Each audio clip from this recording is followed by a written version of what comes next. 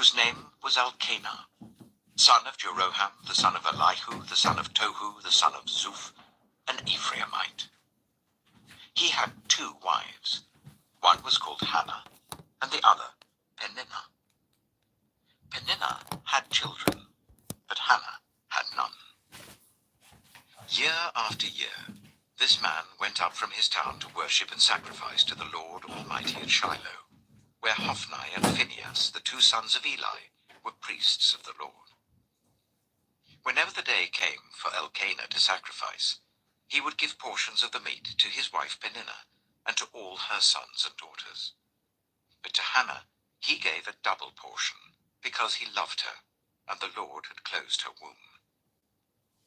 Because the Lord had closed Hannah's womb, her rival kept provoking her in order to irritate her. This went on year after year. Whenever Hannah went up to the house of the Lord, her rival provoked her till she wept and would not eat. Her husband, Elkanah, would say to her, "Hannah, why are you weeping? Why don't you eat? Why are you downhearted? Don't I mean more to you than 10 sons?" Once, when they had finished eating and drinking in Shiloh, Hannah stood up. Now Eli, the priest, was sitting on his chair by the doorpost of the Lord's house. In her deep anguish, Hannah prayed to the Lord, weeping bitterly. And she made a vow, saying, "Lord Almighty, if you will only look on your servant's misery and remember me, and not forget your servant, but give her a son, then I will give him to the Lord for all the days of his life, and no razor will ever be used on his head." As she kept on praying to the Lord, Eli observed her mouth. Hannah was praying in her heart, and her lips were moving, but her voice was not heard. Eli thought she was drunk and said to her, "How long are you going to stay drunk? Put away your wine."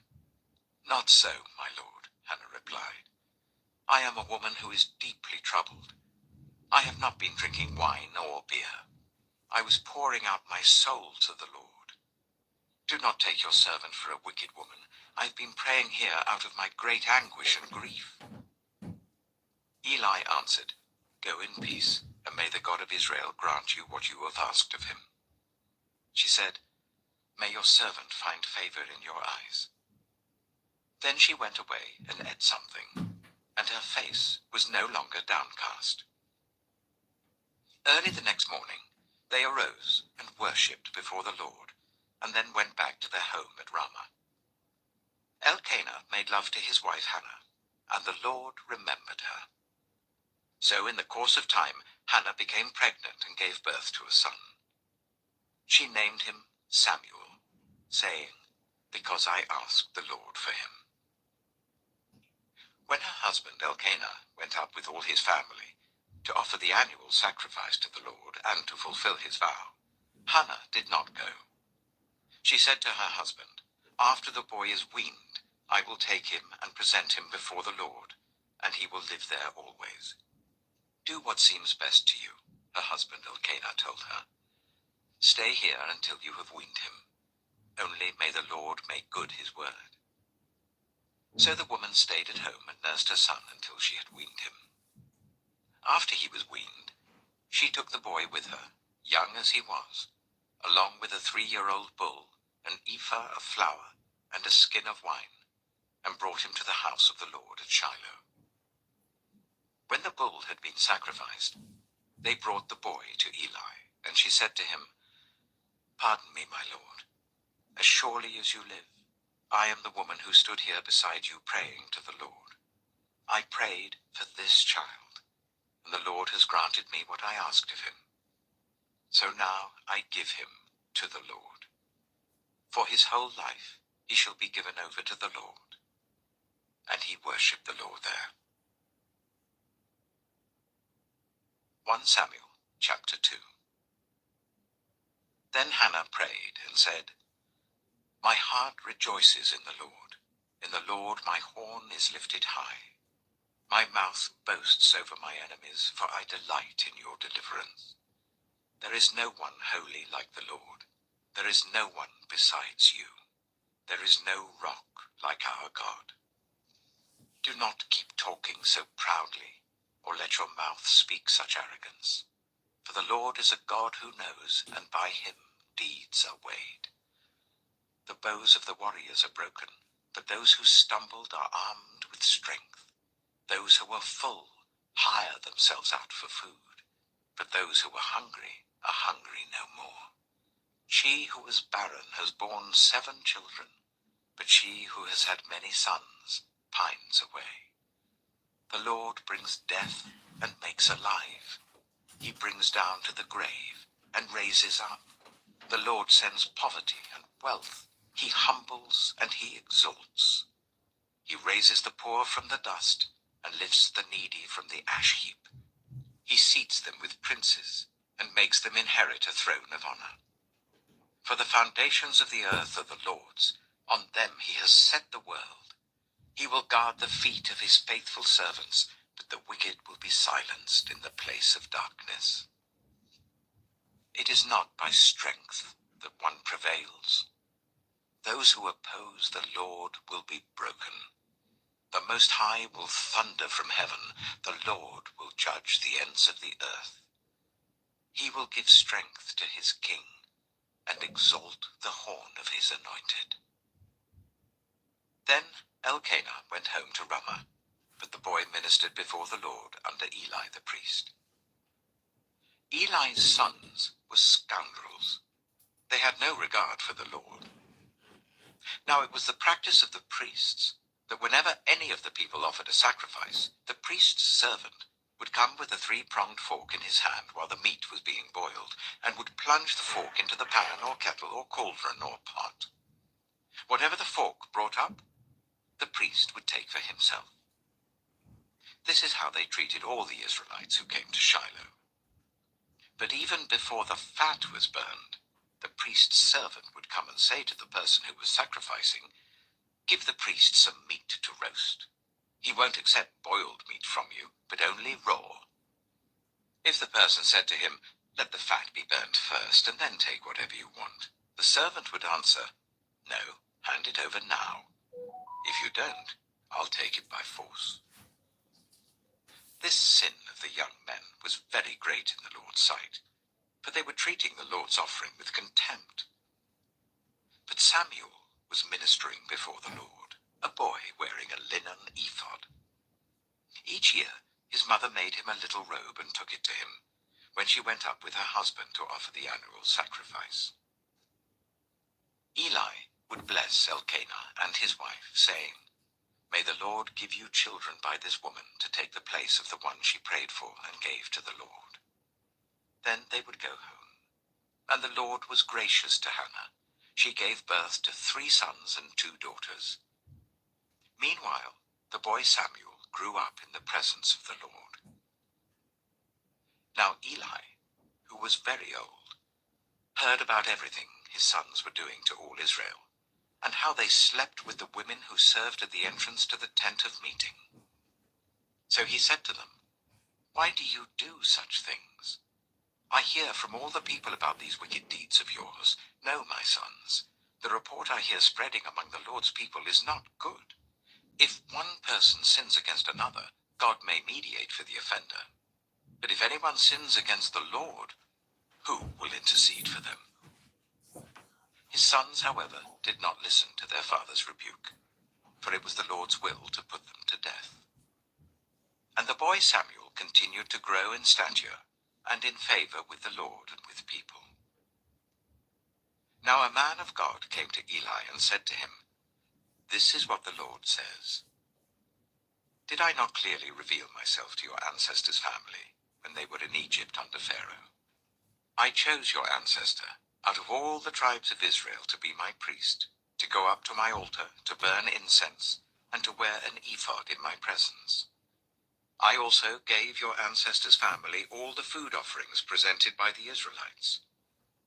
Why do you scorn my sacrifice and offering that I prescribed for my dwelling?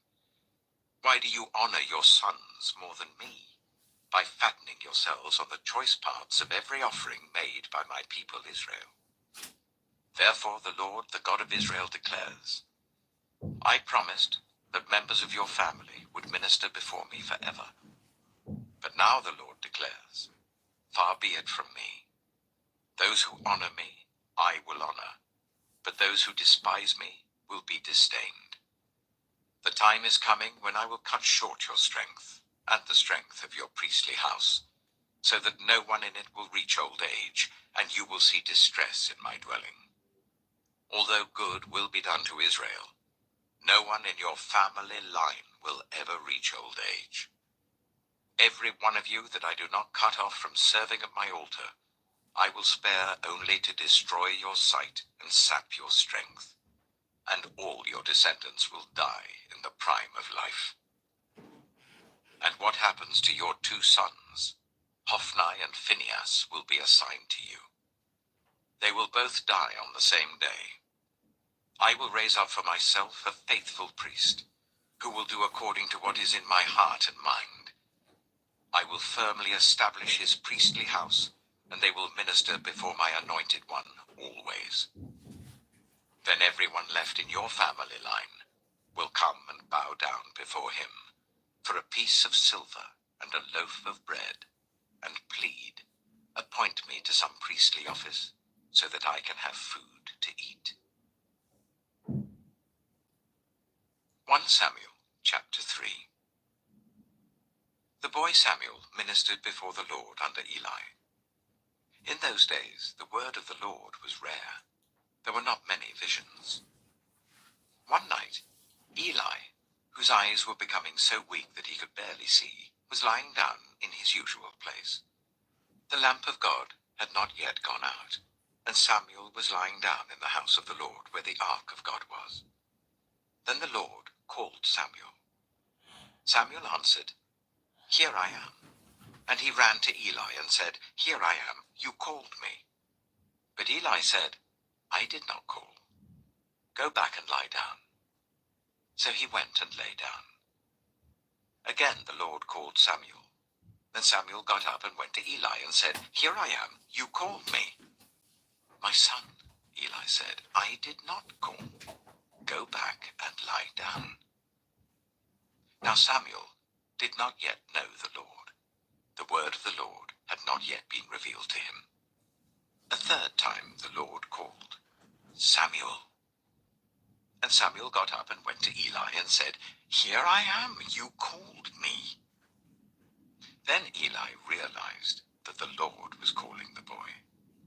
So Eli told Samuel, Go and lie down, and if he calls you, say, Speak, Lord, for your servant is listening. So Samuel went and lay down in his place. The Lord came and stood there, calling as at the other times, Samuel, Samuel.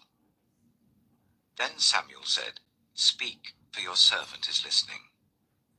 And the Lord said to Samuel, See, I am about to do something in Israel that will make the ears of everyone who hears about it tingle.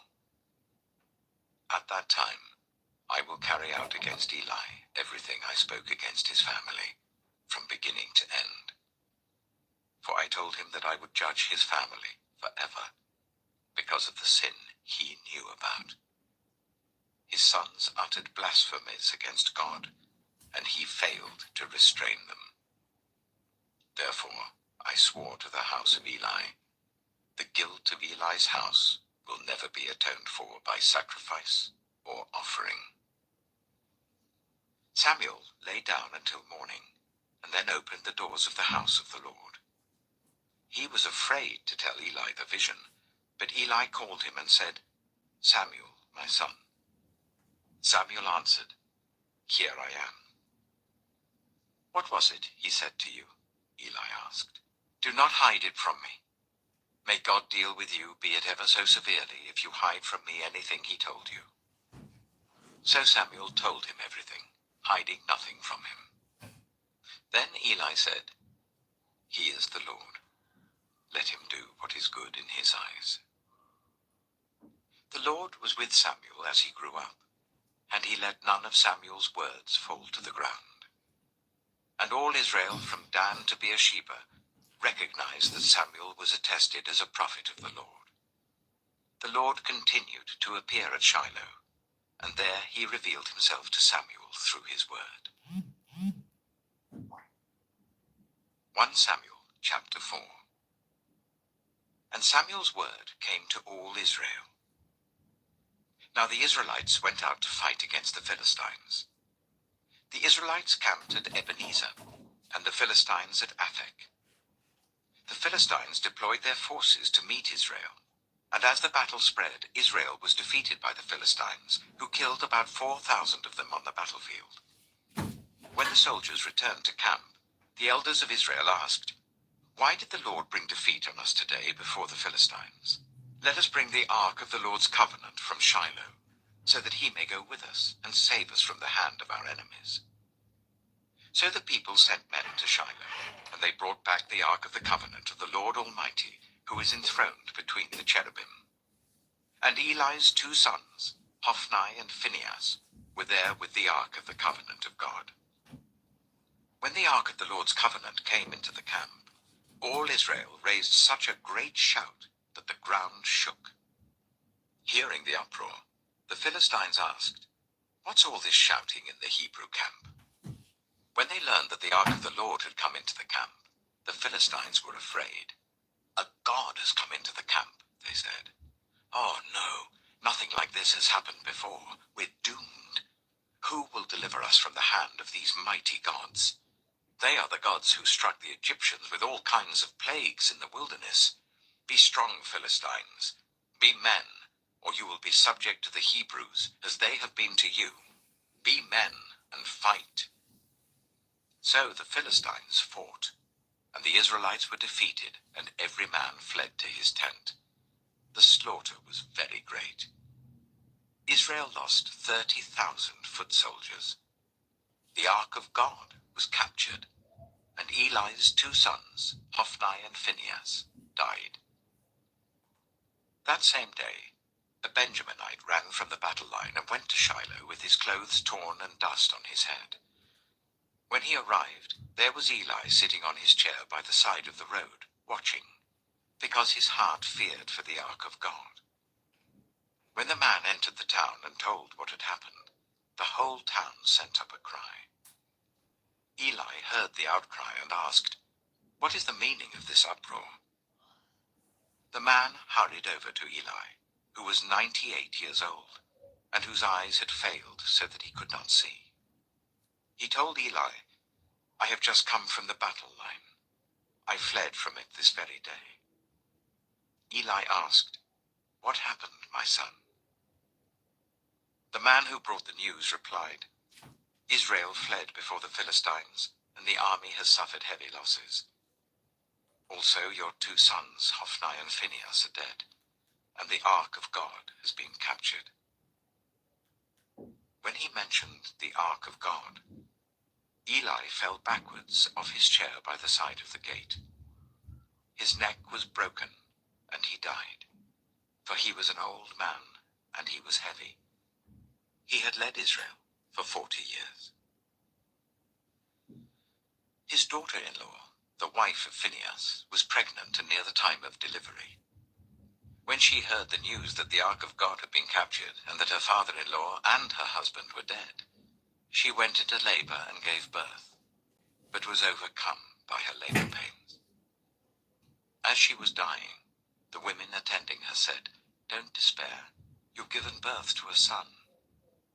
But she did not respond or pay any attention. She named the boy Ichabod, saying, "The glory has departed from Israel," because of the capture of the ark of God and the deaths of her father-in-law and her husband. She said, "The glory has departed from Israel, for the ark of God has been captured." 1 Samuel chapter 5. After the Philistines had captured the ark of God, they took it from Ebenezer to Ashdod. Then they carried the ark into Dagon's temple and set it beside Dagon. When the people of Ashdod rose early the next day, there was Dagon, fallen on his face on the ground before the ark of the Lord. They took Dagon and put him back in his place. But the following morning when they rose, there was Dagon, fallen on his face on the ground before the ark of the Lord. His head and hands had been broken off and were lying on the threshold. Only his body remained. That is why to this day, neither the priests of Dagon nor any others who enter Dagon's temple at Ashdod step on the threshold. The Lord's hand was heavy on the people of Ashdod and its vicinity. He brought devastation on them and afflicted them with tumors. When the people of Ashdod saw what was happening, they said, "The ark of the God of Israel must not stay here with us, because his hand is heavy on us and on Dagon our God." So they called together all the rulers of the Philistines and asked them, "What shall we do with the ark of the God of Israel?" They answered, "Let the ark of the God of Israel be moved to Gath." So they moved the ark of the God of Israel. But after they had moved it, the Lord's hand was against that city, throwing it into a great panic. He afflicted the people of the city, both young and old, with an outbreak of tumors. So they sent the ark of God to Ekron. As the ark of God was entering Ekron, the people of Ekron cried out, "They have brought the ark of the God of Israel round to us to kill us and our people." So they called together all the rulers of the Philistines and said, "Send the ark of the God of Israel away. Let it go back to its own place, or it will kill us and our people." For death had filled the city with panic. God's hand was very heavy on it. Those who did not die were afflicted with tumors, and the outcry of the city went up to heaven. 1 Samuel chapter 6. When the ark of the Lord had been in Philistine territory for 7 months, the Philistines called for the priests and the diviners, and said, "What shall we do with the ark of the Lord? Tell us how we should send it back to its place." They answered, "If you return the ark of the God of Israel, do not send it back to him without a gift. By all means send a guilt offering to him. Then you will be healed, and you will know why his hand has not been lifted from you." The Philistines asked, "What guilt offering should we send to him?" They replied, 5 gold tumors and 5 gold rats, according to the number of the Philistine rulers, because the same plague has struck both you and your rulers. Make models of the tumors and of the rats that are destroying the country, and give glory to Israel's God. Perhaps he will lift his hand from you and your gods and your land. Why do you harden your hearts, as the Egyptians and Pharaoh did? When Israel's God dealt harshly with them, did they not send the Israelites out, so that they could go on their way? Now then, get a new cart ready, with 2 cows that have calved and have never been yoked. Hitch the cows to the cart, but take their calves away and pen them up. Take the ark of the Lord and put it on the cart, and in a chest beside it put the gold objects you are sending back to him as a guilt offering. Send it on its way, but keep watching it. If it goes up to its own territory, towards Beth Shemesh, then the Lord has brought this great disaster on us. But if it does not, then we shall know that it was not his hand that struck us, but that it happened to us by chance." So they did this. They took 2 such cows and hitched them to the cart and penned up their calves. They placed the ark of the Lord on the cart, and along with it the chest containing the gold rats and the models of the tumors. Then the cows went straight up towards Beth Shemesh, keeping on the road and lowing all the way. They did not turn to the right or to the left. The rulers of the Philistines followed them as far as the border of Beth Shemesh. Now the people of Beth Shemesh were harvesting their wheat in the valley, and when they looked up and saw the ark, they rejoiced at the sight. The ark came to the field of Joshua of Beth Shemesh, and there it stopped beside a large rock. The people chopped up the wood of the cart and sacrificed the cows as a burnt offering to the Lord. The Levites took down the ark of the Lord, together with the chest containing the gold objects, and placed them on the large rock. On that day, the people of Beth Shemesh offered burnt offerings and made sacrifices to the Lord. The 5 rulers of the Philistines saw all this, and then returned that same day to Ekron. These are the gold tumors the Philistines sent as a guilt offering to the Lord. 1 each for Ashdod, Gaza, Ashkelon, Gath, and Ekron. And the number of the gold rats was according to the number of Philistine towns belonging to the 5 rulers, the fortified towns with their country villages. The large rock on which the Levites set the ark of the Lord is a witness to this day in the field of Joshua of Bethshemesh. But God struck down some of the inhabitants of Bethshemesh, putting 70 of them to death, because they looked into the ark of the Lord. The people mourned because of the heavy blow the Lord had dealt them. And the people of Bethshemesh asked, "Who can stand in the presence of the Lord, this holy God? To whom will the ark go up from here?"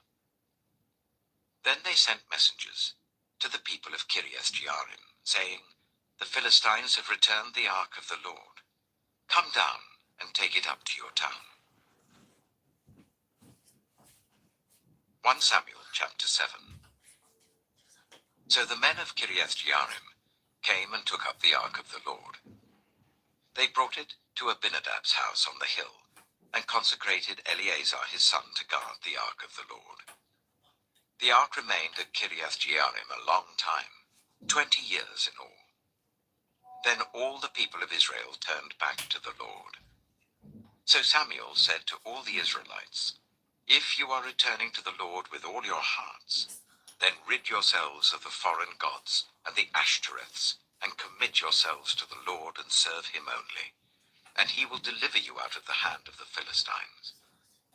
So the Israelites put away their Baals and Ashtoreths, and served the Lord only. Then Samuel said, "Assemble all Israel at Mizpah, and I will intercede with the Lord for you." When they had assembled at Mizpah, they drew water and poured it out before the Lord. On that day they fasted, and there they confessed, "We have sinned against the Lord." Now Samuel was serving as leader of Israel at Mizpah. When the Philistines heard that Israel had assembled at Mizpah, the rulers of the Philistines came up to attack them. When the Israelites heard of it, they were afraid because of the Philistines. They said to Samuel, "Do not stop crying out to the Lord our God for us, that he may rescue us from the hand of the Philistines." Then Samuel took a suckling lamb and sacrificed it as a whole burnt offering to the Lord. He cried out to the Lord on Israel's behalf, and the Lord answered him. While Samuel was sacrificing the burnt offering, the Philistines drew near to engage Israel in battle. But that day the Lord thundered with loud thunder against the Philistines, and threw them into such a panic that they were routed before the Israelites. The men of Israel rushed out of Mizpah and pursued the Philistines, slaughtering them along the way to a point below Beth-kar. Then Samuel took a stone and set it up between Mizpah and Shen. He named it Ebenezer, saying, "Thus far the Lord has helped us." So the Philistines were subdued, and they stopped invading Israel's territory. Throughout Samuel's lifetime, the hand of the Lord was against the Philistines. The towns from Ekron to Gath that the Philistines had captured from Israel were restored to Israel, and Israel delivered the neighboring territory from the hands of the Philistines, and there was peace between Israel and the Amorites. Samuel continued as Israel's leader all the days of his life. From year to year, he went on a circuit from Bethel to Gilgal to Mizpah, judging Israel in all those places. But he always went back to Ramah, where his home was, and there he also held court for Israel, and he built an altar there to the Lord. 1 Samuel chapter 8. When Samuel grew old, he appointed his sons as Israel's leaders. The name of his firstborn was Joel, and the name of his second was Abijah, and they served at Beersheba. But his sons did not follow his ways. They turned aside after dishonest gain, and accepted bribes, and perverted justice. So all the elders of Israel gathered together and came to Samuel at Ramah. They said to him, "You are old, and your sons do not follow your ways. Now appoint a king to lead us, such as all the other nations have." But when they said, "Give us a king to lead us," this displeased Samuel. So he prayed to the Lord. And the Lord told him, "Listen to all that the people are saying to you.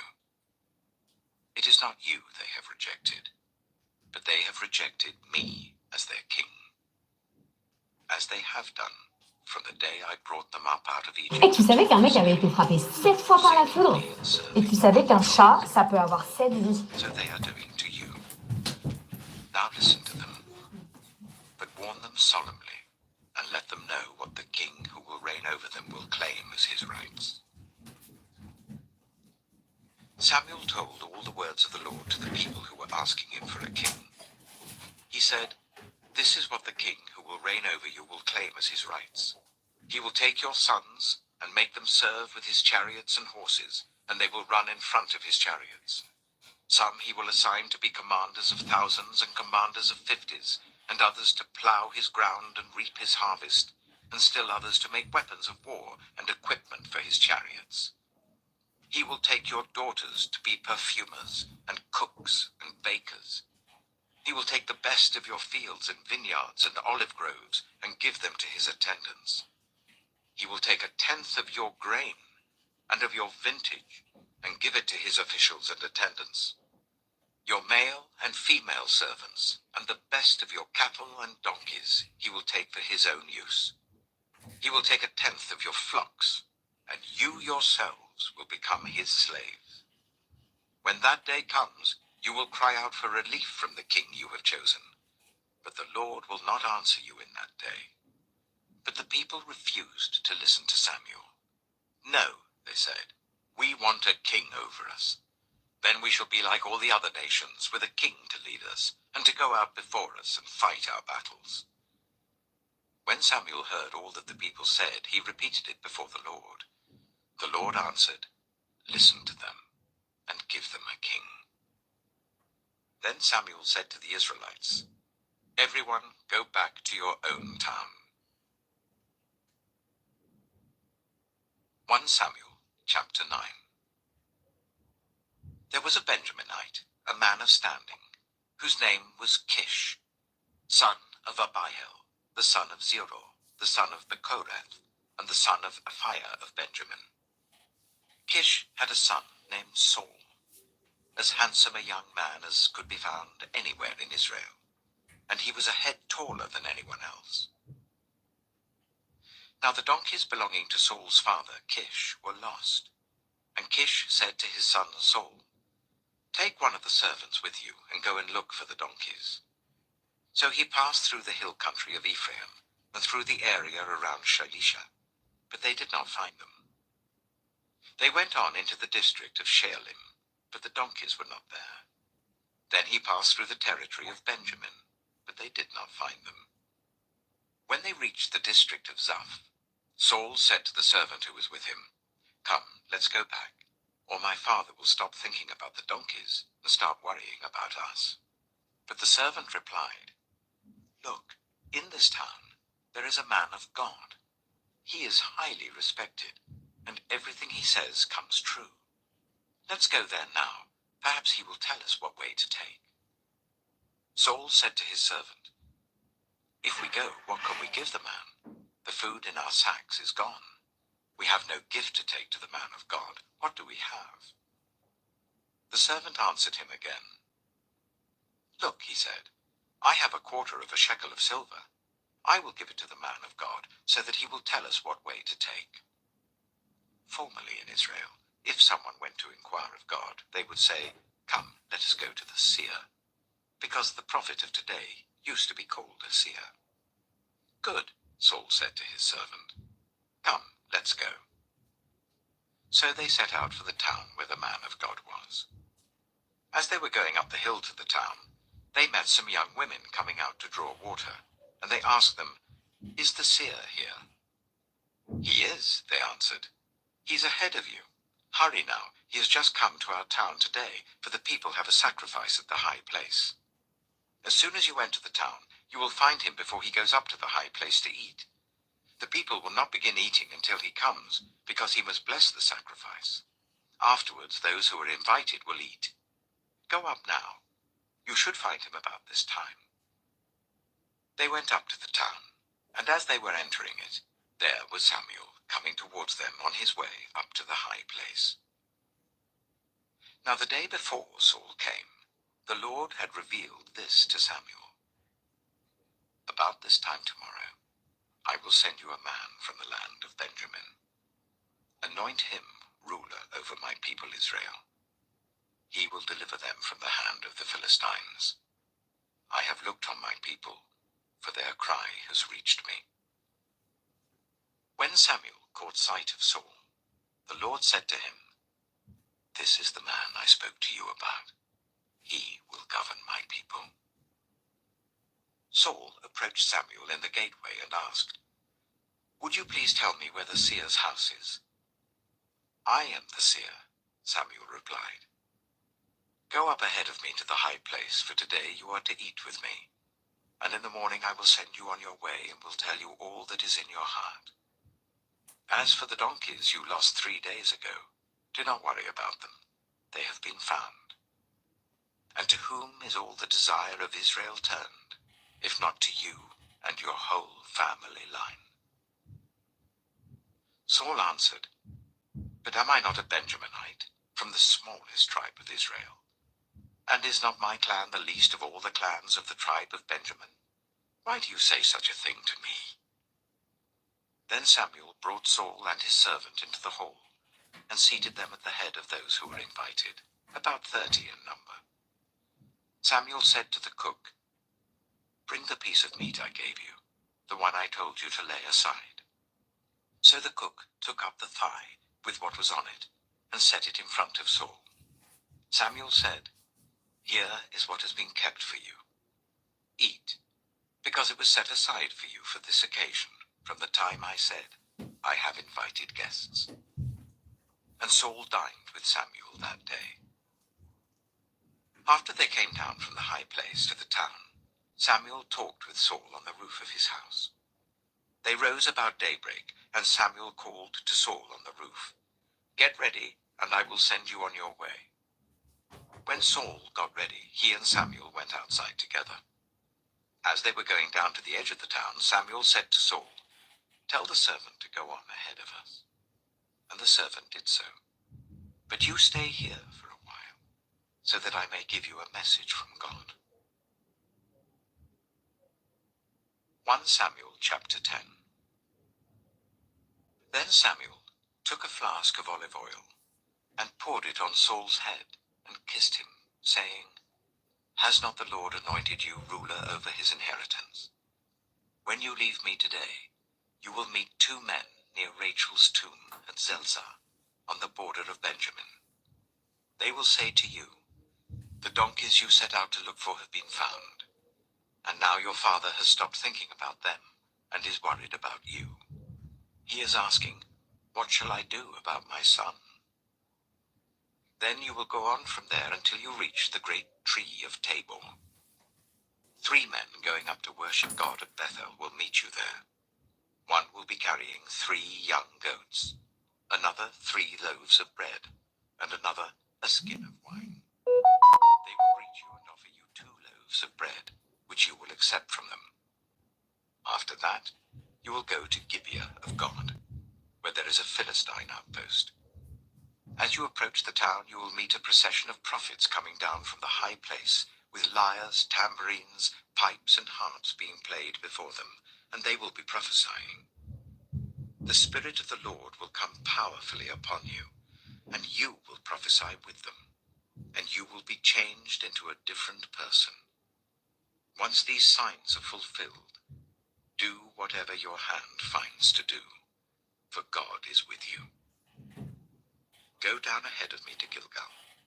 I will surely come down to you to sacrifice burnt offerings and fellowship offerings. But you must wait 7 days until I come to you and tell you what you are to do." As Saul turned to leave Samuel, God changed Saul's heart, and all these signs were fulfilled that day. When he and his servant arrived at Gibeah, a procession of prophets met him. The Spirit of God came powerfully upon him, and he joined in their prophesying. When all those who had formerly known him saw him prophesying with the prophets, they asked each other, "What is this that has happened to the son of Kish? Is Saul also among the prophets?" A man who lived there answered, "And who is their father?" So it became a saying, "Is Saul also among the prophets?" After Saul stopped prophesying, he went to the high place. Now Saul's uncle asked him and his servant, "Where have you been?" "Looking for the donkeys," he said. "But when we saw they were not to be found, we went to Samuel." Saul's uncle said, "Tell me what Samuel said to you." Saul replied, "He assured us that the donkeys had been found." But he did not tell his uncle what Samuel had said about the kingship. Samuel summoned the people of Israel to the Lord at Mizpah and said to them, "This is what the Lord, the God of Israel, says. I brought Israel up out of Egypt, and I delivered you from the power of Egypt and all the kingdoms that oppressed you. But you have now rejected your God, who saves you out of all your disasters and calamities. And you have said, 'No, appoint a king over us.' So now present yourselves before the Lord by your tribes and clans." When Samuel had made all Israel come forward by tribes, the tribe of Benjamin was taken by lot. Then he brought forward the tribe of Benjamin clan by clan, and Matri's clan was taken. Finally, Saul, son of Kish, was taken. But when they looked for him, he was not to be found. So they inquired further of the Lord, "Has the man come here yet?" And the Lord said, "Yes, he has hidden himself among the supplies." They ran and brought him out, and as he stood among the people, he was a head taller than any of the others. Samuel said to all the people, "Do you see the man the Lord has chosen? There is no one like him among all the people." Then the people shouted, "Long live the king." Samuel explained to the people the rights and duties of kingship. He wrote them down on a scroll and deposited it before the Lord. Then Samuel dismissed the people to go to their own homes. Saul also went to his home in Gibeah, accompanied by valiant men whose hearts God had touched. But some scoundrels said, "How can this fellow save us?" They despised him and brought him no gifts, but Saul kept silent. 1 Samuel chapter 11. Nahash the Ammonite went up and besieged Jabesh-Gilead. And all the men of Jabesh said to him, "Make a treaty with us, and we will be subject to you." But Nahash the Ammonite replied, "I will make a treaty with you only on the condition that I gouge out the right eye of every one of you, and so bring disgrace on all Israel." The elders of Jabesh said to him, "Give us 7 days so that we can send messengers throughout Israel. If no one comes to rescue us, we will surrender to you." When the messengers came to Gibeah of Saul and reported these terms to the people, they all wept aloud. Just then Saul was returning from the fields behind his oxen, and he asked, "What is wrong with everyone? Why are they weeping?" Then they repeated to him what the men of Jabesh had said. When Saul heard their words, the Spirit of God came powerfully upon him, and he burned with anger.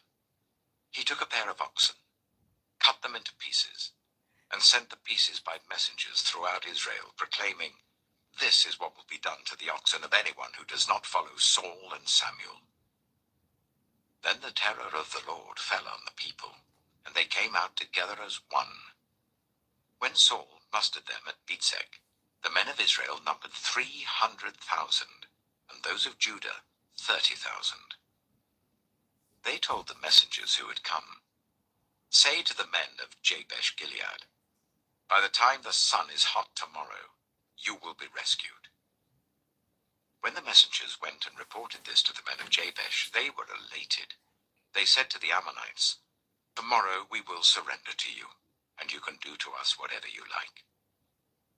The next day, Saul separated his men into 3 divisions. During the last watch of the night, they broke into the camp of the Ammonites and slaughtered them until the heat of the day. Those who survived were scattered, so that no two of them were left together. The people then said to Samuel, "Who was it that asked, 'Shall Saul reign over us?' Turn these men over to us, so that we may put them to death." But Saul said, "No one will be put to death today, for this day the Lord has rescued Israel." Then Samuel said to the people, "Come, let us go to Gilgal, and there renew the kingship." So all the people went to Gilgal, and made Saul king in the presence of the Lord. There they sacrificed fellowship offerings before the Lord, and Saul and all the Israelites held a great celebration. 1 Samuel chapter 12. Samuel said to all Israel, "I have listened to everything you said to me, and have set a king over you. Now you have a king as your leader. As for me, I am old and grey, and my sons are here with you. I have been your leader from my youth until this day. Here I stand. Testify against me in the presence of the Lord and his anointed. Whose ox have I taken? Whose donkey have I taken? Whom have I cheated? Whom have I oppressed? From whose hand have I accepted a bribe to make me shut my eyes? If I have done any of these things, I will make it right." "You have not cheated or oppressed us," they replied. "You have not taken anything from anyone's hand." Samuel said to them, "The Lord is witness against you, and also his anointed is witness this day, that you have not found anything in my hand." "He is witness," they said. Then Samuel said to the people, "It is the Lord who appointed Moses and Aaron, and brought your ancestors up out of Egypt. Now then, stand here, because I'm going to confront you with evidence before the Lord as to all the righteous acts performed by the Lord for you and your ancestors. After Jacob entered Egypt, they cried to the Lord for help, and the Lord sent Moses and Aaron, who brought your ancestors out of Egypt and settled them in this place. But they forgot the Lord their God. So he sold them into the hands of Sisera, the commander of the army of Hazor, and into the hands of the Philistines and the king of Moab, who fought against them. They cried out to the Lord and said, 'We have sinned. We have forsaken the Lord and served the Baals and the Ashtoreths. But now deliver us from the hands of our enemies, and we will serve you.' Then the Lord sent Jerubbaal, Barak, Jephthah, and Samuel, and he delivered you from the hands of your enemies all around you, so that you lived in safety.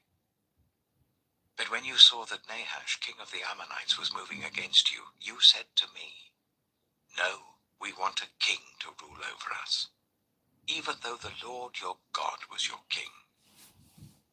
Now, here is the king you have chosen, the one you asked for. See, the Lord has set a king over you. If you fear the Lord and serve and obey him and do not rebel against his commands, and if both you and the king who reigns over you follow the Lord your God, good. But if you do not obey the Lord, and if you rebel against his commands, his hand will be against you as it was against your ancestors. Now then, stand still and see this great thing the Lord is about to do before your eyes. Is not wheat harvest now? I will call on the Lord to send thunder and rain, and you will realize what an evil thing you did in the eyes of the Lord when you asked for a king." Then Samuel called on the Lord, and that same day the Lord sent thunder and rain. So all the people stood in awe of the Lord and of Samuel. The people all said to Samuel, "Pray to the Lord your God for your servants, so that we will not die. For we have added to all our other sins the evil of asking for a king." "Do not be afraid," Samuel replied. "You have done all this evil. Yet do not turn away from the Lord, but serve the Lord with all your heart. Do not turn away after useless idols. They can do you no good, nor can they rescue you, because they are useless. For the sake of his great name, the Lord will not reject his people, because the Lord was pleased to make you his own. As for me, far be it from me that I should sin against the Lord by failing to pray for you. And I will teach you the way that is good and right. But be sure to fear the Lord and serve him faithfully with all your heart. Consider what great things he has done for you. Yet, if you persist in doing evil, both you and your king will perish." 1 Samuel chapter 13. Saul was 30 years old when he became king, and he reigned over Israel for 42 years. Saul chose 3,000 men from Israel. 2,000 were with him at Michmash in the hill country of Bethel, and 1,000 were with Jonathan at Gibeah in Benjamin. The rest of the men he sent back to their homes. Jonathan attacked the Philistine outpost at Geba, and the Philistines heard about it. Then Saul had the trumpet blown throughout the land and said, "Let the Hebrews hear." So all Israel heard the news. Saul has attacked the Philistine outpost, and now Israel has become obnoxious to the Philistines. And the people were summoned to join Saul at Gilgal.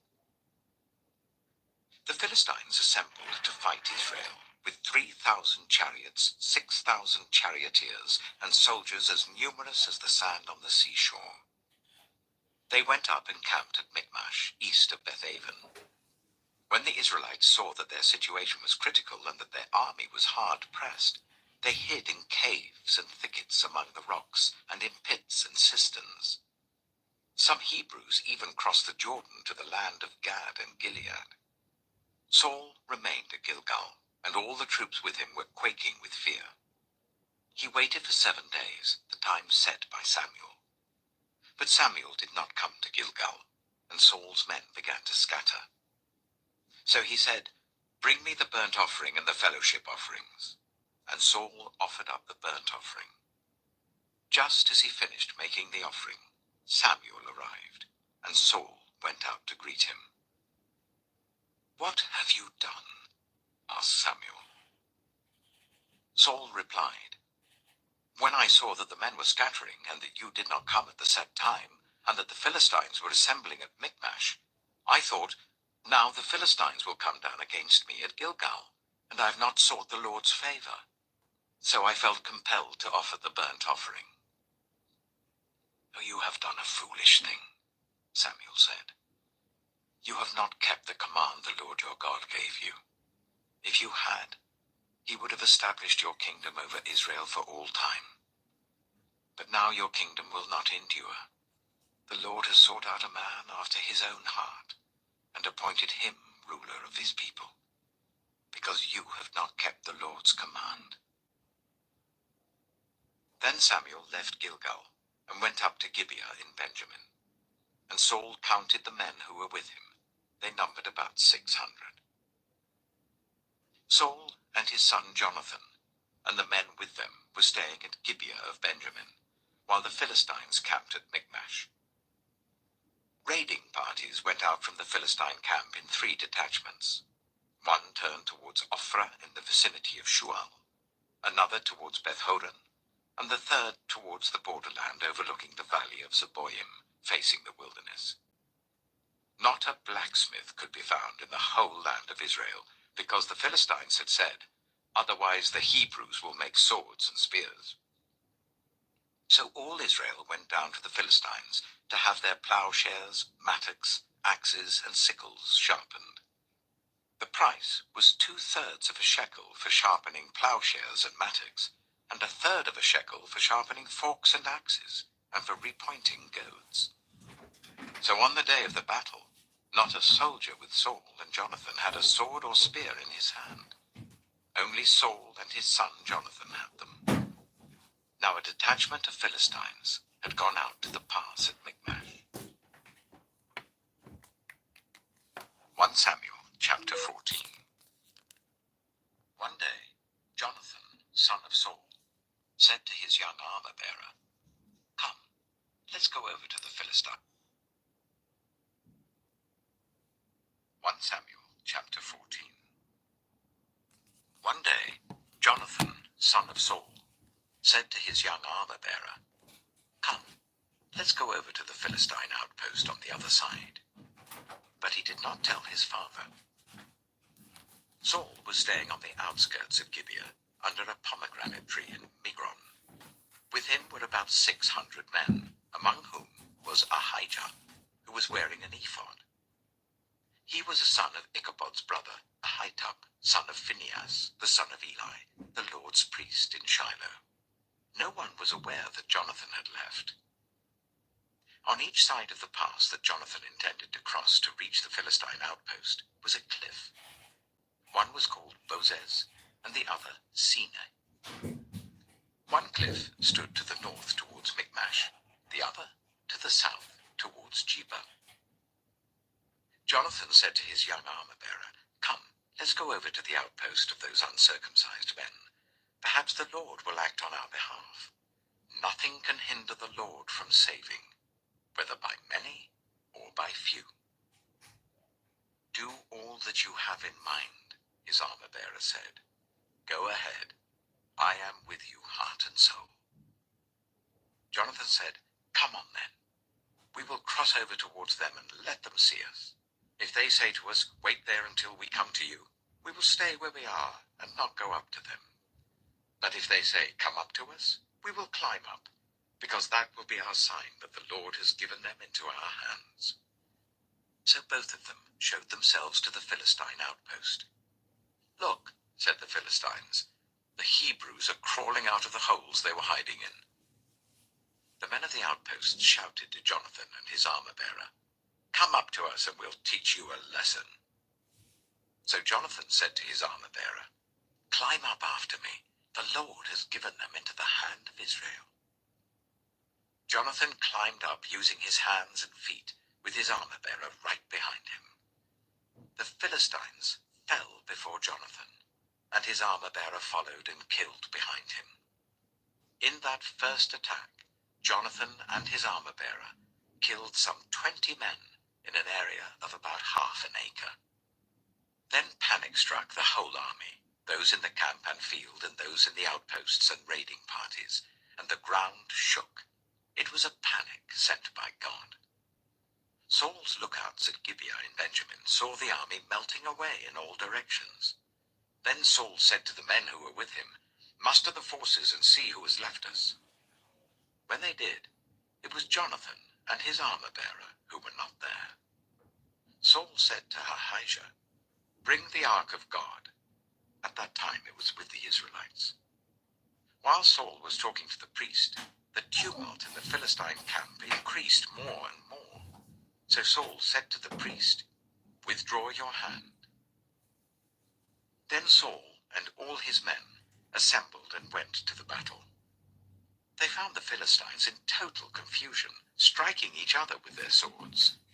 Those Hebrews who had previously been with the Philistines and had gone up with them to their camp went over to the Israelites who were with Saul and Jonathan. When all the Israelites who had hidden in the hill country of Ephraim heard that the Philistines were on the run, they joined the battle in hot pursuit. So on that day, the Lord saved Israel, and the battle moved on beyond Beth-aven. Now the Israelites were in distress that day, because Saul had bound the people under an oath, saying, "Cursed be anyone who eats food before evening comes, before I have avenged myself on my enemies." So none of the troops tasted food. The entire army entered the woods, and there was honey on the ground. When they went into the woods, they saw the honey oozing out. Yet no one put his hand to his mouth because they feared the oath. But Jonathan had not heard that his father had bound the people with the oath, so he reached out the end of the staff that was in his hand and dipped it into the honeycomb. He raised his hand to his mouth, and his eyes brightened. Then one of the soldiers told him, "Your father bound the army under a strict oath, saying, 'Cursed be anyone who eats food today.' That is why the men are faint." Jonathan said, "My father has made trouble for the country. See how my eyes brightened when I tasted a little of this honey. How much better it would have been if the men had eaten today some of the plunder they took from their enemies. Would not the slaughter of the Philistines have been even greater?" That day, after the Israelites had struck down the Philistines from Michmash to Ajalon, they were exhausted. They pounced on the plunder, and taking sheep, cattle, and calves, they butchered them on the ground and ate them, together with the blood. Then someone said to Saul, "Look, the men are sinning against the Lord by eating meat that has blood in it." "You have broken faith," he said. "Roll a large stone over here at once." Then he said, "Go out among the men and tell them, 'Each of you bring me your cattle and sheep and slaughter them here and eat them. Do not sin against the Lord by eating meat with blood still in it.'" So everyone brought his ox that night and slaughtered it there. Then Saul built an altar to the Lord. It was the first time he had done this. Saul said, "Let us go down and pursue the Philistines by night and plunder them till dawn, and let us not leave one of them alive." "Do whatever seems best to you," they replied. But the priest said, "Let us inquire of God here." So Saul asked God, "Shall I go down and pursue the Philistines? Will you give them into Israel's hand?" But God did not answer him that day. Saul therefore said, "Come here, all you who are leaders of the army, and let us find out what sin has been committed today. As surely as the Lord who rescues Israel lives, even if the guilt lies with my son Jonathan, he must die." But not one of them said a word. Saul then said to all the Israelites, "You stand over there. I and Jonathan my son will stand over here." "Do what seems best to you," they replied. Then Saul prayed to the Lord, the God of Israel, "Why have you not answered your servant today? If the fault is in me or my son Jonathan, respond with Urim. But if the men of Israel are at fault, respond with Thummim." Jonathan and Saul were taken by lot, and the men were cleared. Saul said, "Cast the lot between me and Jonathan my son." And Jonathan was taken. Then Saul said to Jonathan, "Tell me what you have done." So Jonathan told him, "I tasted a little honey with the end of my staff, and now I must die." Saul said, "May God deal with me, be it ever so severely, if you do not die, Jonathan." But the men said to Saul, "Should Jonathan die? He who has brought about this great deliverance in Israel? Never. As surely as the Lord lives, not a hair of his head shall fall to the ground, for he did this today with God's help." So the men rescued Jonathan, and he was not put to death. Then Saul stopped pursuing the Philistines, and they withdrew to their own land.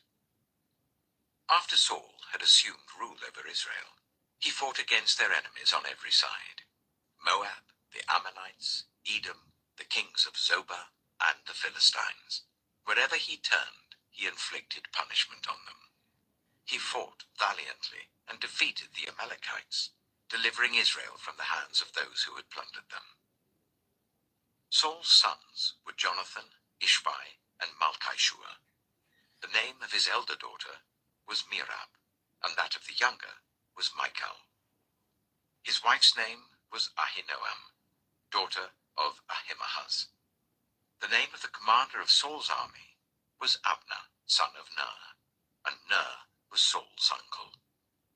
Saul's father, Kish, and Abner's father, Ner, were sons of Abiel. All the days of Saul there was bitter war with the Philistines, and whenever Saul saw a mighty or brave man, he took him into his service. 1 Samuel chapter 15. Samuel said to Saul, I am the one the Lord sent to anoint you king over his people Israel. So listen now to the message from the Lord. This is what the Lord Almighty says. I will punish the Amalekites for what they did to Israel when they waylaid them as they came up from Egypt. Now go, attack the Amalekites, and totally destroy all that belongs to them. Do not spare them. Put to death men and women, children and infants, cattle and sheep, camels and donkeys. So Saul summoned the men and mustered them at Telaim, 200,000 foot soldiers and 10,000 from Judah. Saul went to the city of Amalek and set an ambush in the ravine. Then he said to the Kenites, Go away, leave the Amalekites, so that I do not destroy you along with them. For you showed kindness to all the Israelites when they came up out of Egypt. So the Kenites moved away from the Amalekites. Then Saul attacked the Amalekites all the way from Havilah to Shur, near the eastern border of Egypt. He took Agag, king of the Amalekites, alive, and all his people he totally destroyed with the sword. But Saul and the army spared Agag, and the best of the sheep and cattle, the fat calves and lambs, everything that was good. These they were unwilling to destroy completely, but everything that was despised and weak they totally destroyed. Then the word of the Lord came to Samuel.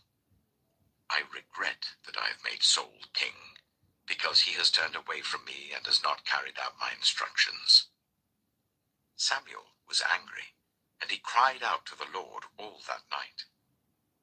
Early in the morning, Samuel got up and went to meet Saul, but he was told, Saul has gone to Carmel. There he has set up a monument in his own honor, and has turned and gone on down to Gilgal. When Samuel reached him, Saul said, The Lord bless you. I have carried out the Lord's instructions.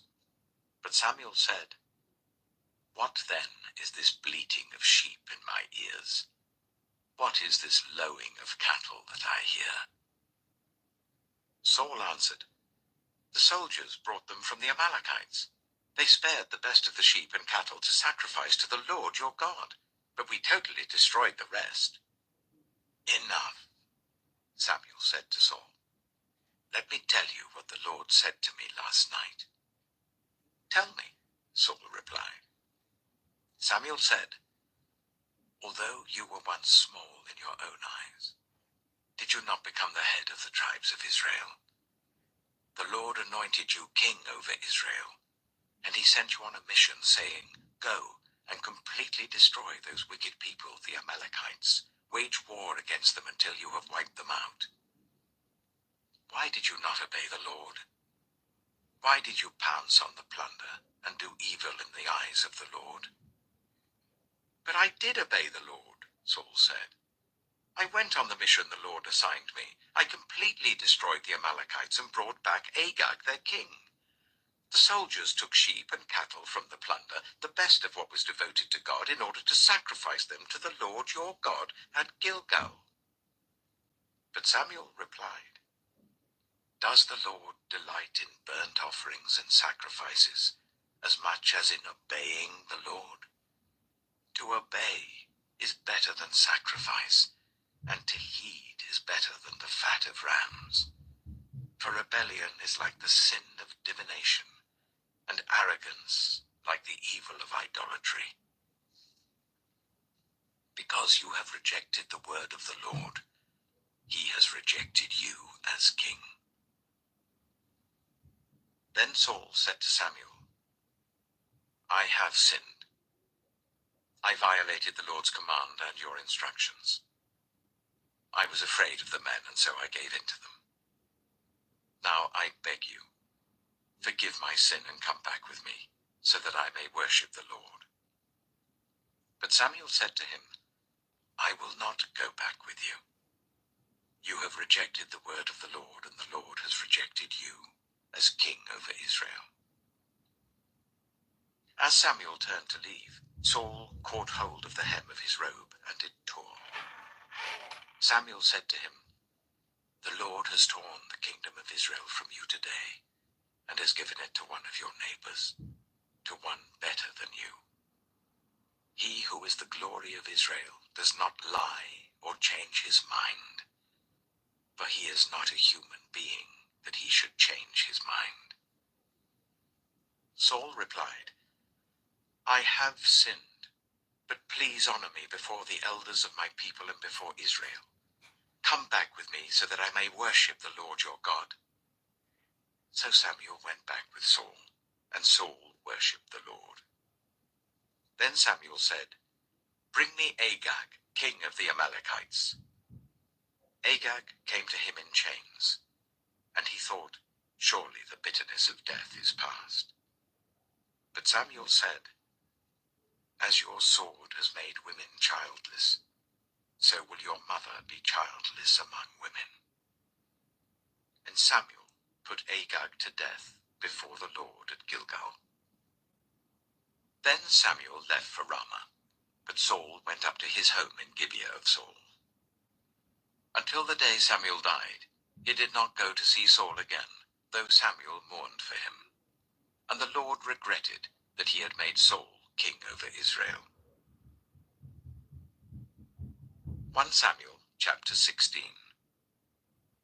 The Lord said to Samuel, "How long will you mourn for Saul, since I have rejected him as king over Israel? Fill your horn with oil and be on your way. I am sending you to Jesse of Bethlehem. I have chosen one of his sons to be king." But Samuel said, "How can I go?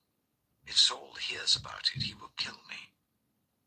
The Lord said, "Take a heifer with you and say, 'I have come to sacrifice to the Lord.' Invite Jesse to the sacrifice, and I will show you what to do. You are to anoint for me the one I indicate." Samuel did what the Lord said. When he arrived at Bethlehem, the elders of the town trembled when they met him. They asked, "Do you come in peace?"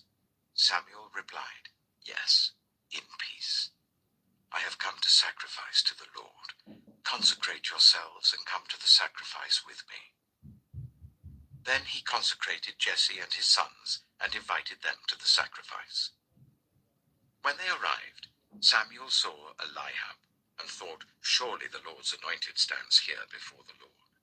But the Lord said to Samuel, "Do not consider his appearance or his height, for I have rejected him. The Lord does not look at the things people look at. People look at the outward appearance, but the Lord looks at the heart." Then Jesse called Abinadab and made him pass in front of Samuel. But Samuel said, "The Lord has not chosen this one either." Jesse then made Shammah pass by, but Samuel said, "Nor has the Lord chosen this one." Jesse made 7 of his sons pass before Samuel, but Samuel said to him, "The Lord has not chosen these." So he asked Jesse, "Are these all the sons you have?" "There is still the youngest," Jesse answered. "He's tending the sheep." Samuel said, "Send for him. We will not sit down until he arrives." So he sent for him and had him brought in. He was glowing with health and had a fine appearance and handsome features. Then the Lord said, "Rise and anoint him. This is the one." So Samuel took the horn of oil and anointed him in the presence of his brothers. And from that day on, the Spirit of the Lord came powerfully upon David. Samuel then went to Ramah. Now the Spirit of the Lord had departed from Saul, and an evil spirit from the Lord tormented him. Saul's attendants said to him, "See, an evil spirit from God is tormenting you. Let our Lord command his servants here to search for someone who can play the lyre. He will play when the evil spirit from God comes on you, and you will feel better." So Saul said to his attendants, "Find someone who plays well and bring him to me." One of the servants answered, "I've seen a son of Jesse of Bethlehem who knows how to play the lyre. He is a brave man and a warrior. He speaks well and is a fine-looking man, and the Lord is with him." Then Saul sent messengers to Jesse and said, "Send me your son David, who is with the sheep." So Jesse took a donkey loaded with bread, a skin of wine, and a young goat, and sent them with his son David to Saul. David came to Saul and entered his service. Saul liked him very much, and David became one of his armor-bearers. Then Saul sent word to Jesse, saying, "Allow David to remain in my service, for I am pleased with him." Whenever the Spirit from God came on Saul, David would take up his lyre and play. Then relief would come to Saul. He would feel better, and the evil spirit would leave him. 1 Samuel chapter 17. Now the Philistines gathered their forces for war, and assembled at Sokon in Judah. They pitched camp at Ephes-dammim, between Sokah and Azekah. Saul and the Israelites assembled and camped in the valley of Elah, and drew up their battle line to meet the Philistines. The Philistines occupied one hill, and the Israelites another, with the valley between them. A champion named Goliath, who was from Gath, came out of the Philistine camp. His height was 6 cubits and a span. He had a bronze helmet on his head, and wore a coat of scale armor of bronze, weighing 5,000 shekels. On his legs he wore bronze greaves, and a bronze javelin was slung on his back. His spear shaft was like a weaver's rod, and its iron point weighed 600 shekels. His shield-bearer went ahead of him. Goliath stood and shouted to the ranks of Israel, "Why do you come out and line up for battle? Am I not a Philistine, and are you not the servants of Saul? Choose a man and let him come down to me. If he is able to fight and kill me, we will become your subjects. But if I overcome him and kill him, you will become our subjects and serve us." Then the Philistine said, "This day I defy the armies of Israel. Give me a man and let us fight each other." On hearing the Philistines' words, Saul and all the Israelites were dismayed and terrified. Now David was the son of an Ephrathite named Jesse, who was from Bethlehem in Judah. Jesse had 8 sons, and in Saul's time he was very old. Jesse's 3 eldest sons had followed Saul to the war. The firstborn was Eliab, the second Abinadab, and the third Shammah. David was the youngest. The 3 eldest followed Saul, but David went back and forth from Saul to tend his father's sheep at Bethlehem. For 40 days the Philistine came forward every morning and evening and took his stand. Now Jesse said to his son David, "Take this ephah of roasted grain and these 10 loaves of bread for your brothers and hurry to their camp. Take along these 10 cheeses to the commander of their unit. See how your brothers are, and bring back some assurance from them. They are with Saul and all the men of Israel in the valley of Elah, fighting against the Philistines." Early in the morning, David left the flock in the care of a shepherd, loaded up and set out as Jesse had directed. He reached the camp as the army was going out to its battle positions, shouting the war cry. Israel and the Philistines were drawing up their lines facing each other. David left his things with the keeper of supplies, ran to the battle lines, and asked his brothers how they were. As he was talking with them, Goliath, the Philistine champion from Gath, stepped out from his lines and shouted his usual defiance, and David heard it. Whenever the Israelites saw the man, they all fled from him in great fear. Now the Israelites had been saying, "Do you see how this man keeps coming out? He comes out to defy Israel. The king will give great wealth to the man who kills him. He will also give him his daughter in marriage, and will exempt his family from taxes in Israel." David asked the men standing near him, "What will be done for the man who kills this Philistine and removes this disgrace from Israel? Who is this uncircumcised Philistine that he should defy the armies of the living God?" They repeated to him what they had been saying, and told him, "This is what will be done for the man who kills him." When Eliab, David's eldest brother, heard him speaking with the men, he burned with anger at him and asked, "Why have you come down here?" And with whom did you leave those few sheep in the wilderness? I know how conceited you are, and how wicked your heart is.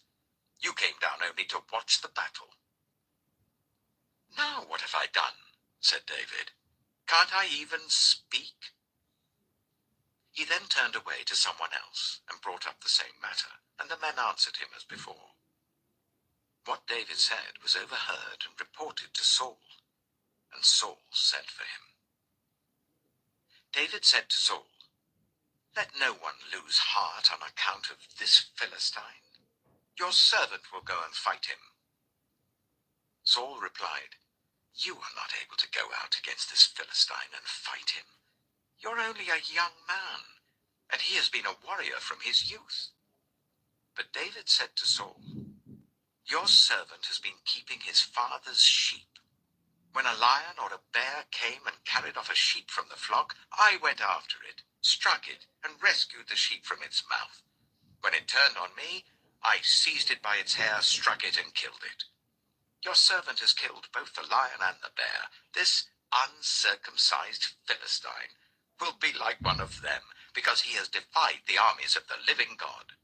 The Lord who rescued me from the paw of the lion and the paw of the bear will rescue me from the hand of this Philistine. Saul said to David, Go, and the Lord be with you. Then Saul dressed David in his own tunic. He put a coat of armor on him and a bronze helmet on his head.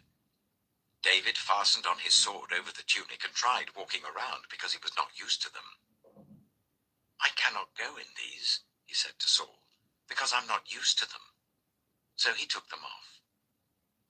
Then he took his staff in his hand, chose 5 smooth stones from the stream, put them in the pouch of his shepherd's bag, and with his sling in his hand, approached the Philistine.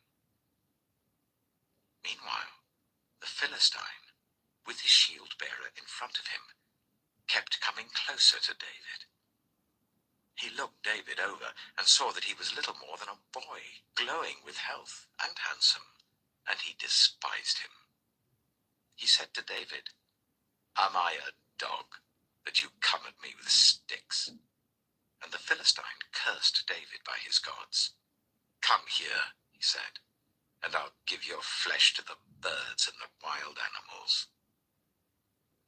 David said to the Philistine, You come against me with sword and spear and javelin, but I come against you in the name of the Lord Almighty, the God of the armies of Israel, whom you have defied. This day the Lord will deliver you into my hands, and I'll strike you down and cut off your head. This very day I will give the carcasses of the Philistine army to the birds and the wild animals, and the whole world will know that there is a God in Israel. All those gathered here will know that it is not by sword or spear that the Lord saves, for the battle is the Lord's, and he will give all of you into our hands.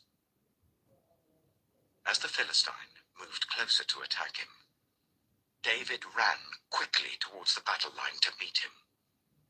Reaching into his bag and taking out a stone, he slung it and struck the Philistine on the forehead. The stone sank into his forehead, and he fell face down on the ground. So David triumphed over the Philistine with a sling and a stone. Without a sword in his hand, he struck down the Philistine and killed him. David ran and stood over him. He took hold of the Philistine's sword and drew it from the sheath. After he killed him, he cut off his head with the sword. When the Philistines saw that their hero was dead, they turned and ran. Then the men of Israel and Judah surged forward with a shout and pursued the Philistines to the entrance of Gath and to the gates of Ekron. Their dead was strewn along the Shearaim road to Gath and Ekron. When the Israelites returned from chasing the Philistines, they plundered their camp. David took the Philistine's head and brought it to Jerusalem. He put the Philistine's weapons in his own tent. As Saul watched David going out to meet the Philistine, he said to Abner, commander of the army, "Abner, whose son is that young man?" Abner replied, "As surely as you live, your majesty, I don't know." The king said, "Find out whose son this young man is." As soon as David returned from killing the Philistine, Abner took him and brought him before Saul, with David still holding the Philistine's head. "Whose son are you, young man?" Saul asked him. David said, "I am the son of your servant Jesse of Bethlehem." 1 Samuel chapter 18. After David had finished talking with Saul, Jonathan became one in spirit with David, and he loved him as himself. From that day, Saul kept David with him and did not let him return home to his family. And Jonathan made a covenant with David because he loved him as himself. Jonathan took off the robe he was wearing and gave it to David, along with his tunic and even his sword, his bow, and his belt.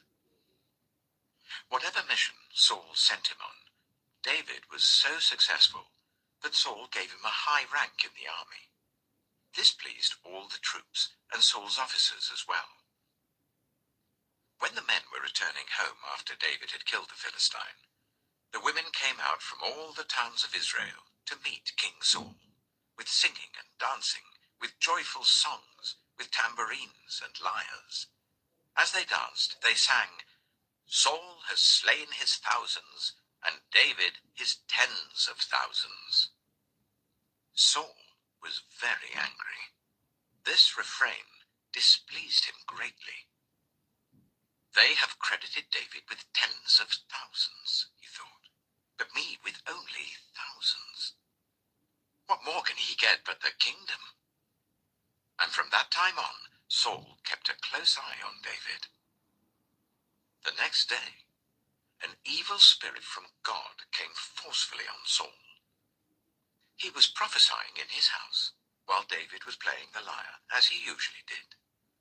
Saul had a spear in his hand, and he hurled it, saying to himself, "I'll pin David to the wall." But David eluded him twice. Saul was afraid of David, because the Lord was with David, but had departed from Saul.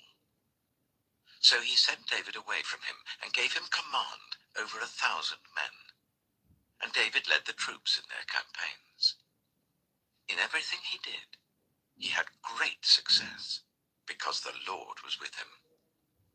When Saul saw how successful he was afraid of him. But all Israel and Judah loved David, because he led them in their campaigns. Saul said to David, "Here is my elder daughter, Merab. I will give her to you in marriage. Only serve me bravely and fight the battles of the Lord."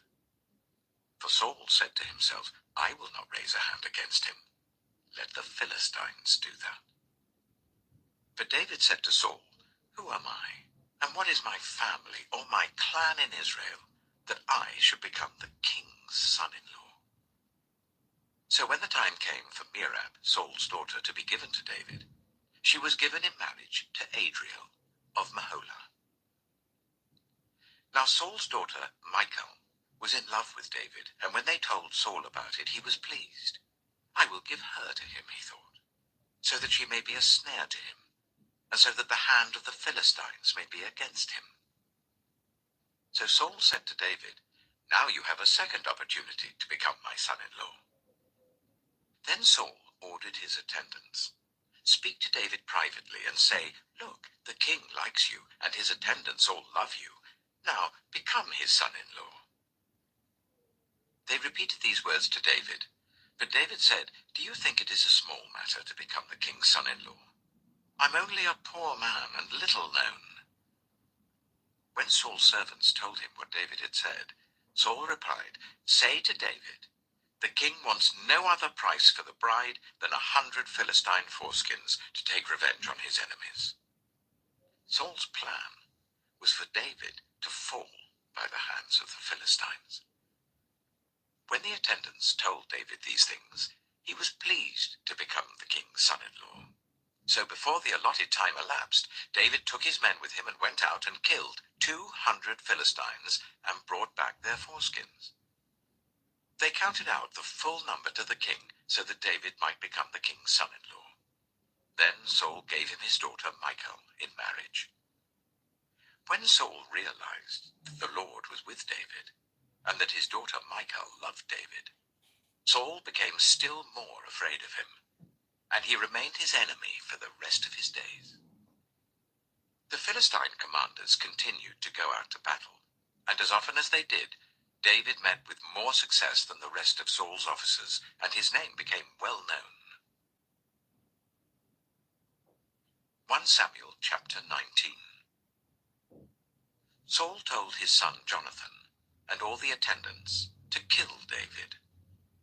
But Jonathan had taken a great liking to David and warned him, "My father Saul is looking for a chance to kill you. Be on your guard tomorrow morning. Go into hiding and stay there. I will go out and stand with my father in the field where you are. I'll speak to him about you and will tell you what I find out." Jonathan spoke well of David to Saul his father and said to him, "Let not the king do wrong to his servant David. He has not wronged you. And what he has done has benefited you greatly. He took his life in his hands when he killed the Philistine. The Lord won a great victory for all Israel, and you saw it and were glad. Why then would you do wrong to an innocent man like David by killing him for no reason?" Saul listened to Jonathan and took this oath, "As surely as the Lord lives, David will not be put to death." So Jonathan called David and told him the whole conversation. He brought him to Saul, and David was with Saul as before. Once more, war broke out, and David went out and fought the Philistines. He struck them with such force that they fled before him. But an evil spirit from the Lord came on Saul as he was sitting in his house with his spear in his hand. While David was playing the lyre, Saul tried to pin him to the wall with his spear, but David eluded him as Saul drove the spear into the wall. That night, David made good his escape. Saul sent men to David's house to watch it and to kill him in the morning. But Michal, David's wife, warned him, "If you don't run for your life tonight, tomorrow you'll be killed." So Michal let David down through a window, and he fled and escaped. Then Michal took an idol and laid it on the bed, covering it with a garment and putting some goat's hair at the head. When Saul sent the men to capture David, Michal said, "He is ill." Then Saul sent the men back to see David and told them, "Bring him up to me in his bed so that I may kill him." But when the men entered, there was the idol in the bed, and at the head was some goat's hair.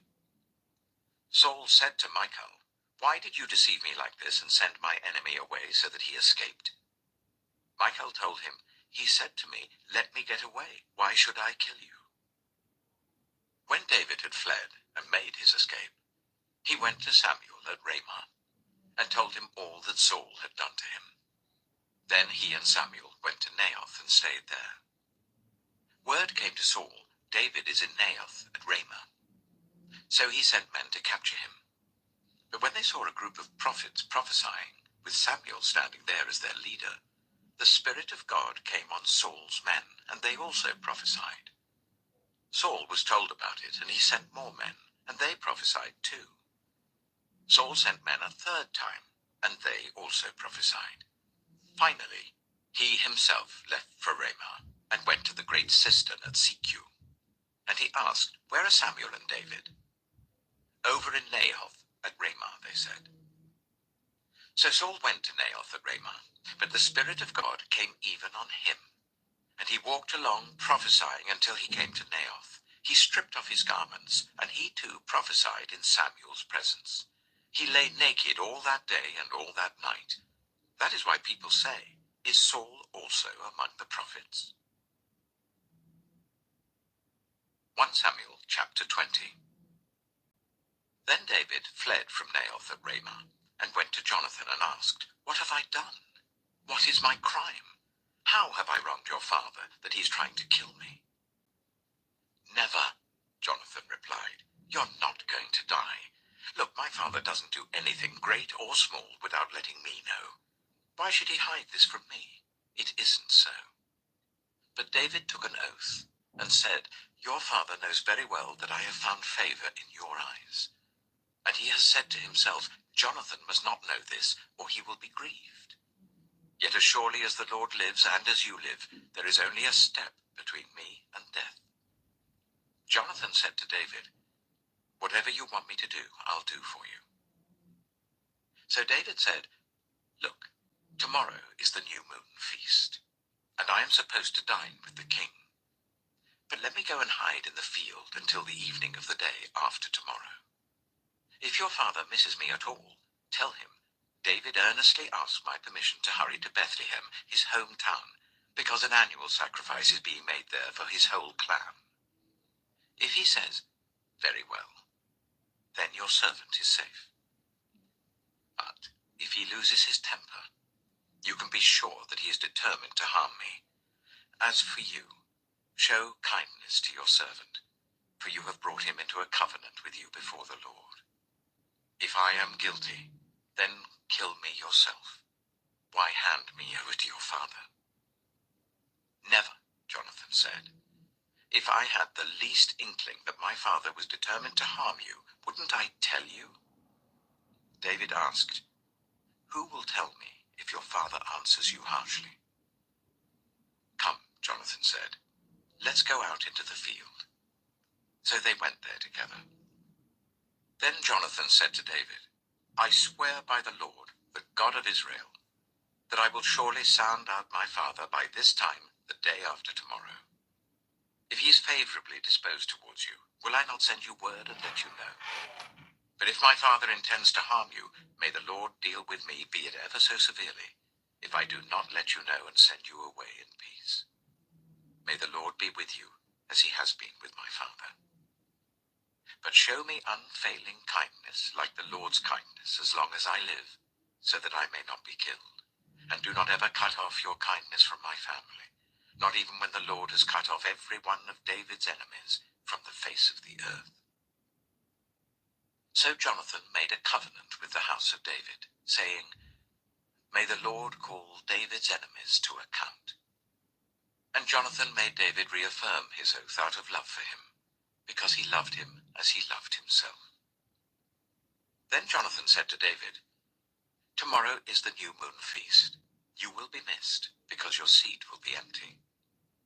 The day after tomorrow, towards evening, go to the place where you hid when this trouble began, and wait by the stone easel. I will shoot 3 arrows to the side of it, as though I were shooting at a target. Then I will send a boy and say, 'Go find the arrows.' If I say to him, 'Look, the arrows are on this side of you, bring them here,' then come, because as surely as the Lord lives, you are safe, there is no danger. But if I say to the boy, 'Look, the arrows are beyond you,' then you must go, because the Lord has sent you away. And about the matter you and I discussed, remember, the Lord is witness between you and me forever." So David hid in the field. And when the new moon feast came, the king sat down to eat. He sat in his customary place by the wall, opposite Jonathan, and Abner sat next to Saul, but David's place was empty. Saul said nothing that day, for he thought something must have happened to David to make him ceremonially unclean. Surely he is unclean. But the next day, the second day of the month, David's place was empty again. Then Saul said to his son Jonathan, "Why hasn't the son of Jesse come to the meal, either yesterday or today?"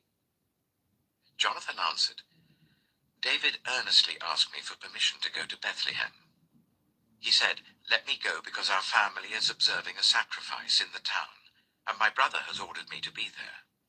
If I have found favor in your eyes, let me go to see my brothers.' That is why he has not come to the king's table."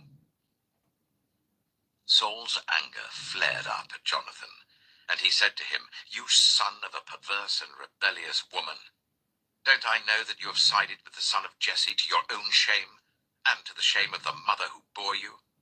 As long as the son of Jesse lives on this earth, neither you nor your kingdom will be established. Now send someone to bring him to me, for he must die." "Why should he be put to death? What has he done?" Jonathan asked his father.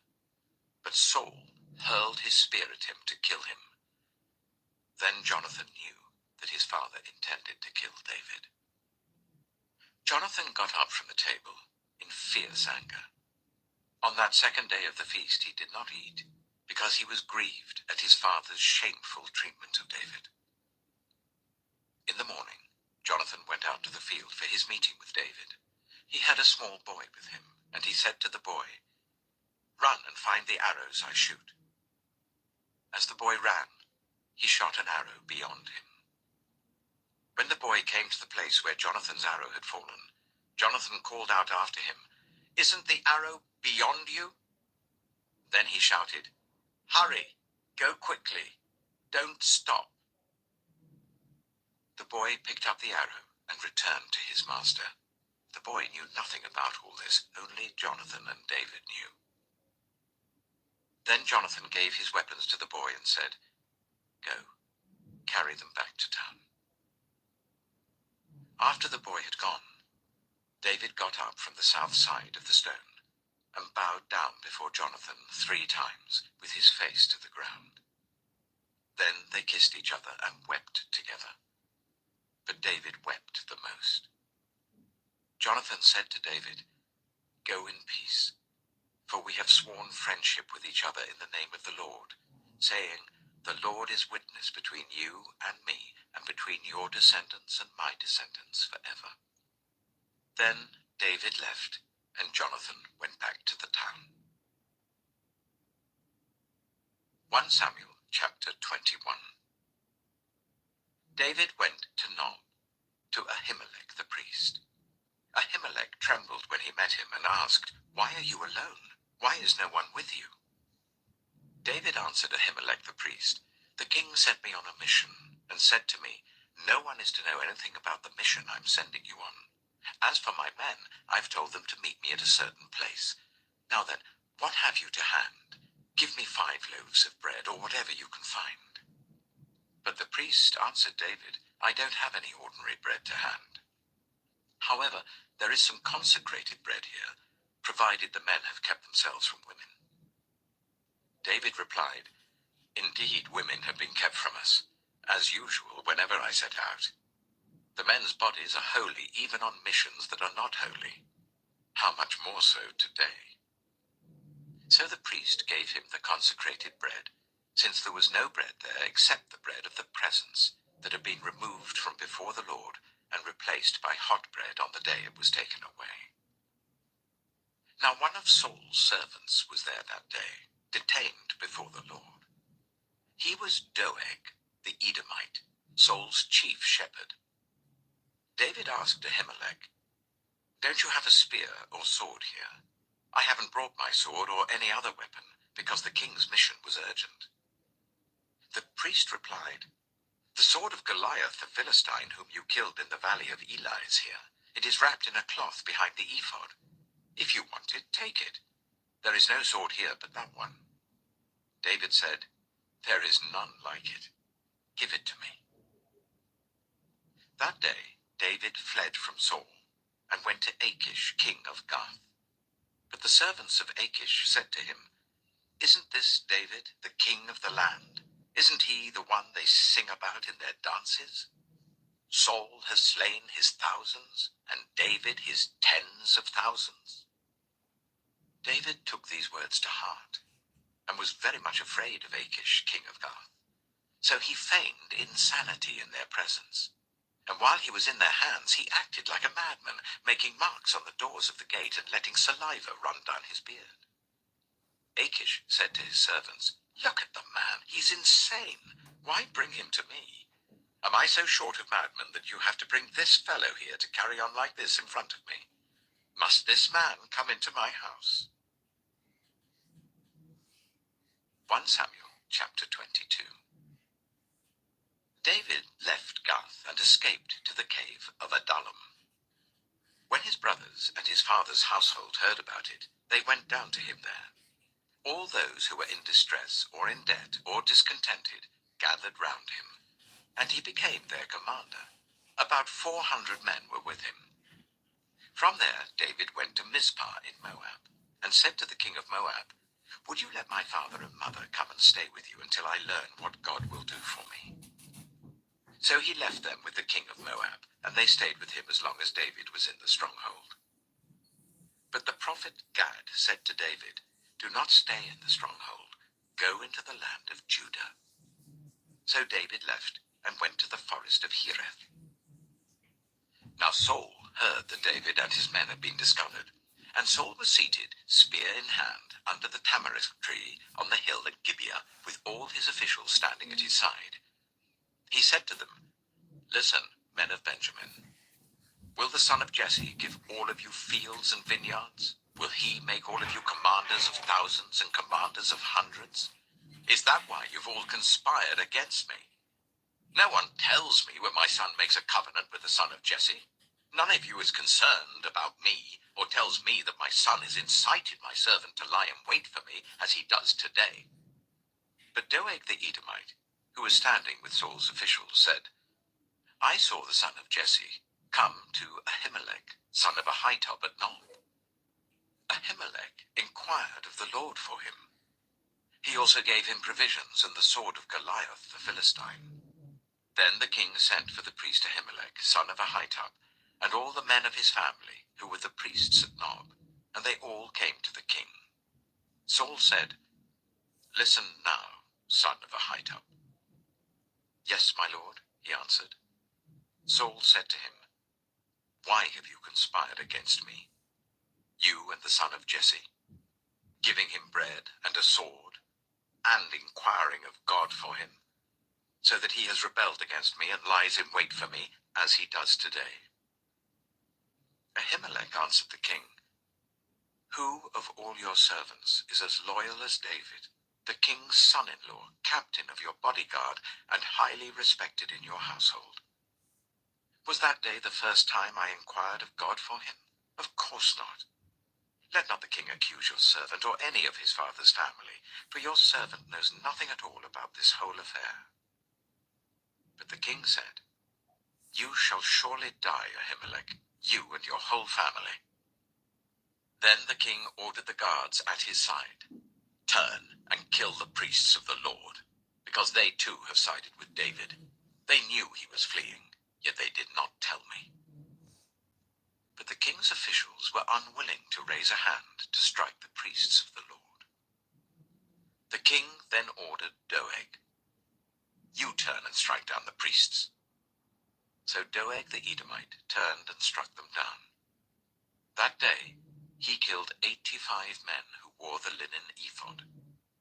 He also put to the sword Nob, the town of the priests, with its men and women, its children and infants, and its cattle, donkeys, and sheep. But one son of Ahimelech, son of Ahitub, named Abiathar, escaped and fled to join David. He told David that Saul had killed the priests of the Lord. Then David said to Abiathar, "That day, when Doeg the Edomite was there, I knew he would be sure to tell Saul. I am responsible for the death of your whole family. Stay with me. Don't be afraid. The man who wants to kill you is trying to kill me too. You will be safe with me." 1 Samuel chapter 23. When David was told, "Look, the Philistines are fighting against Keilah and are looting the threshing floors," he inquired of the Lord, saying, "Shall I go and attack these Philistines?" The Lord answered him, "Go, attack the Philistines, and save Keilah." But David's men said to him, "Here in Judah we are afraid. How much more then if we go to Keilah against the Philistine forces?" Once again David inquired of the Lord, and the Lord answered him, "Go down to Keilah, for I am going to give the Philistines into your hand." So David and his men went to Keilah, fought the Philistines, and carried off their livestock. He inflicted heavy losses on the Philistines and saved the people of Keilah. Now Abiathar, son of Ahimelech, had brought the ephod down with him when he fled to David at Keilah. Saul was told that David had gone to Keilah, and he said, God has delivered him into my hands, for David has imprisoned himself by entering a town with gates and bars. And Saul called up all his forces for battle, to go down to Keilah to besiege David with his men. When David learned that Saul was plotting against him, he said to Abiathar the priest, Bring the ephod. David said, Lord God of Israel, your servant has heard definitely that Saul plans to come to Keilah and destroy the town on account of me. Will the citizens of Keilah surrender me to him? Will Saul come down as your servant has heard? Lord God of Israel, tell your servant. And the Lord said, He will. Again David asked, Will the citizens of Keilah surrender me and my men to Saul? And the Lord said, They will. So David and his men, about 600 in number, left Keilah and kept moving from place to place. When Saul was told that David had escaped from Keilah, he did not go there. David stayed in the wilderness strongholds and in the hills of the desert of Ziph. Day after day Saul searched for him, but God did not give David into his hands. While David was at Horesh in the desert of Ziph, he learned that Saul had come out to take his life, and Saul's son Jonathan went to David at Horesh and helped him to find strength in God. Don't be afraid, he said. My father Saul will not lay a hand on you. You shall be king over Israel, and I will be second to you. Even my father Saul knows this. The two of them made a covenant before the Lord. Then Jonathan went home, but David remained at Horesh. The Ziphites went up to Saul at Gibeah and said, Is not David hiding among us in the strongholds at Horesh, on the hill of Keilah, south of Jeshimon? Now your majesty, come down whenever it pleases you to do so, and we will be responsible for giving him into your hands. Saul replied, The Lord bless you for your concern for me. Go and get more information. Find out where David usually goes and who has seen him there. They tell me he's very crafty. Find out about all the hiding places he uses and come back to me with definite information. Then I will go with you. If he is in the area, I will track him down among all the clans of Judah. So they set out and went to Ziph, ahead of Saul. Now David and his men were in the desert of Maon, in the Arabah south of Jeshimon. Saul and his men began to search, and when David was told about it, he went down to the rock and stayed in the desert of Maon. When Saul heard this, he went into the desert of Maon in pursuit of David. Saul was going along one side of the mountain, and David and his men were on the other side, hurrying to get away from Saul. As Saul and his forces were closing in on David and his men to capture them, a messenger came to Saul, saying, Come quickly, the Philistines are raiding the land. Then Saul broke off his pursuit of David and went to meet the Philistines. That is why they call this place Selah Hamalakoth. And David went up from there and lived in the strongholds of En-gedi. 1 Samuel chapter 24. After Saul returned from pursuing the Philistines, he was told, David is in the desert of En-gedi. So Saul took 3,000 able young men from all Israel and set out to look for David and his men near the crags of the wild goats. He came to the sheepfolds along the way. A cave was there, and Saul went in to relieve himself. David and his men were far back in the cave. The men said, This is the day the Lord spoke of when he said to you, I will give your enemy into your hands for you to deal with as you wish. Then David crept up unnoticed and cut off a corner of Saul's robe. Afterwards, David was conscience-stricken for having cut off a corner of his robe. He said to his men, The Lord forbid that I should do such a thing to my master, the Lord's anointed, or lay my hand on him. For he is the anointed of the Lord. With these words, David sharply rebuked his men and did not allow them to attack Saul. And Saul left the cave and went his way. Then David went out of the cave and called out to Saul, "My lord the king." When Saul looked behind him, David bowed down and prostrated himself with his face to the ground. He said to Saul, "Why do you listen when men say, 'David is bent on harming you'? This day you have seen with your own eyes how the Lord gave you into my hands in the cave. Some urged me to kill you, but I spared you. I said, I will not lay my hand on my Lord because he is the Lord's anointed. See, my father, look at this piece of your robe in my hand. I cut off the corner of your robe, but did not kill you. See that there is nothing in my hand to indicate that I am guilty of wrongdoing or rebellion. I have not wronged you, but you are hunting me down to take my life. May the Lord judge between you and me, and may the Lord avenge the wrongs you have done to me, but my hand will not touch you. As the old saying goes, from evildoers come evil deeds, so my hand will not touch you. Against whom has the king of Israel come out? Who are you pursuing? A dead dog? A flea? May the Lord be our judge and decide between us. May he consider my cause and uphold it. May he vindicate me by delivering me from your hand." When David finished saying this, Saul asked, "Is that your voice, David, my son?" And he wept aloud. "You are more righteous than I," he said. "You have treated me well, but I have treated you badly. You have just now told me about the good you did to me. The Lord gave me into your hands, but you did not kill me. When a man finds his enemy, does he let him get away unharmed? May the Lord reward you well for the way you've treated me today. I know that you will surely be king, and that the kingdom of Israel will be established in your hands. Now swear to me by the Lord that you will not kill off my descendants, or wipe out my name from my father's family." So David gave his oath to Saul.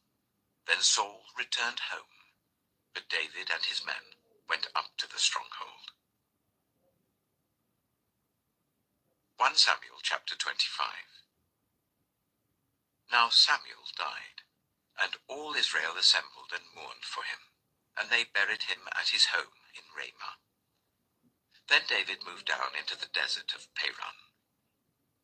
A certain man in Maon, who had property there at Carmel, was very wealthy. He had 1,000 goats and 3,000 sheep, which he was shearing in Carmel. His name was Nabal, and his wife's name was Abigail. She was an intelligent and beautiful woman, but her husband was surly and mean in his dealings. He was a Calebite. While David was in the wilderness, he heard that Nabal was shearing sheep. So he sent 10 young men and said to them, "Go up to Nabal at Carmel and greet him in my name. Say to him, 'Long life to you, good health to you and your household, and good health to all that is yours. Now I hear that it is sheep shearing time. When your shepherds were with us, we did not ill-treat them, and the whole time they were at Carmel, nothing of theirs was missing. Ask your own servants, and they will tell you. Therefore be favorable towards my men, since we come at a festive time. Please give your servants and your son David whatever you can find for them.'" When David's men arrived, they gave Nabal this message in David's name. Then they waited. Nabal answered David's servant, "Who is this David? Who is this son of Jesse? Many servants are breaking away from their masters these days. Why should I take my bread and water and the meat I've slaughtered for my shearers and give it to men coming from who knows where?" David's men turned round and went back. When they arrived, they reported every word. David said to his men, "Each of you strap on your sword." So they did, and David strapped his on as well. About 400 men went up with David, while 200 stayed with the supplies. One of the servants told Abigail, Nabal's wife, "David sent messengers from the wilderness to give our master his greetings, but he hurled insults at them." Yet these men were very good to us. They did not ill-treat us, and the whole time we were out in the fields near them, nothing was missing. Night and day, they were a wall around us the whole time we were herding our sheep near them. Now think it over and see what you can do, because disaster is hanging over our master and his whole household. He is such a wicked man that no one can talk to him. Abigail acted quickly. She took 200 loaves of bread, 2 skins of wine, 5 dressed sheep, 5 seahs of roasted grain, 100 cakes of raisins, and 200 cakes of pressed figs, and loaded them on donkeys. Then she told her servants, "Go on ahead, I'll follow you." But she did not tell her husband Nabal. As she came riding on her donkey into a mountain ravine, there were David and his men descending towards her, and she met them. David had just said, "It's been useless, all my watching over this fellow's property in the wilderness, so that nothing of his was missing. He has paid me back evil for good. May God deal with David, be it ever so severely, if by morning I leave alive one male of all who belong to him." When Abigail saw David, she quickly got off her donkey and bowed down before David with her face to the ground. She fell at his feet and said, "Pardon your servant, my lord, and let me speak to you. Hear what your servant has to say. Please pay no attention, my lord, to that wicked man Nabal. He is just like his name. His name means fool, and folly goes with him. As for me, your servant, I did not see the men my lord sent. And now, my lord, as surely as the Lord your God lives, and as you live, since the Lord has kept you from bloodshed and from avenging yourself with your own hands, may your enemies and all who are intent on harming my lord be like Nabal. And let this gift which your servant has brought to my lord be given to the men who follow you. Please forgive your servant's presumption. The Lord your God will certainly make a lasting dynasty for my lord, because you fight the Lord's battles, and no wrongdoing will be found in you as long as you live. Even though someone is pursuing you to take your life, the life of my lord will be bound securely in the bundle of the living by the Lord your God. But the lives of your enemies he will hurl away as from the pocket of a sling. When the Lord has fulfilled for my lord every good thing he promised concerning him, and has appointed him ruler over Israel, my lord will not have on his conscience the staggering burden of needless bloodshed, or of having avenged himself. And when the Lord your God has brought my lord success, remember your servant." David said to Abigail, "Praise be to the Lord, the God of Israel, who has sent you today to meet me. May you be blessed for your good judgment, and for keeping me from bloodshed this day, and from avenging myself with my own hands. Otherwise, as surely as the Lord, the God of Israel lives, who has kept me from harming you, if you had not come quickly to meet me, not one male belonging to Nabal would have been left alive by daybreak." Then David accepted from her hand what she had brought to him and said, "Go home in peace. I have heard your words and granted your request." When Abigail went to Nabal, he was in the house holding a banquet like that of a king. He was in high spirits and very drunk. So she told him nothing at all until daybreak. Then, in the morning, when Nabal was sober, his wife told him all these things, and his heart failed him, and he became like a stone. About 10 days later, the Lord struck Nabal, and he died. When David heard that Nabal was dead, he said, "Praise be to the Lord, who has upheld my cause against Nabal for treating me with contempt. He has kept his servant from doing wrong, and has brought Nabal's wrongdoing down on his own head." Then David sent word to Abigail, asking her to become his wife. His servants went to Carmel and said to Abigail, "David has sent us to you to take you to become his wife." She bowed down with her face to the ground and said, "I am your servant, and am ready to serve you and wash the feet of my Lord's servants." Abigail quickly got on a donkey, and attended by her 5 female servants, went with David's messengers and became his wife. David had also married Ahinoam of Jezreel, and they were both his wives. But Saul had given his daughter Michal, David's wife, to Paltiel, son of Laish, who was from Galim. 1 Samuel chapter 26. The Ziphites went to Saul at Gibeah, and said, "Is not David hiding on the hill of Hachilah, which faces Jeshimon?" So Saul went down to the desert of Ziph with his 3,000 select Israelite troops to search there for David. Saul made his camp beside the road on the hill of Hachilah, facing Jeshimon, but David stayed in the wilderness. When he saw that Saul had followed him there, he sent out scouts and learned that Saul had definitely arrived. Then David set out and went to the place where Saul had camped. He saw where Saul and Abner, son of Ner, the commander of the army, had lain down. Saul was lying inside the camp, with the army camped around him. David then asked Ahimelech the Hittite and Abishai, son of Zeruiah, Joab's brother, "Who will go down into the camp with me to Saul?" "I'll go with you," said Abishai. So David and Abishai went to the army by night, and there was Saul, lying asleep inside the camp with his spear stuck in the ground near his head. Abner and the soldiers were lying round him. Abishai said to David, "Today God has given your enemy into your hands.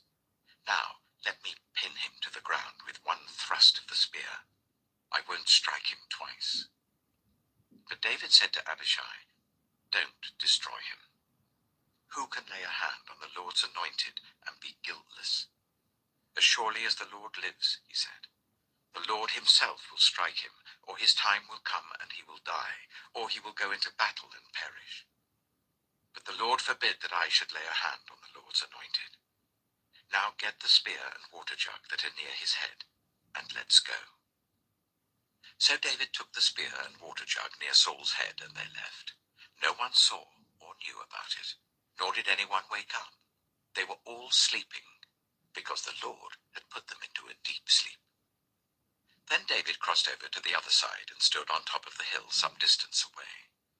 There was a wide space between them. He called out to the army and to Abner, son of Ner, "Aren't you going to answer me, Abner?" Abner replied, "Who are you who calls to the king?" David said, "You're a man, aren't you? And who is like you in Israel? Why didn't you guard your lord the king? Someone came to destroy your lord the king. What you have done is not good. As surely as the Lord lives, you and your men must die, because you did not guard your master, the Lord's anointed.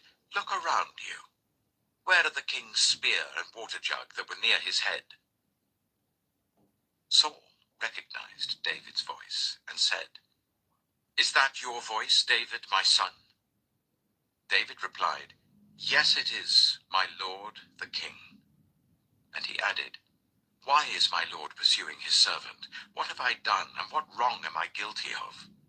Now let my lord the king listen to his servant's words. If the Lord has incited you against me, then may he accept an offering. If, however, people have done it, may they be cursed before the Lord. They have driven me today from my share in the Lord's inheritance, and have said, 'Go serve other gods.' Now do not let my blood fall to the ground far from the presence of the Lord. The king of Israel has come out to look for a flea, as one hunts a partridge in the mountains." Then Saul said, "I have sinned. Come back, David, my son. Because you considered my life precious today, I will not try to harm you again. Surely I have acted like a fool, and have been terribly wrong." "Here is the king's spear," David answered. "Let one of your young men come over and get it. The Lord rewards everyone for their righteousness and faithfulness. The Lord gave you into my hands today, but I would not lay a hand on the Lord's anointed. As surely as I valued your life today, so may the Lord value my life and deliver me from all trouble." Then Saul said to David, "May you be blessed, David, my son. You will do great things and surely triumph." So David went on his way, and Saul returned home. 1 Samuel chapter 27. But David thought to himself, "One of these days I shall be destroyed by the hand of Saul. The best thing I can do is to escape to the land of the Philistines. Then Saul will give up searching for me anywhere in Israel, and I will slip out of his hand." So David and the 600 men with him left and went over to Achish, son of Maok, king of Gath. David and his men settled in Gath with Achish. Each man had his family with him, and David had his 2 wives, Ahinoam of Jezreel and Abigail of Carmel, the widow of Nabal. When Saul was told that David had fled to Gath, he no longer searched for him. Then David said to Achish, "If I have found favor in your eyes, let a place be assigned to me in one of the country towns, that I may live there. Why should your servant live in the royal city with you?" So on that day Achish gave him Ziklag, and it has belonged to the kings of Judah ever since. David lived in Philistine territory for 1 year and 4 months. Now David and his men went up and raided the Geshurites, the Girzites, and the Amalekites. From ancient times these people had lived in the land extending to Shur and Egypt. Whenever David attacked an area, he did not leave a man or woman alive, but took sheep and cattle, donkeys and camels, and clothes. Then he returned to Achish. When Achish asked, "Where did you go raiding today?" David would say, "Against the Negev of Judah," or "Against the Negev of Jerahmeel," or "Against the Negev of the Kenites." He did not leave a man or woman alive to be brought to Gath, for he thought they might inform on us and say, "This is what David did." And such was his practice as long as he lived in Philistine territory. Achish trusted David and said to himself, "He has become so obnoxious to his people, the Israelites, that he will be my servant for life." 1 Samuel chapter 28. In those days the Philistines gathered their forces to fight against Israel. Achish said to David, "You must understand that you and your men will accompany me in the army." David said, "Then you will see for yourself what your servant can do." Achish replied, "Very well. I will make you my bodyguard for life." Now Samuel was dead, and all Israel had mourned for him and buried him in his own town of Ramah. Saul had expelled the mediums and spiritists from the land. The Philistines assembled and came up and set up camp at Shunem, while Saul gathered all Israel and set up camp at Gilboa. When Saul saw the Philistine army, he was afraid. Terror filled his heart. He inquired of the Lord, but the Lord did not answer him by dreams or Urim or prophets. Saul then said to his attendants, "Find me a woman who is a medium, so that I may go and inquire of her." "There is one in Endor," they said. So Saul disguised himself, putting on other clothes, and at night he and 2 men went to the woman. "Consult a spirit for me," he said, "and bring up for me the one I name." But the woman said to him, "Surely you know what Saul has done. He has cut off the mediums and spiritists from the land. Why have you set a trap for my life to bring about my death?" Saul swore to her by the Lord, "As surely as the Lord lives, you will not be punished for this." Then the woman asked, "Whom shall I bring up for you?" "Bring up Samuel," he said. When the woman saw Samuel, she cried out at the top of her voice and said to Saul, "Why have you deceived me? You are Saul." The king said to her, "Don't be afraid. What do you see?" The woman said, "I see a ghostly figure coming up out of the earth." "What does he look like?" he asked. "An old man wearing a robe is coming up," she said. Then Saul knew it was Samuel, and he bowed down and prostrated himself with his face to the ground. Samuel said to Saul, "Why have you disturbed me by bringing me up?" I am in great distress, Saul said. The Philistines are fighting against me, and God has departed from me. He no longer answers me either by prophets or by dreams. So I have called on you to tell me what to do. Samuel said, Why do you consult me, now that the Lord has departed from you and become your enemy? The Lord has done what he predicted through me. The Lord has torn the kingdom out of your hands and given it to one of your neighbors, to David.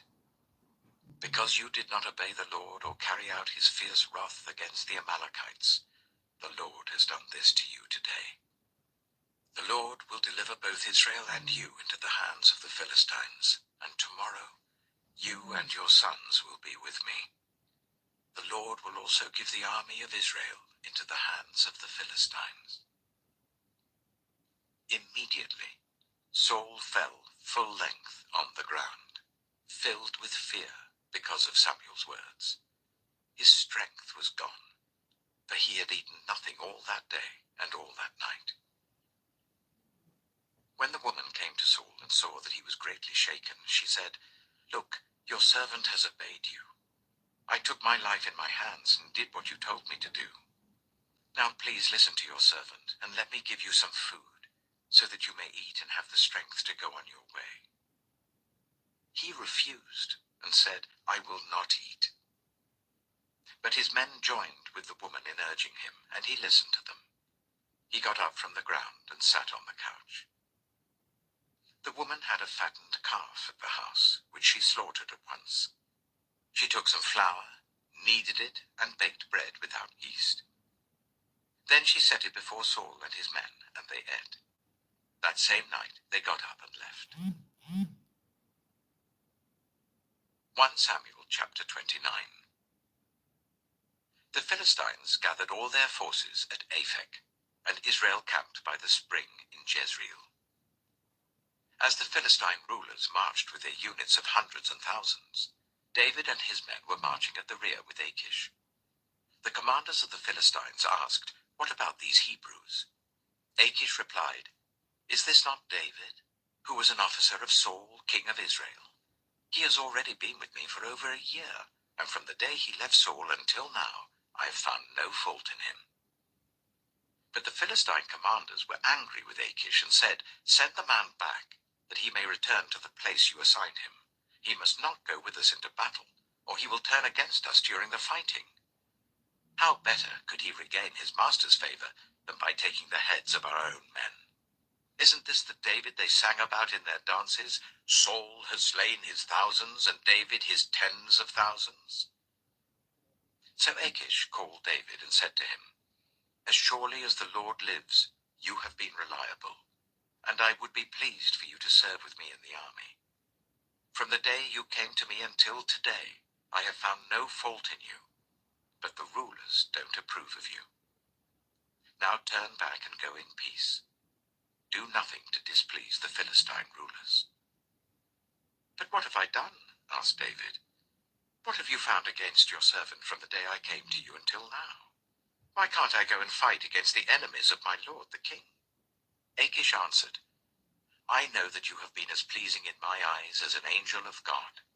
Nevertheless, the Philistine commanders have said, He must not go up with us into battle. Now get up early, along with your master's servants who have come with you, and leave in the morning as soon as it is light. So David and his men got up early in the morning to go back to the land of the Philistines, and the Philistines went up to Jezreel. 1 Samuel chapter 30. David and his men reached Ziklag on the third day. Now the Amalekites had raided the Negev and Ziklag.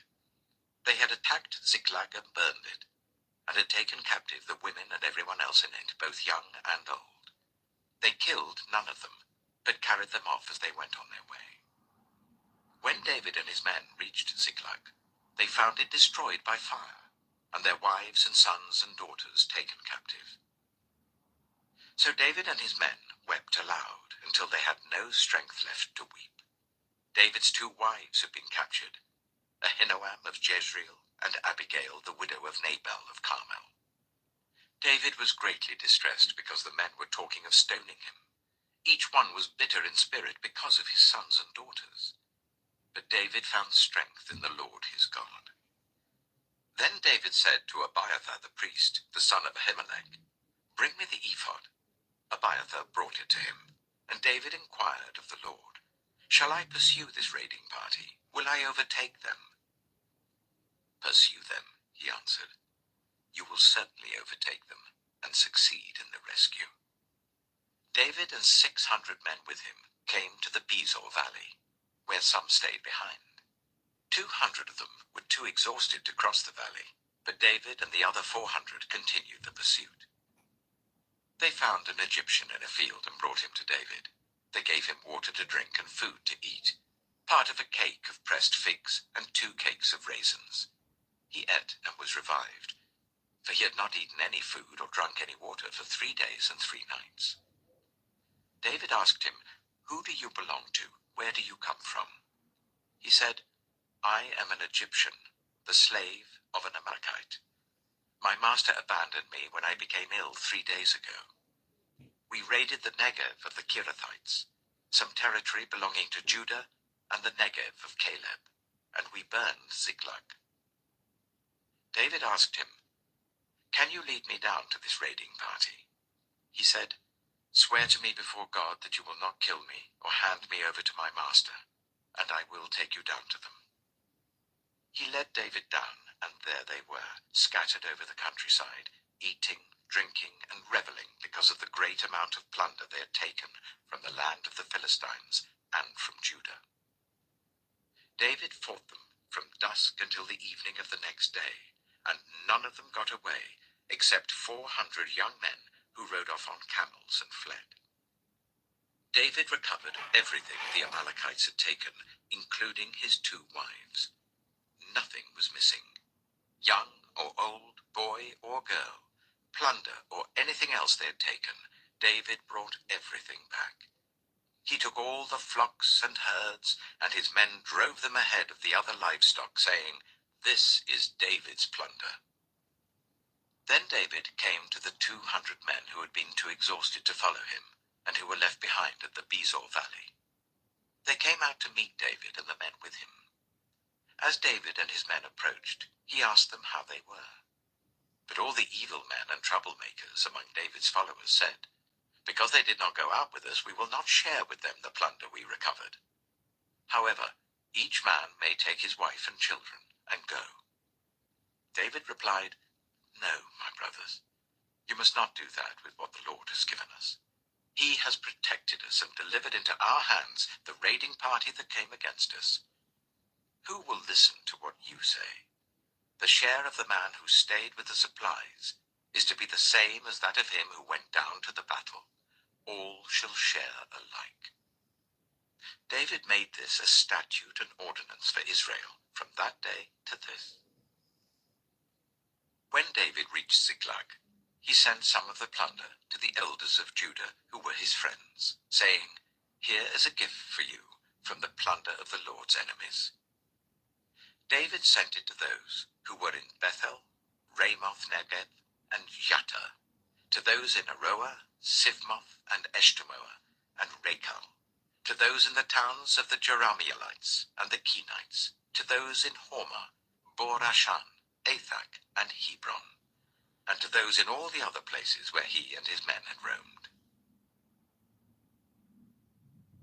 1 Samuel chapter 31. Now the Philistines fought against Israel. The Israelites fled before them, and many fell dead on Mount Gilboa. The Philistines were in hot pursuit of Saul and his sons, and they killed his sons Jonathan, Abinadab, and Malchishua. The fighting grew fierce around Saul, and when the archers overtook him, they wounded him critically. Saul said to his armor-bearer, "Draw your sword and run me through, or these uncircumcised fellows will come and run me through and abuse me." But the armor-bearer was terrified and would not do it. So Saul took his own sword and fell on it. When the armor-bearer saw that Saul was dead, he too fell on his sword and died with him. So Saul and his 3 sons and his armor-bearer and all his men died together that same day. When the Israelites along the valley and those across the Jordan saw that the Israelite army had fled, and that Saul and his sons had died, they abandoned their towns and fled. And the Philistines came and occupied them. The next day, when the Philistines came to strip the dead, they found Saul and his 3 sons fallen on Mount Gilboa. They cut off his head and stripped off his armor, and they sent messengers throughout the land of the Philistines to proclaim the news in the temple of their idols and among their people. They put his armor in the temple of the Ashtoreths and fastened his body to the wall of Bethshan. When the people of Jabesh-Gilead heard what the Philistines had done to Saul, all their valiant men marched through the night to Bethshan. They took down the bodies of Saul and his sons from the wall of Bethshan and went to Jabesh, where they burned them. Then they took their bones and buried them under a tamarisk tree at Jabesh, and they fasted 7 days. The second book of Samuel. 2 Samuel, chapter 1. After the death of Saul, David returned from striking down the Amalekites and stayed in Ziklag 2 days. On the 3rd day, a man arrived from Saul's camp with his clothes torn and dust on his head. When he came to David, he fell to the ground to pay him honor. "Where have you come from?" David asked him.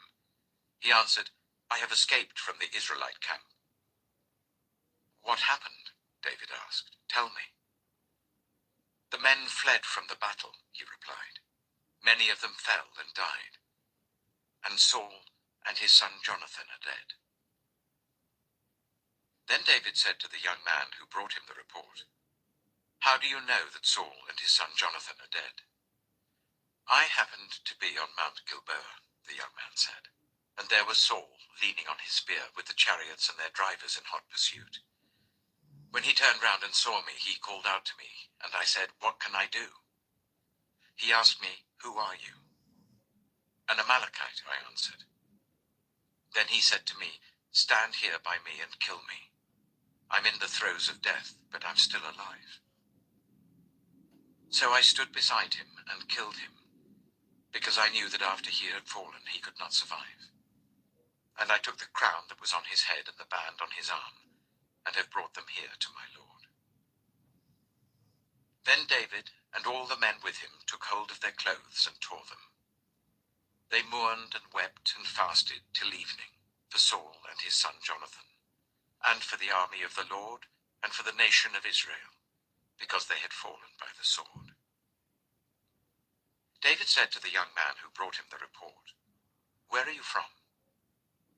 "I am the son of a foreigner, an Amalekite," he answered.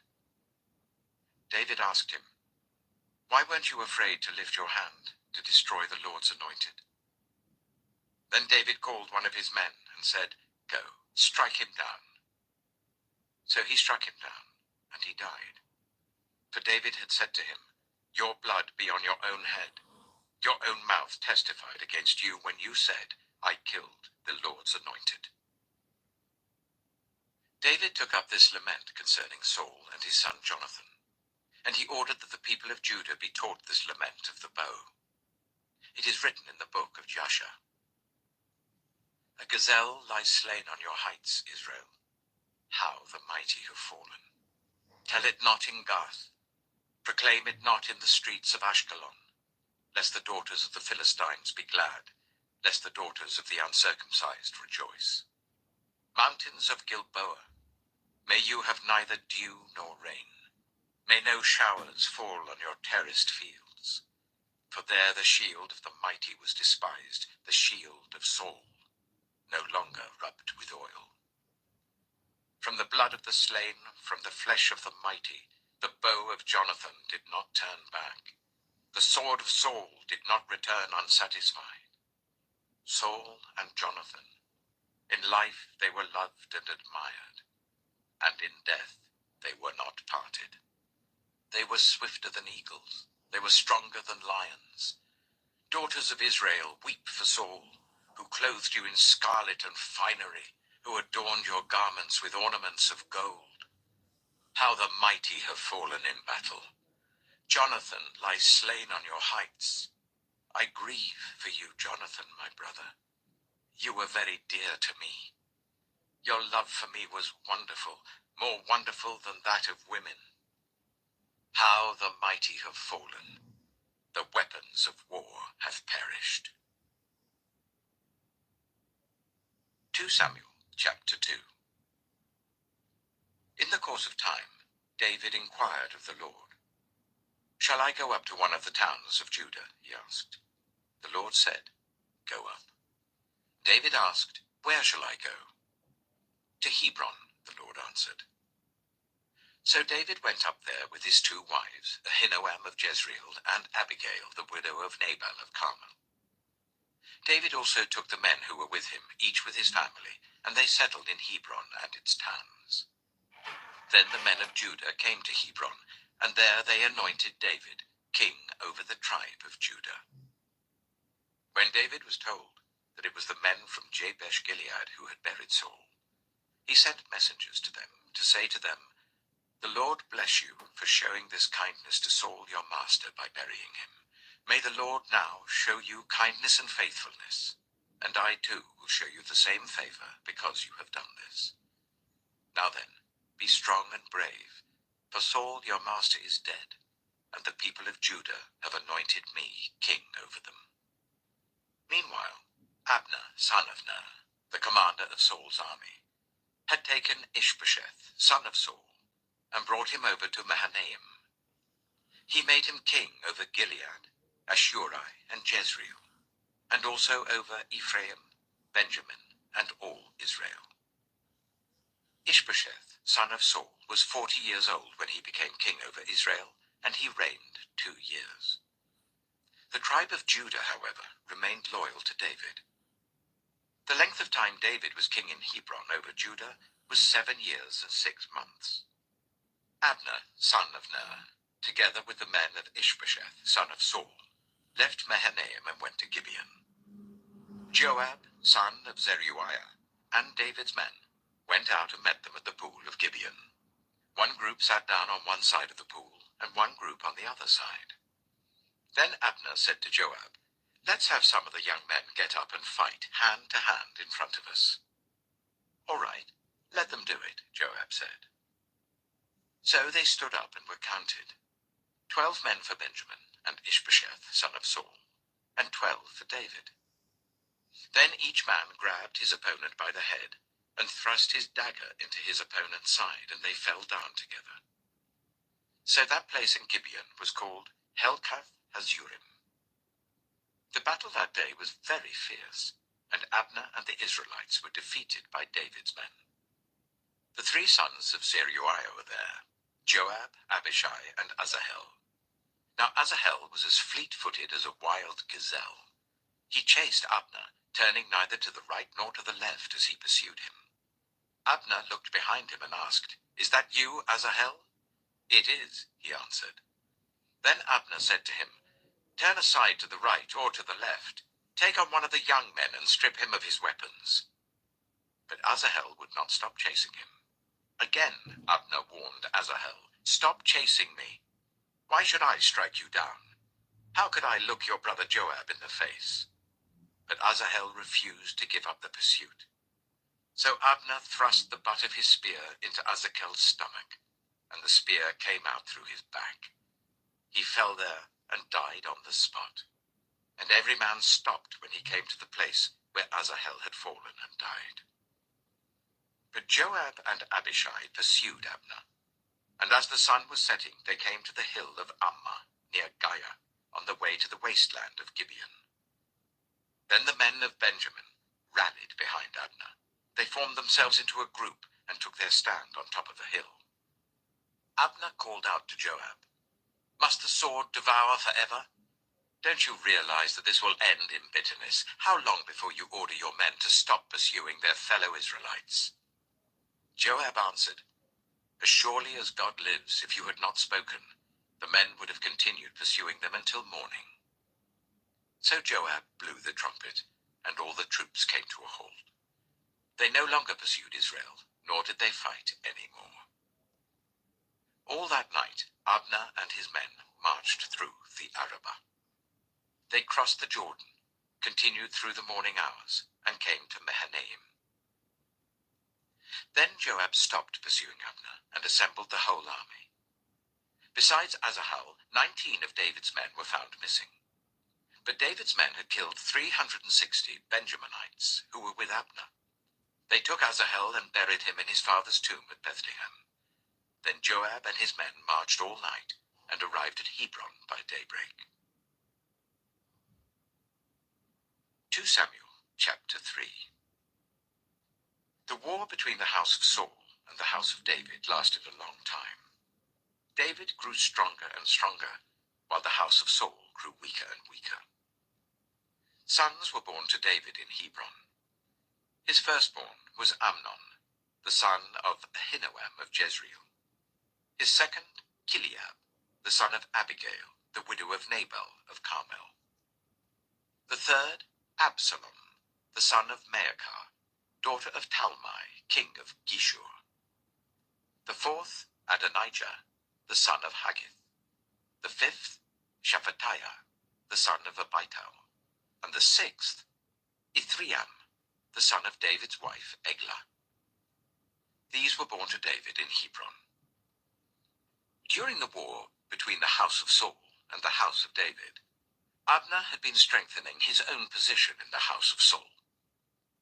Now Saul had had a concubine named Rizpah, daughter of Aiah, and Ishbosheth said to Abner, "Why did you sleep with my father's concubine?" Abner was very angry because of what Ishbosheth had said. So he answered, "Am I a dog's head on Judah's side? This very day I am loyal to the house of your father Saul and to his family and friends. I haven't handed you over to David. Yet now you accuse me of an offense involving this woman. May God deal with Abner, be it ever so severely, if I do not do for David what the Lord promised him on oath, and transfer the kingdom from the house of Saul, and establish David's throne over Israel and Judah, from Dan to Beersheba." Ishbosheth did not dare to say another word to Abner, because he was afraid of him. Then Abner sent messengers on his behalf to say to David, "Whose land is it? Make an agreement with me, and I will help you bring all Israel over to you." "Good," said David, "I will make an agreement with you. But I demand one thing of you. Do not come into my presence unless you bring Michal, daughter of Saul, when you come to see me." Then David sent messengers to Ishbosheth, son of Saul, demanding, "Give me my wife Michal, whom I betrothed to myself for the price of 100 Philistine foreskins." So Ishbosheth gave orders and had her taken away from her husband Paltiel, son of Laish. Her husband, however, went with her, weeping behind her all the way to Bahurim. Then Abner said to him, "Go back home." So he went back. Abner conferred with the elders of Israel and said, "For some time you have wanted to make David your king. Now do it. For the Lord promised David, 'By my servant David I will rescue my people Israel from the hand of the Philistines and from the hand of all their enemies.'" Abner also spoke to the Benjaminites in person. Then he went to Hebron to tell David everything that Israel and the whole tribe of Benjamin wanted to do. When Abner, who had 20 men with him, came to David at Hebron, David prepared a feast for him and his men. Then Abner said to David, "Let me go at once and assemble all Israel for my lord the king, so that they may make a covenant with you, and that you may rule over all that your heart desires." So David sent Abner away, and he went in peace. Just then, David's men and Joab returned from a raid and brought with them a great deal of plunder. But Abner was no longer with David in Hebron, because David had sent him away, and he had gone in peace. When Joab and all the soldiers with him arrived, he was told that Abner, son of Ner, had come to the king, and that the king had sent him away, and that he had gone in peace. So Joab went to the king and said, "What have you done? Look, Abner came to you, Why did you let him go? Now he is gone. You know Abner, son of Ner. He came to deceive you and observe your movements and find out everything you're doing." Joab then left David and sent messengers after Abner, and they brought him back from the cistern at Sirah. But David did not know it. Now when Abner returned to Hebron, Joab took him aside into an inner chamber, as if to speak with him privately. And there, to avenge the blood of his brother Asahel, Joab stabbed him in the stomach, and he died. Later, when David heard about this, he said, "I and my kingdom are forever innocent before the Lord concerning the blood of Abner, son of Ner. May his blood fall on the head of Joab and on his whole family. May Joab's family never be without someone who has a running sore or leprosy, or who leans on a crutch, or who falls by the sword, or who lacks food." Joab and his brother Abishai murdered Abner because he had killed their brother Asahel in the battle of Gibeon. Then David said to Joab and all the people with him, "Tear your clothes and put on sackcloth and walk in mourning in front of Abner." King David himself walked behind the bier. They buried Abner in Hebron, and the king wept aloud at Abner's tomb. All the people wept also.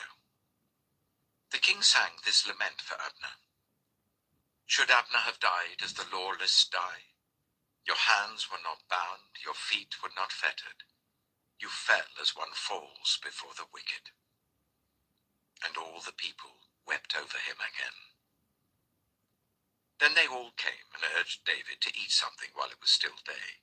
But David took an oath, saying, "May God deal with me, be it ever so severely, if I taste bread or anything else before the sun sets." All the people took note and were pleased. Indeed, everything the king did pleased them. So on that day all the people there and all Israel knew that the king had no part in the murder of Abner, son of Ner. Then the king said to his men, "Do you not realize that a commander and a great man has fallen in Israel this day? And today, though I am the anointed king, I am weak. And these sons of Zeruiah are too strong for me. May the Lord repay the evildoer according to his evil deeds." 2 Samuel chapter 4. When Ishbosheth, son of Saul, heard that Abner had died in Hebron, he lost courage, and all Israel became alarmed. Now Saul's son had 2 men who were leaders of raiding bands. One was named Baanah, and the other Rechab. They were sons of Rimmon the Beerothite, from the tribe of Benjamin. Beeroth is considered part of Benjamin because the people of Beeroth fled to Gittaim and have resided there as foreigners to this day. Jonathan, son of Saul, had a son who was lame in both feet. He was 5 years old when the news about Saul and Jonathan came from Jezreel. His nurse picked him up and fled, but as she hurried to leave, he fell and became disabled. His name was Mephibosheth. Now Rechab and Baanah, the sons of Rimmon the Beerothite, set out for the house of Ishbosheth, and they arrived there in the heat of the day while he was taking his noonday rest. They went into the inner part of the house as if to get some wheat, and they stabbed him in the stomach. Then Rechab and his brother Baanah slipped away. They had gone into the house while he was lying on the bed in his bedroom. After they stabbed and killed him, they cut off his head. Taking it with them, they traveled all night by way of the Arabah. They brought the head of Ishbosheth to David at Hebron and said to the king, "Here is the head of Ishbosheth, son of Saul, your enemy, who tried to kill you. This day the Lord has avenged my lord the king against Saul and his offspring." David answered Rechab and his brother Baanah, the sons of Rimmon the Beerothite, "As surely as the Lord lives, who has delivered me out of every trouble, when someone told me Saul is dead, and thought he was bringing good news, I seized him and put him to death in Ziklag. That was the reward I gave him for his news. How much more, when wicked men have killed an innocent man in his own house and on his own bed? Should I not now demand his blood from your hand and rid the earth of you?" So David gave an order to his men, and they killed them. They cut off their hands and feet and hung the bodies by the pool in Hebron. But they took the head of Ishbosheth and buried it in Abner's tomb at Hebron. 2 Samuel chapter 5. All the tribes of Israel came to David at Hebron and said, "We are your own flesh and blood. In the past, while Saul was king over us, you were the one who led Israel on their military campaigns. And the Lord said to you, 'You shall shepherd my people Israel, and you shall become their ruler.'" When all the elders of Israel had come to King David at Hebron, the king made a covenant with them at Hebron before the Lord, and they anointed David king over Israel. David was 30 years old when he became king, and he reigned for 40 years. In Hebron he reigned over Judah for 7 years and 6 months, and in Jerusalem he reigned over all Israel and Judah for 33 years. The king and his men marched to Jerusalem to attack the Jebusites who lived there. The Jebusites said to David, "You will not get in here. Even the blind and the lame can ward you off." They thought, "David cannot get in here." Nevertheless, David captured the fortress of Zion, which is the city of David. On that day, David had said, "Anyone who conquers the Jebusites will have to use the water shaft to reach those lame and blind, who are David's enemies. That is why they say, 'The blind and lame will not enter the palace.'" David then took up residence in the fortress and called it the City of David. He built up the area around it, from the terraces inwards, and he became more and more powerful because the Lord God Almighty was with him. Now Hiram, king of Tyre, sent envoys to David, along with cedar logs and carpenters and stonemasons, and they built a palace for David. Then David knew that the Lord had established him as king over Israel, and had exalted his kingdom for the sake of his people Israel. After he left Hebron, David took more concubines and wives in Jerusalem, and more sons and daughters were born to him. These are the names of the children born to him there: Shammua, Shobab, Nathan, Solomon, Ibhar, Elishua, Nepheg, Japhiah, Elishama, Eliada, and Eliphalet. When the Philistines heard that David had been anointed king over Israel, they went up in full force to search for him. But David heard about it and went down to the stronghold. Now the Philistines had come and spread out in the valley of Rephaim. So David inquired of the Lord, "Shall I go and attack the Philistines? Will you deliver them into my hands?" The Lord answered him, "Go, for I will surely deliver the Philistines into your hands." So David went to Baal Perazim, and there he defeated them. He said, "As the waters break out, the Lord has broken out against my enemies before me." So that place was called Baal Perazim.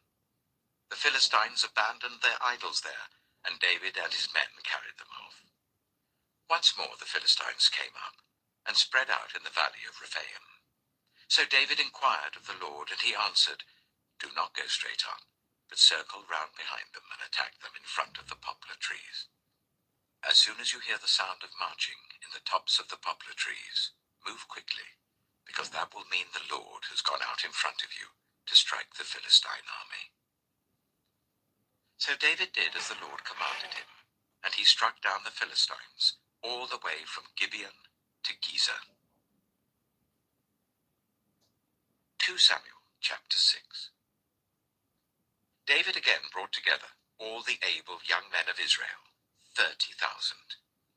He and all his men went to Baalah in Judah to bring up from there the ark of God, which is called by the name of the Lord Almighty, who is enthroned between the cherubim on the ark. They set the ark of God on a new cart, and brought it from the house of Abinadab, which was on the hill.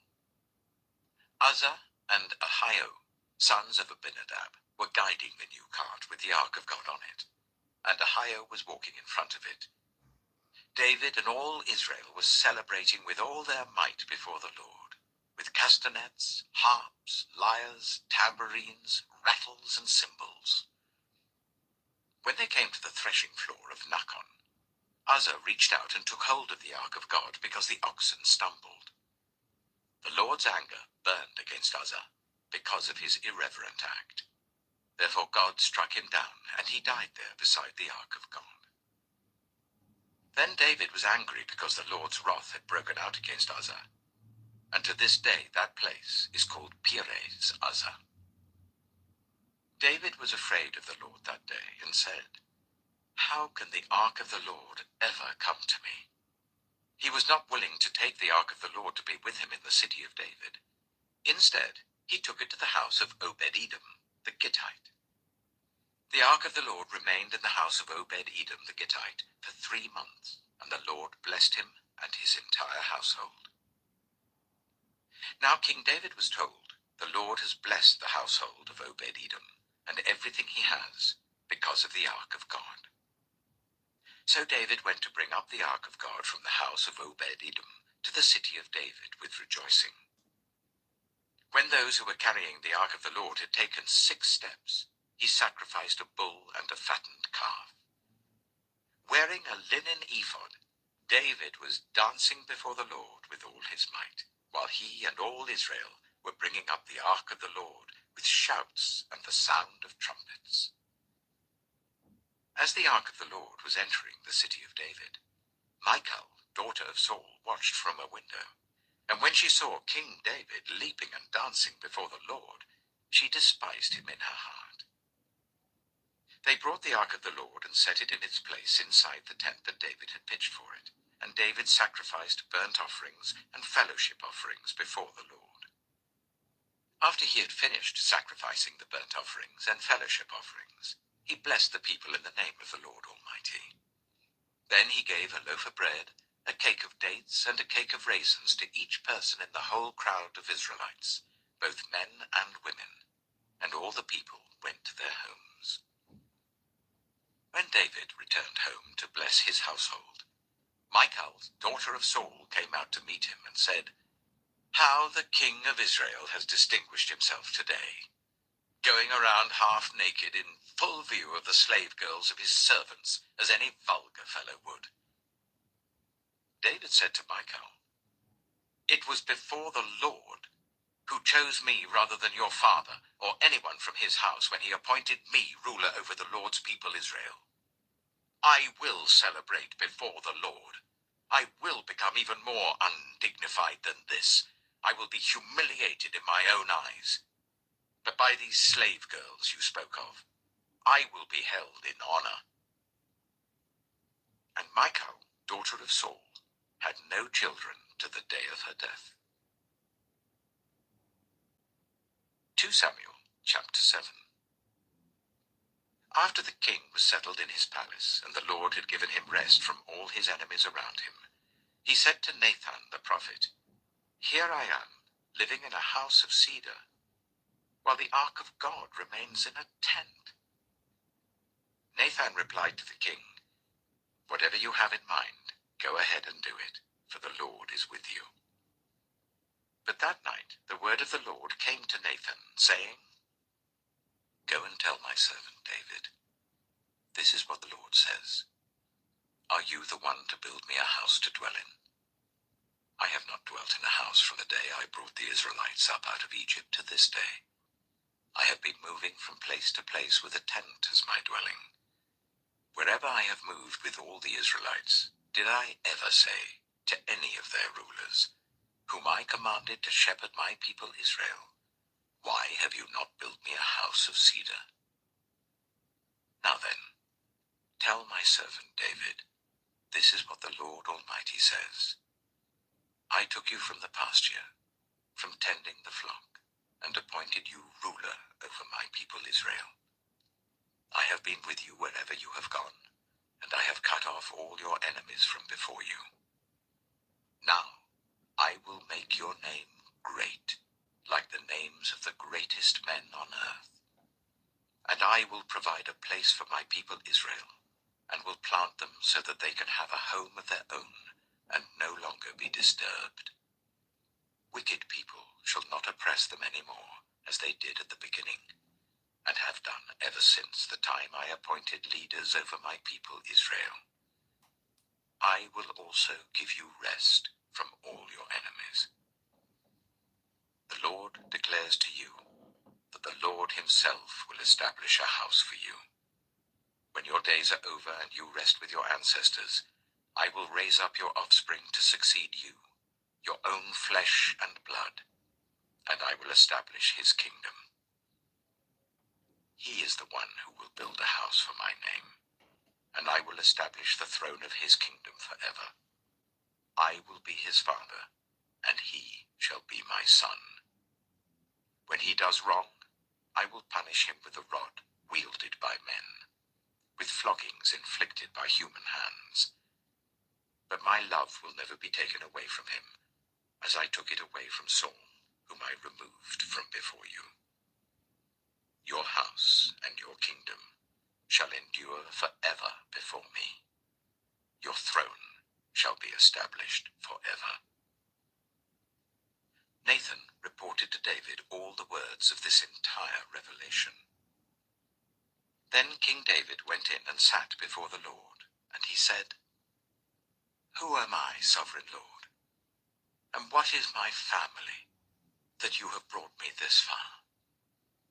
And as if this were not enough in your sight, sovereign Lord, you have also spoken about the future of the house of your servant, and this decree, sovereign Lord, is for a mere human.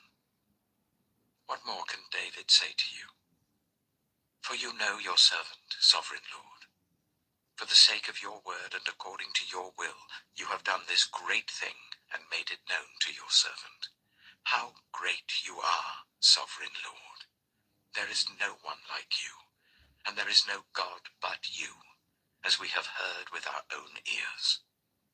And who is like your people Israel, the one nation on earth that God went out to redeem as a people for himself, and to make a name for himself, and to perform great and awesome wonders by driving out nations and their gods from before your people, whom you redeemed from Egypt? You have established your people Israel as your very own forever, and you, Lord, have become their God. And now, Lord God, keep forever the promise you have made concerning your servant and his house. Do as you promised, so that your name will be great forever. Then people will say, the Lord Almighty is God over Israel, and the house of your servant David will be established in your sight. Lord Almighty, God of Israel, you have revealed this to your servant, saying, I will build a house for you. So your servant has found courage to pray this prayer to you. Sovereign Lord, you are God. Your covenant is trustworthy, and you have promised these good things to your servant. Now be pleased to bless the house of your servant, that it may continue forever in your sight. For you, sovereign Lord, have spoken, and with your blessing, the house of your servant will be blessed forever. 2 Samuel chapter 8. In the course of time, David defeated the Philistines and subdued them. And he took Metheg-Ammah from the control of the Philistines. David also defeated the Moabites. He made them lie down on the ground and measured them off with a length of cord. Every 2 lengths of them were put to death, and the 3rd length was allowed to live. So the Moabites became subject to David and brought him tribute. Moreover, David defeated Hadadezer, son of Rehob, king of Zobah, when he went to restore his monument at the river Euphrates. David captured 1,000 of his chariots, 7,000 charioteers, and 20,000 foot soldiers. He hamstrung all but 100 of the chariot horses. When the Arameans of Damascus came to help Hadadezer, king of Zobah, David struck down 22,000 of them. He put garrisons in the Aramean kingdom of Damascus, and the Arameans became subject to him and brought tribute. The Lord gave David victory wherever he went. David took the gold shields that belonged to the officers of Hadadezer and brought them to Jerusalem. From Tebah and Berothai, towns that belonged to Hadadezer, King David took a great quantity of bronze. When Tou, king of Hamath, heard that David had defeated the entire army of Hadadezer, he sent his son Joram to King David to greet him and congratulate him on his victory in battle over Hadadezer, who had been at war with Tou. Joram brought with him articles of silver, of gold, and of bronze. King David dedicated these articles to the Lord, as he had done with the silver and gold from all the nations he had subdued: Edom and Moab, the Ammonites and the Philistines, and Amalek. He also dedicated the plunder taken from Hadadezer, son of Rehob, king of Zobah. And David became famous after he returned from striking down 18,000 Edomites in the Valley of Salt. He put garrisons throughout Edom, and all the Edomites became subject to David. The Lord gave David victory wherever he went. David reigned over all Israel, doing what was just and right for all his people. Joab, son of Zeruiah, was over the army. Jehoshaphat, son of Ahilud, was recorder. Zadok, son of Ahitub, and Ahimelech, son of Abiathar, were priests. Sariah was secretary. Benaiah, son of Jehoiada, was over the Kerethites and Pelethites, and David's sons were priests. 2 Samuel chapter 9. David asked, "Is there anyone still left of the house of Saul, to whom I can show kindness for Jonathan's sake?" Now there was a servant of Saul's household named Ziba. They summoned him to appear before David, and the king said to him, "Are you Ziba?" "At your service," he replied. The king asked, "Is there no one still alive from the house of Saul, to whom I can show God's kindness?" Ziba answered the king, "There is still a son of Jonathan. He is lame in both feet." "Where is he?" the king asked. Ziba answered, "He is at the house of Machir, son of Amiel, in Lo-Debar." So King David had him brought from Lo-Debar, from the house of Machir, son of Amiel. When Mephibosheth, son of Jonathan, the son of Saul, came to David, he bowed down to pay him honor. David said, "Mephibosheth." "At your service," he replied. "Don't be afraid," David said to him, "for I will surely show you kindness for the sake of your father Jonathan.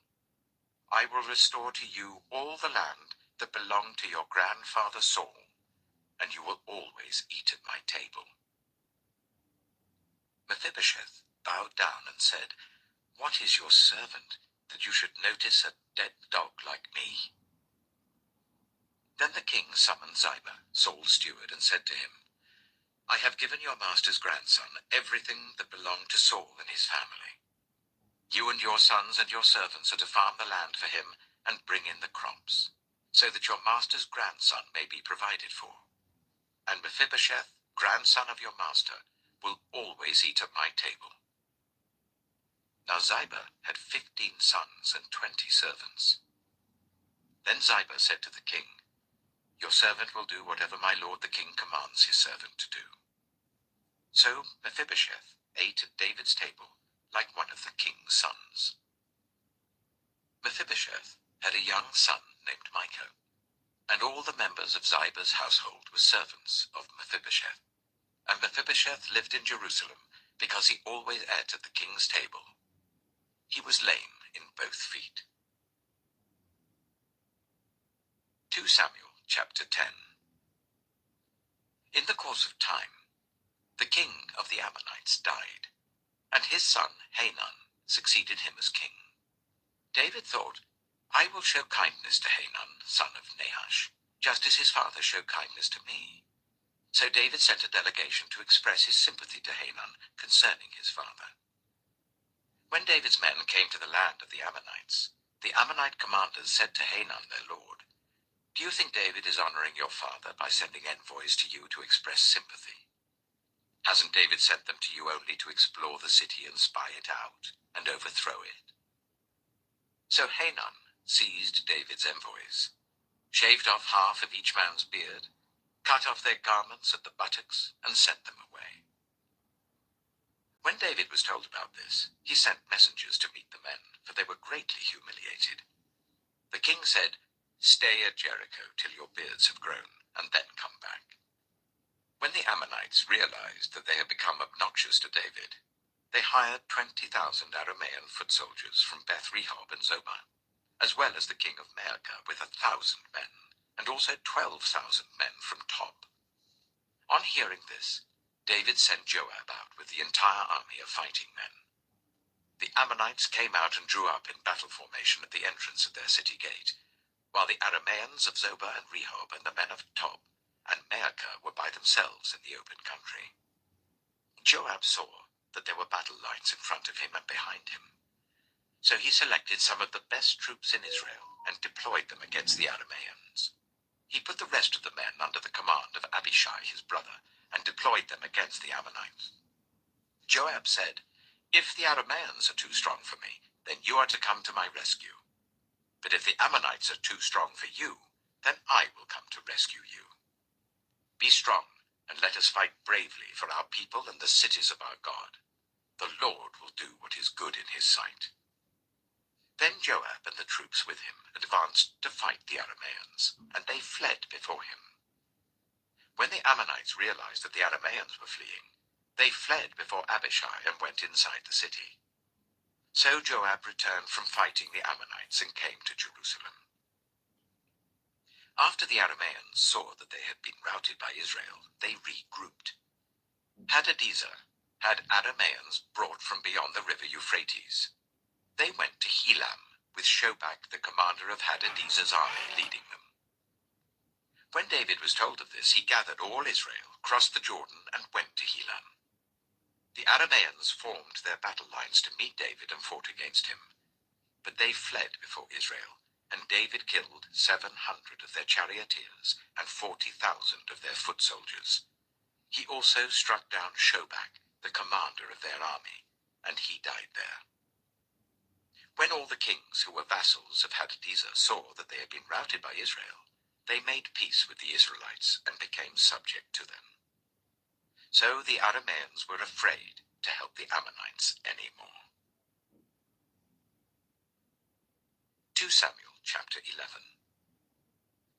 In the spring, at the time when kings go off to war, David sent Joab out with the king's men and the whole Israelite army. They destroyed the Ammonites and besieged Rabbah, but David remained in Jerusalem. One evening, David got up from his bed and walked around on the roof of the palace. From the roof, he saw a woman washing. The woman was very beautiful, and David sent someone to find out about her. The man said, "She is Bathsheba, the daughter of Eliam, and the wife of Uriah the Hittite." Then David sent messengers to get her. She came to him, and he slept with her. Now she was purifying herself from her monthly uncleanness. Then she went back home. The woman conceived and sent word to David, saying, "I am pregnant." So David sent this word to Joab, "Send me Uriah the Hittite." And Joab sent him to David. When Uriah came to him, David asked him how Joab was, how the soldiers were, and how the war was going.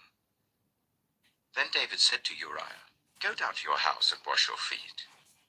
So Uriah left the palace, and a gift from the king was sent after him. But Uriah slept at the entrance to the palace with all his master's servants, and did not go down to his house. David was told Uriah did not go home. So he asked Uriah, "Haven't you just come from a military campaign? Why didn't you go home?" Uriah said to David, "The ark and Israel and Judah are staying in tents, and my commander Joab and my lord's men are camped in the open country.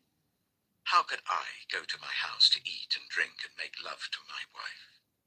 As surely as you live, I will not do such a thing." Then David said to him, "Stay here one more day, and tomorrow I will send you back." So Uriah remained in Jerusalem that day and the next. At David's invitation, he ate and drank with him, and David made him drunk. But in the evening Uriah went out to sleep on his mat among his master's servants. He did not go home. In the morning, David wrote a letter to Joab and sent it with Uriah.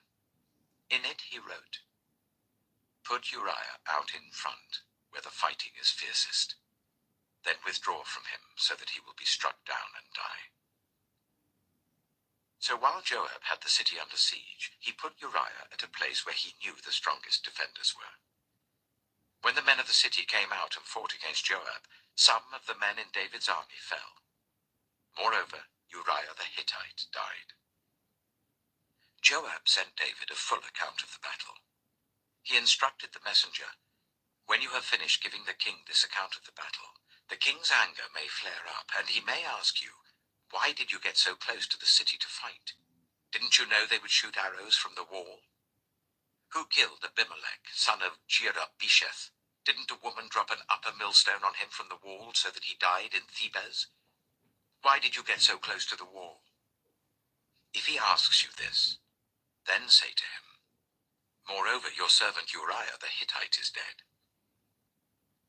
The messenger set out, and when he arrived he told David everything Joab had sent him to say. The messenger said to David, "The men overpowered us and came out against us in the open, but we drove them back to the entrance of the city gate. Then the archers shot arrows at your servants from the wall, and some of the king's men died. Moreover, your servant Uriah the Hittite is dead." David told the messenger, "Say this to Joab. Don't let this upset you. The sword devours one as well as another. Press the attack against the city and destroy it." Say this to encourage Joab. When Uriah's wife heard that her husband was dead, she mourned for him. After the time of mourning was over, David had her brought to his house, and she became his wife and bore him a son. But the thing David had done displeased the Lord. 2 Samuel chapter 12. The Lord sent Nathan to David. When he came to him, he said, "There were 2 men in a certain town, one rich and the other poor.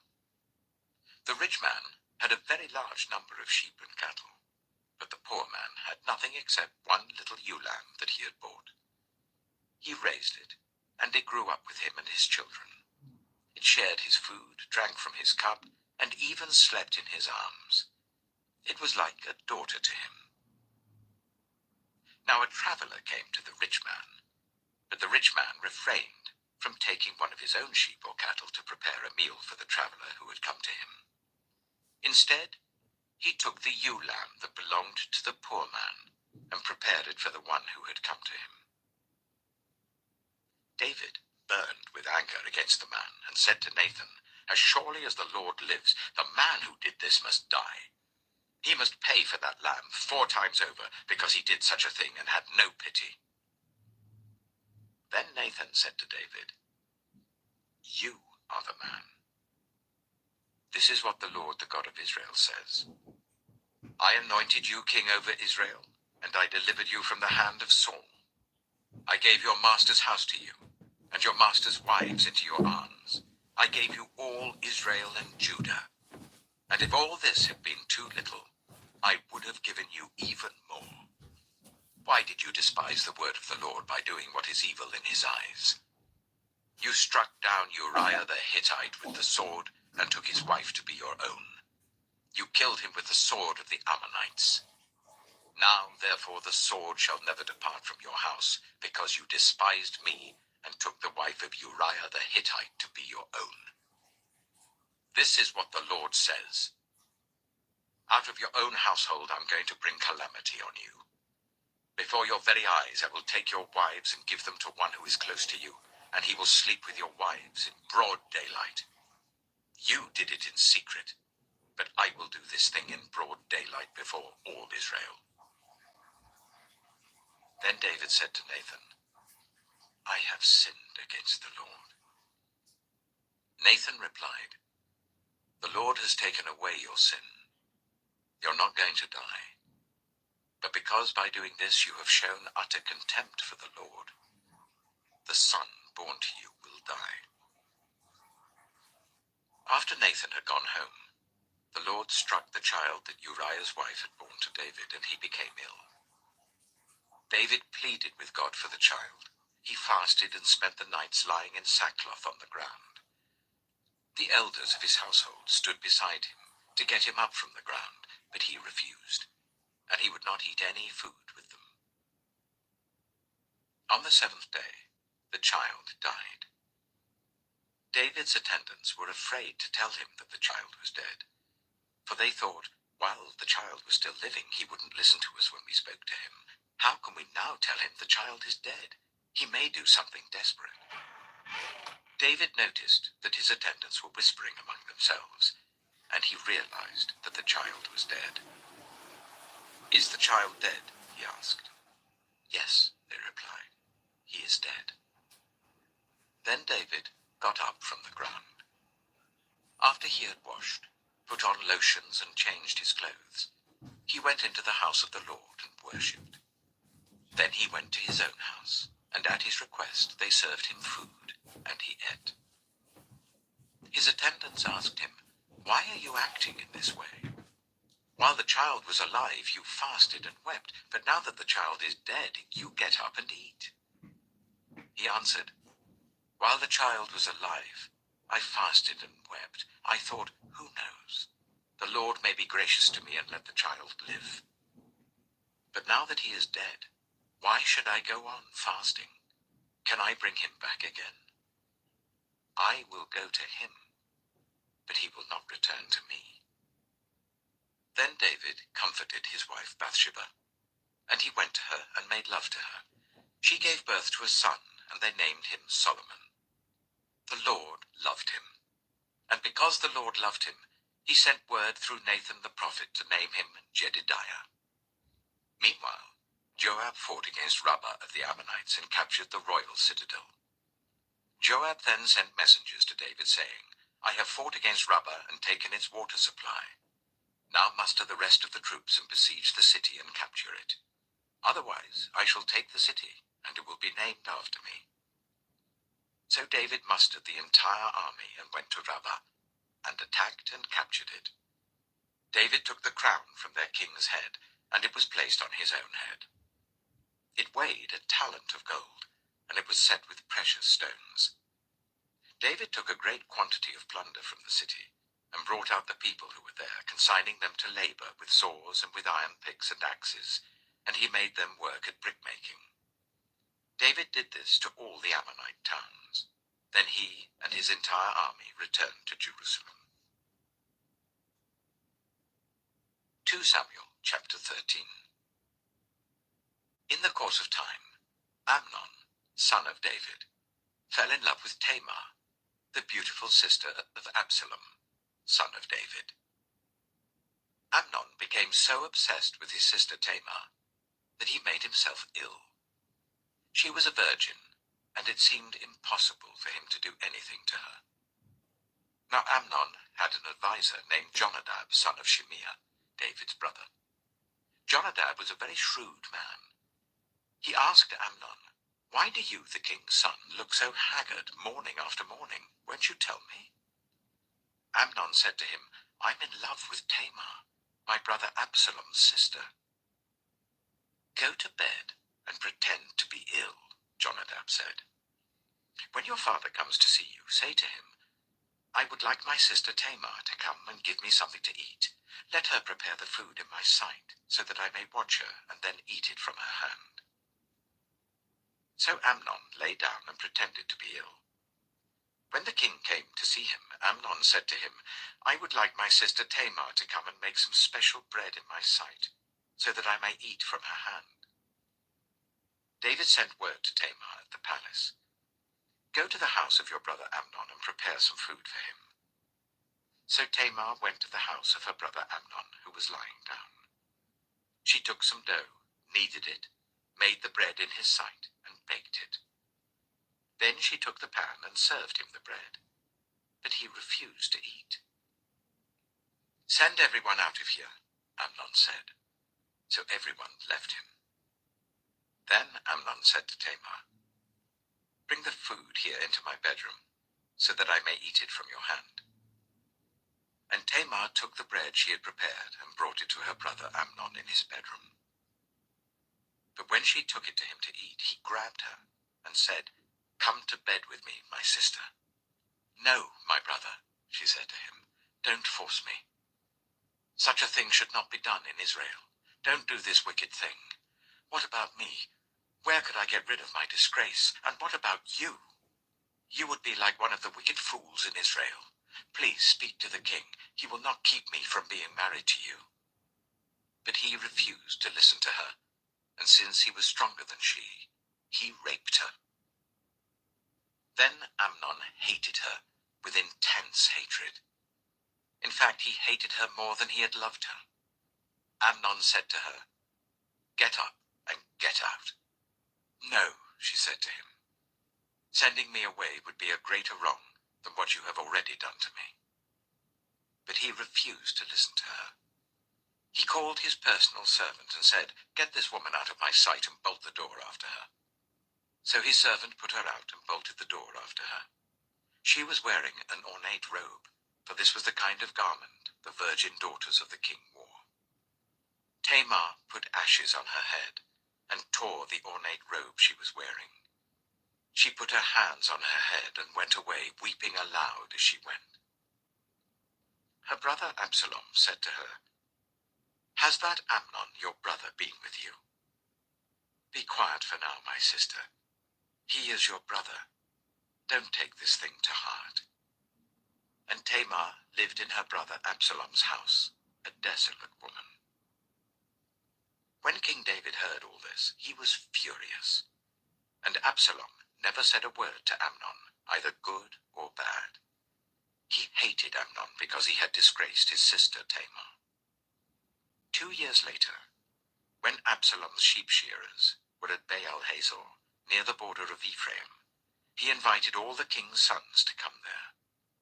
Absalom went to the king and said, "Your servant has had shearers come. Will the king and his attendants please join me?"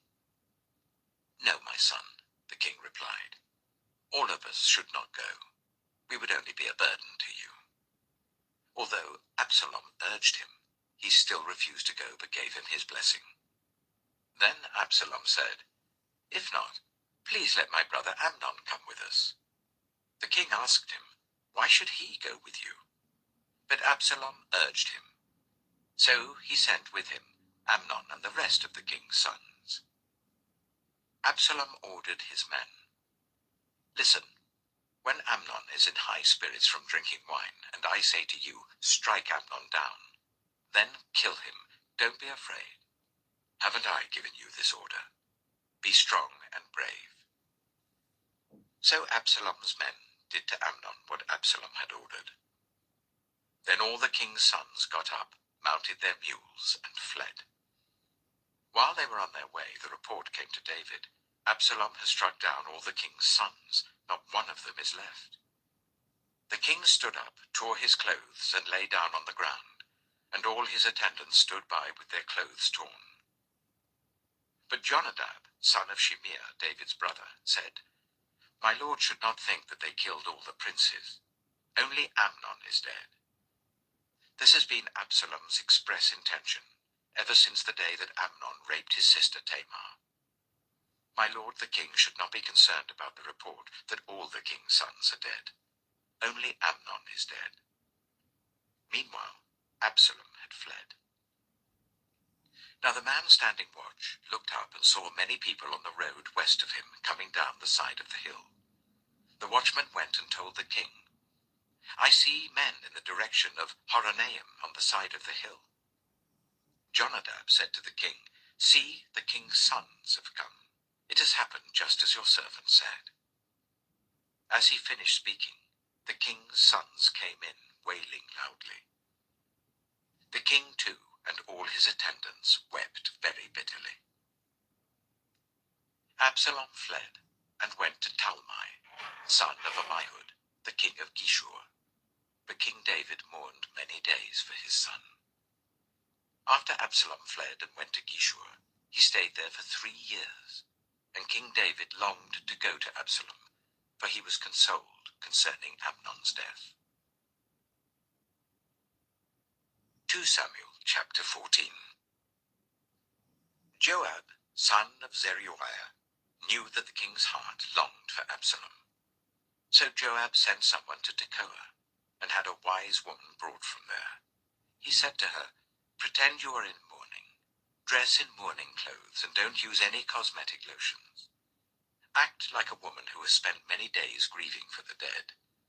Then go to the king and speak these words to him." And Joab put the words in her mouth. When the woman from Tekoa went to the king, she fell with her face to the ground to pay him honor, and she said, "Help me, your majesty." The king asked her, "What is troubling you?" She said, "I am a widow. My husband is dead.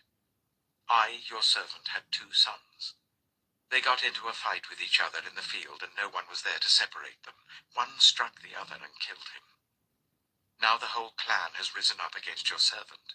They say, 'Hand over the one who struck his brother down, so that we may put him to death for the life of his brother whom he killed. Then we will get rid of the heir as well.' They would put out the only burning coal I have left, leaving my husband neither name nor descendant on the face of the earth." The king said to the woman, "Go home, and I will issue an order on your behalf." But the woman from Tekoa said to him, "Let my lord the king pardon me and my family, and let the king and his throne be without guilt." The king replied, "If anyone says anything to you, bring them to me, and they will not bother you again."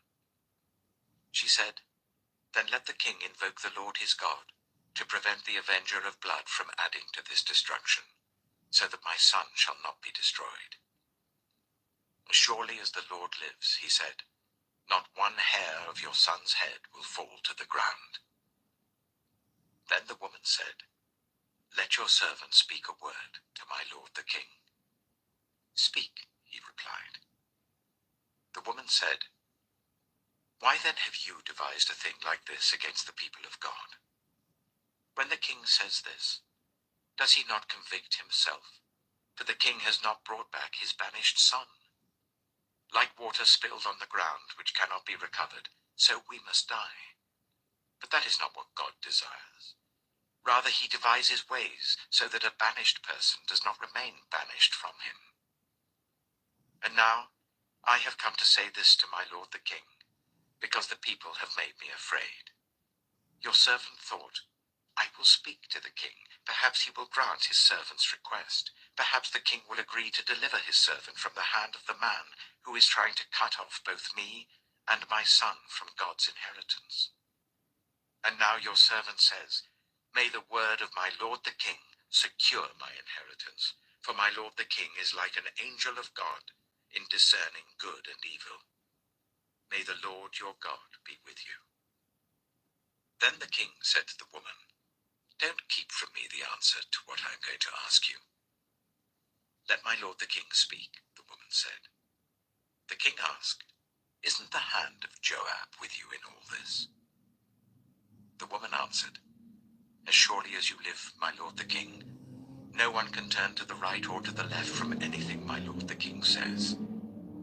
Yes, it was your servant Joab who instructed me to do this, and who put all these words into the mouth of your servant. Your servant Joab did this to change the present situation. My lord has wisdom like that of an angel of God. He knows everything that happens in the land.' The king said to Joab, 'Very well, I will do it. Go, bring back the young man Absalom.' Joab fell with his face to the ground to pay him honor, and he blessed the king. Joab said, 'Today your servant knows that he has found favor in your eyes, my lord the king, because the king has granted his servant's request.' Then Joab went to Geshur and brought Absalom back to Jerusalem. But the king said, "He must go to his own house. He must not see my face." So Absalom went to his own house and did not see the face of the king. In all Israel, there was not a man so highly praised for his handsome appearance as Absalom. From the top of his head to the sole of his foot, there was no blemish in him.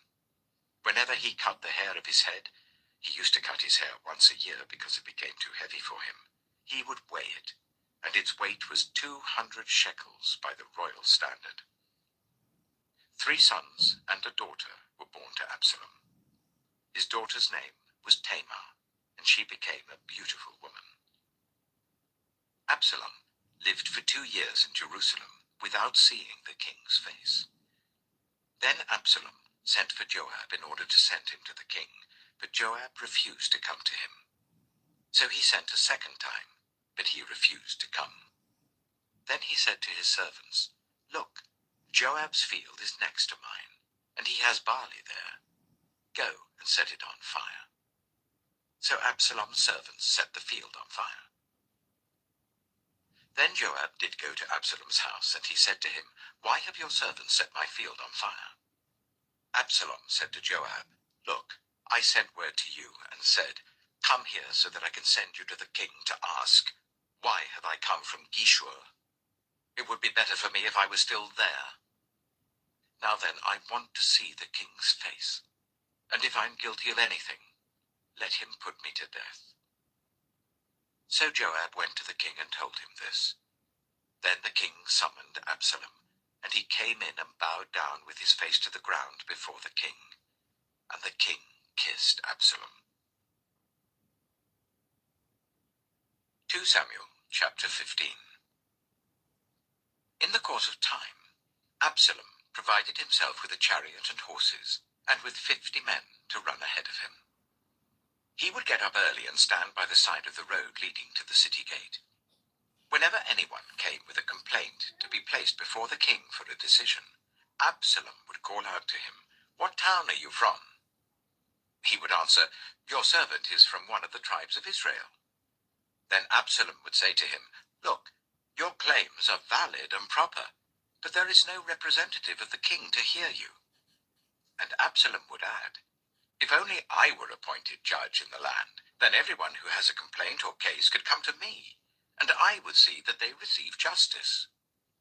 Also, whenever anyone approached him to bow down before him, Absalom would reach out his hand, take hold of him, and kiss him. Absalom behaved in this way towards all the Israelites who came to the king asking for justice, and so he stole the hearts of the people of Israel. At the end of 4 years, Absalom said to the king, "Let me go to Hebron and fulfill a vow I made to the Lord. While your servant was living in Geshur in Aram, I made this vow. If the Lord takes me back to Jerusalem, I will worship the Lord in Hebron." The king said to him, "Go in peace." So he went to Hebron. Then Absalom sent secret messengers throughout the tribes of Israel to say, "As soon as you hear the sound of the trumpets, then say, 'Absalom is king in Hebron.'" 200 men from Jerusalem had accompanied Absalom. They had been invited as guests and went quite innocently, knowing nothing about the matter. While Absalom was offering sacrifices, he also sent for Ahithophel, the Gilonite, David's counselor, to come from Gilo, his hometown. And so the conspiracy gained strength, and Absalom's following kept on increasing. A messenger came and told David, "The hearts of the people of Israel are with Absalom." Then David said to all his officials who were with him in Jerusalem, "Come, we must flee, or none of us will escape from Absalom. We must leave immediately, or he will move quickly to overtake us and bring ruin on us, and put the city to the sword." The king's officials answered him, "Your servants are ready to do whatever our lord the king chooses." The king set out, with his entire household following him. But he left 10 concubines to take care of the palace. So the king set out, with all the people following him, and they halted at the edge of the city. All his men marched past him, along with all the Kerethites and the Pelethites, and all the 600 Gittites who had accompanied him from Gath, marched before the king. The king said to Ittai the Gittite, "Why should you come along with us? Go back and stay with King Absalom. You are a foreigner, an exile from your homeland. You came only yesterday. And today shall I make you wander about with us, when I do not know where I'm going? Go back and take your people with you. May the Lord show you kindness and faithfulness." But Ittai replied to the king, "As surely as the Lord lives, and as my lord the king lives, wherever my lord the king may be, whether it means life or death, there will your servant be." David said to Ittai, "Go ahead, march on." So Ittai the Gittite marched on with all his men and the families that were with him. The whole countryside wept aloud as all the people passed by. The king also crossed the Kidron Valley, and all the people moved on towards the wilderness. Zadok was there too, and all the Levites who were with him were carrying the Ark of the Covenant of God. They set down the Ark of God, and Abiathar offered sacrifices until all the people had finished leaving the city. Then the king said to Zadok, "Take the Ark of God back into the city. If I find favor in the Lord's eyes, he will bring me back and let me see it and his dwelling place again. But if he says I am not pleased with you, then I am ready. Let him do to me whatever seems good to him." The king also said to Zadok the priest, "Do you understand? Go back to the city with my blessing. Take your son Ahimaaz with you, and also Abiathar's son Jonathan. You and Abiathar return with your 2 sons. I will wait at the fords in the wilderness until word comes from you to inform me." So Zadok and Abiathar took the Ark of God back to Jerusalem and stayed there. But David continued up the Mount of Olives, weeping as he went. His head was covered, and he was barefoot.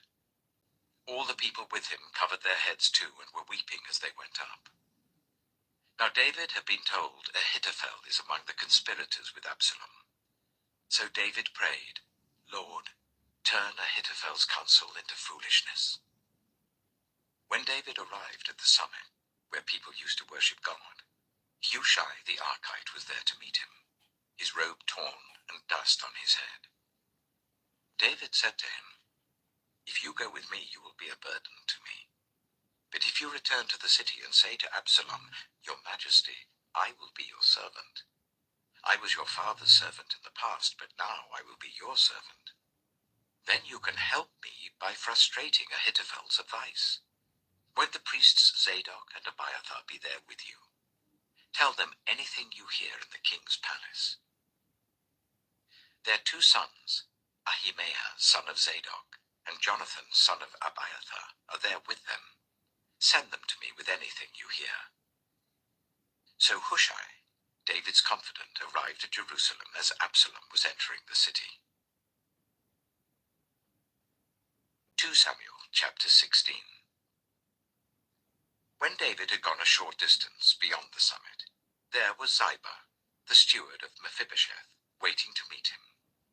He had a string of donkeys saddled and loaded with 200 loaves of bread, 100 cakes of raisins, 100 cakes of figs, and a skin of wine. The king asked Ziba, "Why have you brought these?" Ziba answered, "The donkeys are for the king's household to ride on, the bread and fruit are for the men to eat, and the wine is to refresh those who become exhausted in the wilderness." The king then asked, "Where is your master's grandson?" Ziba said to him, "He is staying in Jerusalem because he thinks, 'Today the Israelites will restore to me my grandfather's kingdom.'" Then the king said to Ziba, "All that belonged to Mephibosheth is now yours." "I humbly bow," Ziba said. "May I find favor in your eyes, my lord the king." As King David approached Behurim, a man from the same clan as Saul's family came out from there. His name was Shimei, the son of Jirah, and he cursed as he came out. He pelted David and all the king's officials with stones, though all the troops and the special guard were on David's right and left. As he cursed, Shimei said, get out, you murderer, you scoundrel. The Lord has repaid you for all the blood you shed in the household of Saul, in whose place you have reigned. The Lord has given the kingdom into the hands of your son Absalom. You have come to ruin because you are a murderer. Then Abishai, son of Zeruiah, said to the king, why should this dead dog curse my lord the king? Let me go over and cut off his head. But the king said, what does this have to do with you, you sons of Zeruiah? If he is cursing because the Lord said to him, curse David, who can ask, why do you do this? David then said to Abishai and all his officials, my son, my own flesh and blood, is trying to kill me. How much more then this Benjaminite? Leave him alone, let him curse, for the Lord has told him to. It may be that the Lord will look upon my misery and restore to me his covenant blessing instead of his curse today. So David and his men continued along the road, while Shimei was going along the hillside opposite him, cursing as he went and throwing stones at him and showering him with dirt. The king and all the people with him arrived at their destination exhausted, and there he refreshed himself. Meanwhile, Absalom and all the men of Israel came to Jerusalem, and Ahithophel was with him. Then Hushai the Archite, David's confidant, went to Absalom and said to him, long live the king! Long live the king! Absalom said to Hushai, so this is the love you show your friend? If he's your friend, why didn't you go with him? Hushai said to Absalom, no, the one chosen by the Lord, by these people and by all the men of Israel, his I will be, and I will remain with him. Furthermore, whom should I serve? Should I not serve the Son? Just as I served your father, so I will serve you. Absalom said to Ahithophel, give us your advice. What should we do? Ahithophel answered, sleep with your father's concubines, whom he left to take care of the palace. Then all Israel will hear that you have made yourself obnoxious to your father, and the hands of everyone with you will be more resolute. So they pitched a tent for Absalom on the roof, and he slept with his father's concubines in the sight of all Israel. Now in those days, the advice Ahithophel gave was like that of one who inquires of God. That was how both David and Absalom regarded all of Ahithophel's advice. 2 Samuel chapter 17. Ahithophel said to Absalom, I would choose 12,000 men and set out tonight in pursuit of David.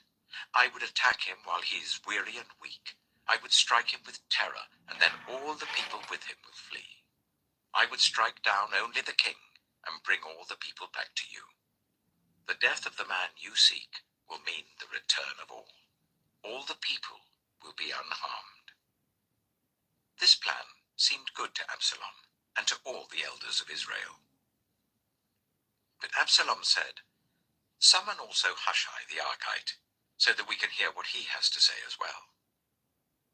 When Hushai came to him, Absalom said, Ahithophel has given this advice. Should we do what he says? If not, give us your opinion. Hushai replied to Absalom, the advice Ahithophel has given is not good this time. You know your father and his men. They're fighters, and as fierce as a wild bear robbed of her cubs. Besides, your father is an experienced fighter. He will not spend the night with the troops. Even now he is hidden in a cave or some other place. If he should attack your troops first, whoever hears about it will say, there has been a slaughter among the troops who follow Absalom. Then even the bravest soldier, whose heart is like the heart of a lion, will melt with fear, for all Israel knows that your father is a fighter, and that those with him are brave. So I advise you, let all Israel, from Dan to Beersheba, as numerous as the sand on the seashore, be gathered to you, with you yourself leading them into battle. Then we will attack him wherever he may be found, and we will fall on him as dew settles on the ground. Neither he nor any of his men will be left alive. If he withdraws into a city, then all Israel will bring ropes to that city, and we will drag it down to the valley until not so much as a pebble is left." Absalom and all the men of Israel said, "The advice of Hushai the Archite is better than that of Ahithophel." For the Lord had determined to frustrate the good advice of Ahithophel in order to bring disaster on Absalom. Hushai told Zadok and Abiathar the priests, "Ahithophel has advised Absalom and the elders of Israel to do such and such, but I have advised them to do so and so. Now send a message at once and tell David, do not spend the night at the fords in the wilderness. Cross over without fail, or the king and all the people with him will be swallowed up." Jonathan and Ahimaaz were staying at En-Rogel. A female servant was to go and inform them, and they were to go and tell King David, for they could not risk being seen entering the city. But a young man saw them and told Absalom. So the two of them left at once and went to the house of a man in Bahurim. He had a well in his courtyard, and they climbed down into it. His wife took a covering and spread it out over the opening of the well and scattered corn over it. No one knew anything about it. When Absalom's men came to the woman at the house, they asked, "Where are Ahimaaz and Jonathan?" The woman answered them, "They crossed over the brook." The men searched but found no one, so they returned to Jerusalem. After they had gone, the two climbed out of the well and went to inform King David. They said to him, "Set out and cross the river at once. Ahithophel has advised such and such against you." So David and all the people with him set out and crossed the Jordan. By daybreak, no one was left who had not crossed the Jordan. When Ahithophel saw that his advice had not been followed, he saddled his donkey and set out for his house in his hometown. He put his house in order and then hanged himself. So he died and was buried in his father's tomb. David went to Mahanaim, and Absalom crossed the Jordan with all the men of Israel. Absalom had appointed Amasa over the army in place of Joab. Amasa was the son of Jether, an Ishmaelite who had married Abigail, the daughter of Nahash, the sister of Zeruiah, the mother of Joab. The Israelites and Absalom camped in the land of Gilead. When David came to Mahanaim, Shobai, son of Nahash from Rabbah of the Ammonites, and Machir, son of Amiel from Lo-Debar, and Barzillai the Gilead from Rogelim, brought bedding and bowls and articles of pottery. They also brought wheat and barley, flour and roasted grain, beans and lentils, honey and curds, sheep and cheese from cow's milk for David and his people to eat. For they said, "The people have become exhausted and hungry and thirsty in the wilderness." 2 Samuel chapter 18. David mustered the men who were with him and appointed over them commanders of thousands and commanders of hundreds. David sent out his troops, a third under the command of Joab, a third under Joab's brother Abishai, son of Zeruiah, and a third under Ittai the Gittite. The king told the troops, "I myself will surely march out with you." But the men said, "You must not go out. If we are forced to flee, they won't care about us. Even if half of us die, they won't care. But you are worth 10,000 of us. It would be better now for you to give us support from the city." The king answered, "I will do whatever seems best to you." So the king stood beside the gate while all his men marched out in units of hundreds and of thousands. The king commanded Joab, Abishai, and Ittai, "Be gentle with the young man Absalom for my sake." And all the troops heard the king give orders concerning Absalom to each of the commanders. David's army marched out of the city to fight Israel, and the battle took place in the forest of Ephraim. There Israel's troops were routed by David's men, and the casualties that day were great, 20,000 men. The battle spread out over the whole countryside, and the forest swallowed up more men that day than the sword. Now Absalom happened to meet David's men. He was riding his mule, and as the mule went under the thick branches of a large oak, Absalom's hair got caught in the tree. He was left hanging in midair while the mule he was riding kept on going. When one of the men saw what had happened, he told Joab, "I have just seen Absalom hanging in an oak tree." Joab said to the man who had told him this, "What? You saw him? Why didn't you strike him to the ground right there? Then I would have had to give you 10 shekels of silver and a warrior's belt."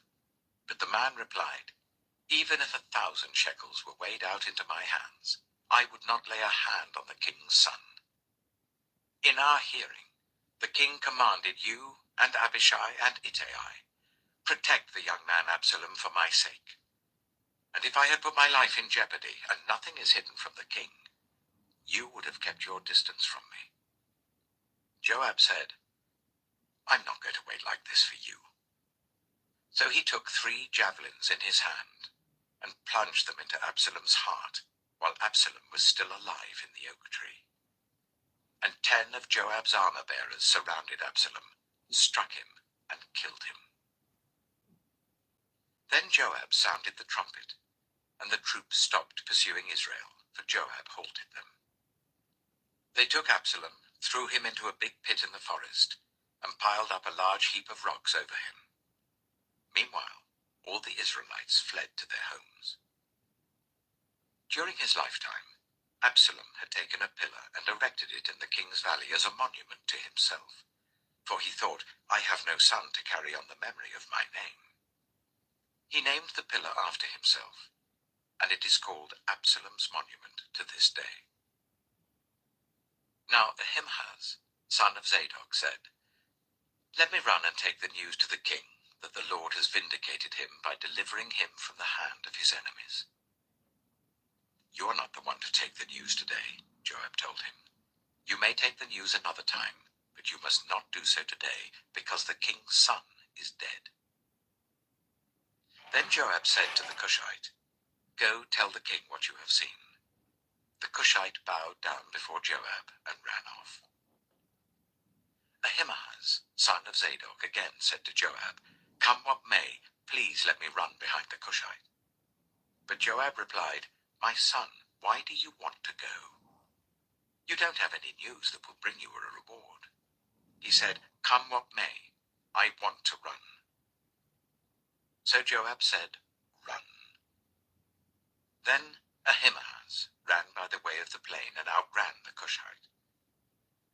While David was sitting between the inner and outer gates, the watchman went up to the roof of the gateway by the wall. As he looked out, he saw a man running alone. The watchman called out to the king and reported it.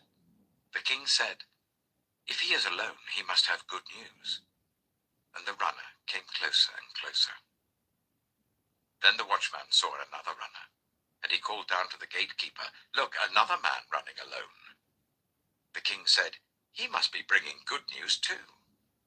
The watchman said, "Seems to me that the first one runs like Ahimaaz, son of Zadok."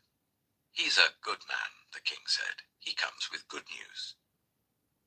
Then Ahimaaz called out to the king, "All is well." He bowed down before the king with his face to the ground and said, "Praise be to the Lord your God. He has delivered up those who lifted their hands against my lord the king." The king asked, "Is the young man Absalom safe?" Ahimaaz answered, "I saw great confusion, just as Joab was about to send the king's servant and me, your servant, but I don't know what it was."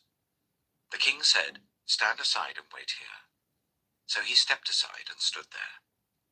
Then the Cushite arrived and said, "My lord the king, hear the good news. The Lord has vindicated you today by delivering you from the hand of all who rose up against you." The king asked the Cushite, "Is the young man Absalom safe?"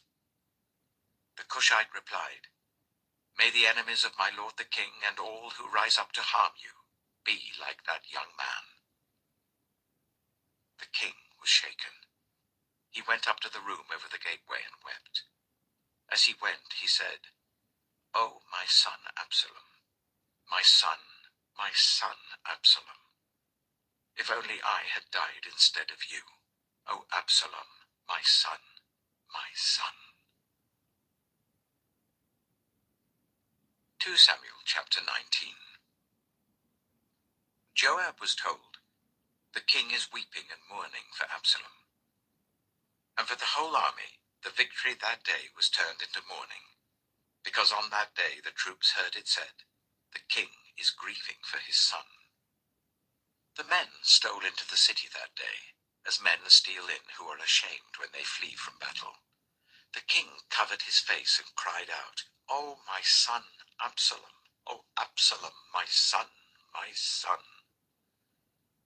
Then Joab went into the house to the king and said, "Today you have humiliated all your men who have just saved your life and the lives of your sons and daughters and the lives of your wives and concubines. You love those who hate you and hate those who love you. You've made it clear today that the commanders and their men mean nothing to you. I see that you would be pleased if Absalom were alive today and all of us were dead. Now go out and encourage your men. I swear by the Lord that if you don't go out, not a man will be left with you by nightfall. This will be worse for you than all the calamities that have come on you from your youth till now." So the king got up and took his seat in the gateway. When the men were told, "The king is sitting in the gateway," they all came before him. Meanwhile, the Israelites had fled to their homes. Throughout the tribes of Israel, all the people were arguing among themselves, saying, "The king delivered us from the hand of our enemies. He is the one who rescued us from the hand of the Philistines. But now he has fled the country to escape from Absalom, and Absalom, whom we anointed to rule over us, has died in battle. So why do you say nothing about bringing the king back?" King David sent this message to Zadok and Abiathar the priests. "Ask the elders of Judah, why should you be the last to bring the king back to his palace, since what is being said throughout Israel has reached the king at his quarters? You are my relatives, my own flesh and blood. So why should you be the last to bring back the king? And say to Amasa, are you not my own flesh and blood? May God deal with me, be it ever so severely, if you are not the commander of my army for life in place of Joab." He won over the hearts of the men of Judah, so that they were all of one mind. They sent word to the king, "Return, you and all your men." Then the king returned and went as far as the Jordan. Now the men of Judah had come to Gilgal to go out and meet the king and bring him across the Jordan. Shimei, son of Gera, the Benjamite from Bahurim, hurried down with the men of Judah to meet King David. With him were 1,000 Benjaminites, along with Ziba, the steward of Saul's household, and his 15 sons and 20 servants. They rushed to the Jordan where the king was.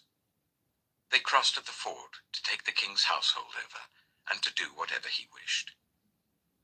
When Shimei, son of Gera, crossed the Jordan, he fell prostrate before the king and said to him, "May my lord not hold me guilty.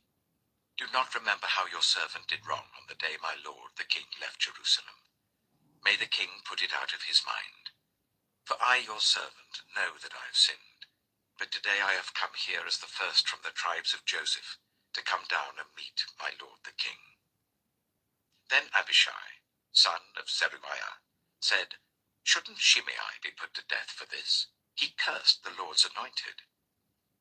David replied, "What does this have to do with you, you sons of Zeruiah? What right do you have to interfere? Should anyone be put to death in Israel today? Don't I know that today I am king over Israel?" So the king said to Shimei, "You shall not die." And the king promised him on oath. Mephibosheth, Saul's grandson, also went down to meet the king. He had not taken care of his feet or trimmed his moustache or washed his clothes from the day the king left until the day he returned safely. When he came from Jerusalem to meet the king asked him, "Why didn't you go with me, Mephibosheth?" He said, "My lord the king, since I, your servant, am lame, I said, I will have my donkey saddled and will ride on it, so that I can go with the king.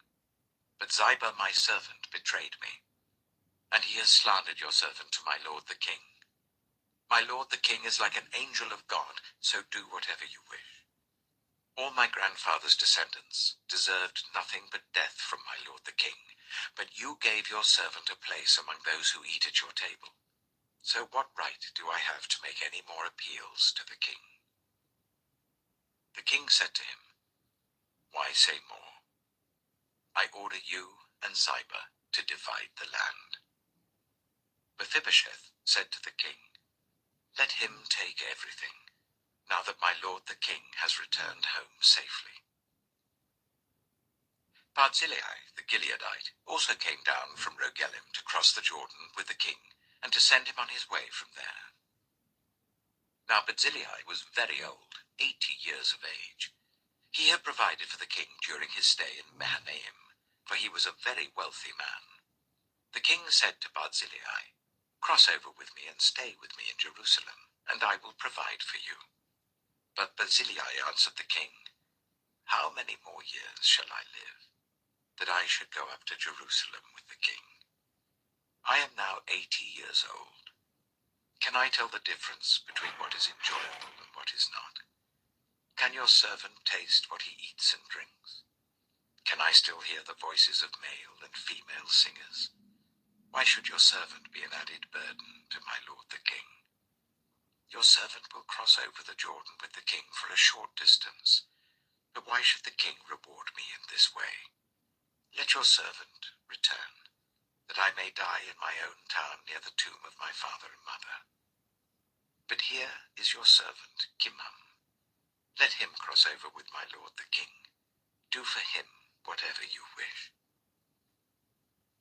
The king said, "Kimham shall cross over with me, and I will do for him whatever you wish. And anything you desire from me, I will do for you." So all the people crossed the Jordan, and then the king crossed over. The king kissed Barzillai and bade him farewell, and Barzillai returned to his home. When the king crossed over to Gilgal, Kimham crossed with him. All the troops of Judah and half the troops of Israel had taken the king over. Soon all the men of Israel were coming to the king and saying to him, "Why did our brothers, the men of Judah, steal the king away and bring him and his household across the Jordan, together with all his men?" All the men of Judah answered the men of Israel, "We did this because the king is closely related to us. Why are you angry about it? Have we eaten any of the king's provisions? Have we taken anything for ourselves?" Then the men of Israel answered the men of Judah, "We have 10 shares in the king, so we have a greater claim on David than you have. Why then do you treat us with contempt? Weren't we the first to speak of bringing back our king?" But the men of Judah pressed their claims even more forcefully than the men of Israel. 2 Samuel chapter 20. Now a troublemaker named Sheba, son of Bichri, a Benjaminite, happened to be there. He sounded the trumpet and shouted, "We have no share in David, no part in Jesse's son. Every man to his tent, Israel." So all the men of Israel deserted David to follow Sheba, son of Bichri. But the men of Judah stayed by their king all the way from the Jordan to Jerusalem. When David returned to his palace in Jerusalem, he took the 10 concubines he had left to take care of the palace and put them in a house under guard. He provided for them, but had no sexual relations with them. They were kept in confinement till the day of their death, living as widows. Then the king said to Amasa, "Summon the men of Judah to come to me within 3 days, and be here yourself." But when Amasa went to summon Judah, he took longer than the time the king had set for him. David said to Abishai, "Now Sheba, son of Bichri, will do us more harm than Absalom did. Take your master's men and pursue him, or he will find fortified cities and escape from us." So Joab's men and the Kerethites and the Pelethites and all the mighty warriors went out under the command of Abishai. They marched out from Jerusalem to pursue Sheba, son of Bichri. While they were at the great rock in Gibeon, Amasa came to meet them. Joab was wearing his military tunic, and strapped over it at his waist was a belt with a dagger in its sheath. As he stepped forward, it dropped out of its sheath. Joab said to Amasa, "How are you, my brother?" Then Joab took Amasa by the beard with his right hand to kiss him. Amasa was not on his guard against the dagger in Joab's hand, and Joab plunged it into his belly, and his intestines spilled out onto the ground. Without being stabbed again, Amasa died. Then Joab and his brother Abishai pursued Sheba, son of Bichri. One of Joab's men stood beside Amasa and said, "Whoever favors Joab, and whoever is for David, let him follow Joab." Amasa lay wallowing in his blood in the middle of the road, and the man saw that all the troops came to a halt there. When he realized that everyone who came up to Amasa stopped, he dragged him from the road into a field and threw a garment over him. After Amasa had been removed from the road, everyone went on with Joab to pursue Sheba, son of Bichri. Sheba passed through all the tribes of Israel to Abel-Beth-Maachah, and through the entire region of the Bichrites, who gathered together and followed him. All the troops with Joab came and besieged Sheba in Abel-Beth-Maachah. They built a siege ramp up to the city, and it stood against the outer fortifications. While they were battering the wall to bring it down, a wise woman called from the city, "Listen, listen! Tell Joab to come here so that I can speak to him."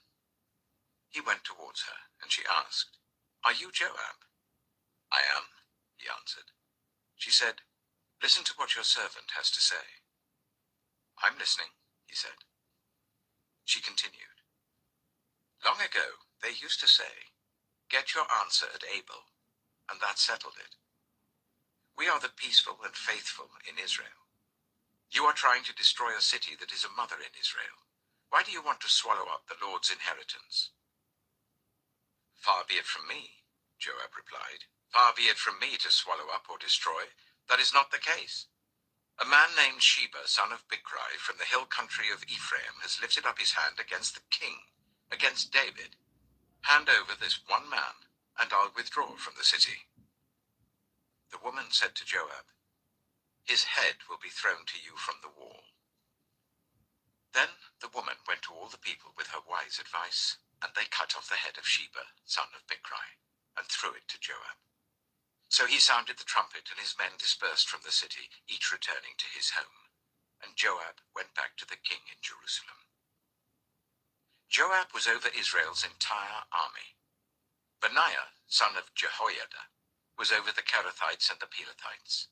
Adoniram was in charge of forced labor. Jehoshaphat, son of Ahilud, was recorder.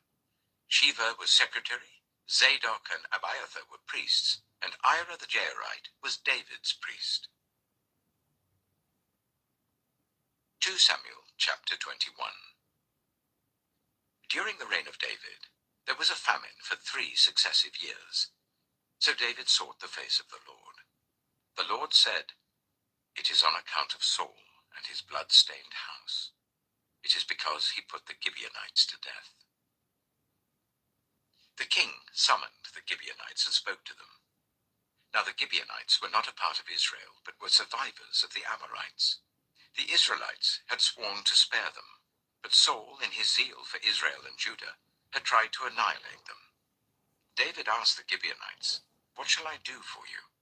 How shall I make atonement so that you will bless the Lord's inheritance?"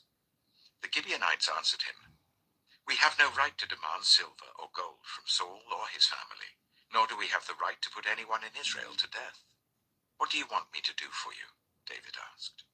They answered the king, "As for the man who destroyed us and plotted against us, so that we have been decimated and have no place anywhere in Israel, let 7 of his male descendants be given to us to be killed, and their bodies exposed before the Lord at Gibeah of Saul, the Lord's chosen one." So the king said, "I will give them to you." The king spared Mephibosheth, son of Jonathan, the son of Saul, because of the oath before the Lord between David and Jonathan, son of Saul.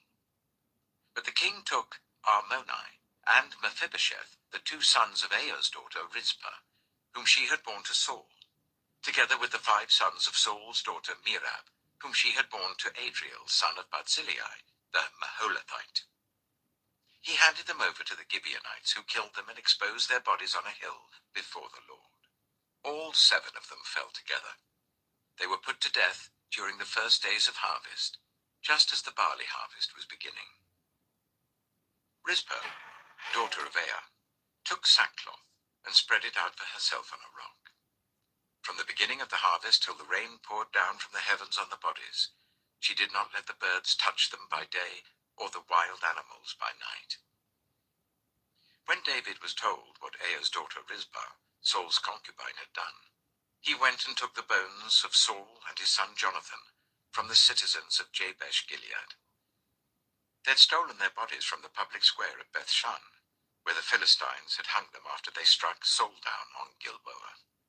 David brought the bones of Saul and his son Jonathan from there, and the bones of those who had been killed and exposed were gathered up. They buried the bones of Saul and his son Jonathan in the tomb of Saul's father Kish at Zelah in Benjamin, and did everything the king commanded. After that, God answered prayer on behalf of the land. Once again, there was a battle between the Philistines and Israel. David went down with his men to fight against the Philistines, and he became exhausted. And Ishbi-Benob, one of the descendants of Rapha, whose bronze spearhead weighed 300 shekels, and who was armed with a new sword, said he would kill David. But Abishai, son of Zeruiah, came to David's rescue. He struck the Philistine down and killed him. Then David's men swore to him, saying, "Never again will you go out with us in battle, so that the lamp of Israel will not be extinguished." In the course of time, there was another battle with the Philistines at Gob. At that time, Sibbecai, the Hushathite, killed Saph, one of the descendants of Rapha. In another battle with the Philistines at Gob, Elhanan, son of Jair, the Bethlehemite, killed the brother of Goliath, the Gittite, who had a spear with a shaft like a weaver's rod. In still another battle which took place at Gath, there was a huge man with 6 fingers on each hand and 6 toes on each foot, 24 in all. He also was descended from Rapha. When he taunted Israel, Jonathan, son of Shimeah, David's brother, killed him. There were 4 descendants of Rapha in Gath, and they fell at the hands of David and his men. 2 Samuel chapter 22. David sang to the Lord the words of this song, when the Lord delivered him from the hand of all his enemies and from the hand of Saul. He said, "The Lord is my rock, my fortress and my deliverer. My God is my rock in whom I take refuge, my shield and the horn of my salvation. He is my stronghold, my refuge and my Saviour. From violent people you save me. I called to the Lord who is worthy of praise, and have been saved from my enemies. The waves of death swirled about me, the torrents of destruction overwhelmed me. The cords of the grave coiled around me, the snares of death confronted me. In my distress I called to the Lord. I called out to my God. From his temple he heard my voice. My cry came to his ears. The earth trembled and quaked. The foundations of the heavens shook. They trembled because he was angry. Smoke rose from his nostrils. Consuming fire came from his mouth. Burning coals blazed out of it. He parted the heavens and came down. Dark clouds were under his feet. He mounted the cherubim and flew. He soared on the wings of the wind. He made darkness his canopy around him, the dark rain clouds of the sky. Out of the brightness of his presence, bolts of lightning blazed forth. The Lord thundered from heaven. The voice of the Most High resounded. He shot his arrows and scattered the enemy. With great bolts of lightning he routed them. The valleys of the sea were exposed, and the foundations of the earth laid bare at the rebuke of the Lord, at the blast of breath from his nostrils. He reached down from on high and took hold of me. He drew me out of deep waters. He rescued me from my powerful enemy, from my foes who were too strong for me. They confronted me in the day of my disaster, but the Lord was my support. He brought me out into a spacious place. He rescued me because he delighted in me. The Lord has dealt with me according to my righteousness. According to the cleanness of my hands, he has rewarded me. For I have kept the ways of the Lord. I am not guilty of turning from my God. All his laws are before me. I have not turned away from his decrees. I have been blameless before him, and have kept myself from sin. The Lord has rewarded me according to my righteousness, according to my cleanness in his sight. To the faithful, you show yourself faithful. To the blameless, you show yourself blameless. To the pure, you show yourself pure. But to the devious, you show yourself shrewd. You save the humble, but your eyes are on the haughty to bring them low. You, Lord, are my lamp. The Lord turns my darkness into light. With your help I can advance against a troop. With my God I can scale a wall. As for God, his way is perfect. The Lord's word is flawless. He shields all who take refuge in him. For who is God besides the Lord? And who is the rock except our God? It is God who arms me with strength and keeps my way secure. He makes my feet like the feet of a deer. He causes me to stand on the heights. He trains my hands for battle. My arms can bend a bow of bronze. You make your saving help my shield. Your help has made me great. You provide a broad path for my feet, so that my ankles do not give way. I pursued my enemies and crushed them. I did not turn back till they were destroyed. I crushed them completely, and they could not rise. They fell beneath my feet. You armed me with strength for battle. You humbled my adversaries before me. You made my enemies turn their backs in flight, and I destroyed my foes. They cried for help, but there was no one to save them. To the Lord, but he did not answer. I beat them as fine as the dust of the earth. I pounded and trampled them like mud in the streets. You have delivered me from the attacks of the peoples. You have preserved me as the head of nations. People I did not know now serve me. Foreigners cower before me. As soon as they hear of me, they obey me. They all lose heart. They come trembling from their strongholds. The Lord lives. Praise be to my rock. Exalted be my God, the rock, my Savior. He is the God who avenges me, who puts the nations under me, who sets me free from my enemies. You exalted me above my foes. From a violent man you rescued me. Therefore I will praise you, Lord, among the nations. I will sing the praises of your name. He gives his king great victories. He shows unfailing kindness to his anointed, to David and his descendants forever. 2 Samuel chapter 23. These are the last words of David. The inspired utterance of David, son of Jesse. The utterance of the man exalted by the Most High. The man anointed by the God of Jacob, the hero of Israel's songs. The Spirit of the Lord spoke through me. His word was on my tongue. The God of Israel spoke. The Rock of Israel said to me, when one rules over people in righteousness, when he rules in the fear of God, he is like the light of morning at sunrise on a cloudless morning, like the brightness after rain that brings grass from the earth. If my house were not right with God, surely he would not have made with me an everlasting covenant, arranged and secured in every part. Surely he would not bring to fruition my salvation and grant me my every desire.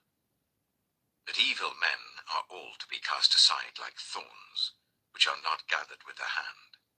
Whoever touches thorns uses a tool of iron or the shaft of a spear. They are burned up where they lie. These are the names of David's mighty warriors. Josheb-Bashebeth, a Tachimonite, was chief of the three. He raised his spear against 800 men whom he killed in one encounter. Next to him was Eleazar, son of Dodai the Ahohite. As one of the 3 mighty warriors, he was with David when they taunted the Philistines gathered at Pasdammim for battle. Then the Israelites retreated, but Eleazar stood his ground and struck down the Philistines till his hand grew tired and froze to the sword. The Lord brought about a great victory that day. The troops returned to Eleazar, but only to strip the dead. Next to him was Shammah, son of Agi, the Hararite. When the Philistines banded together at a place where there was a field full of lentils, Israel's troops fled from them. But Shammah took his stand in the middle of the field. He defended it and struck the Philistines down, and the Lord brought about a great victory.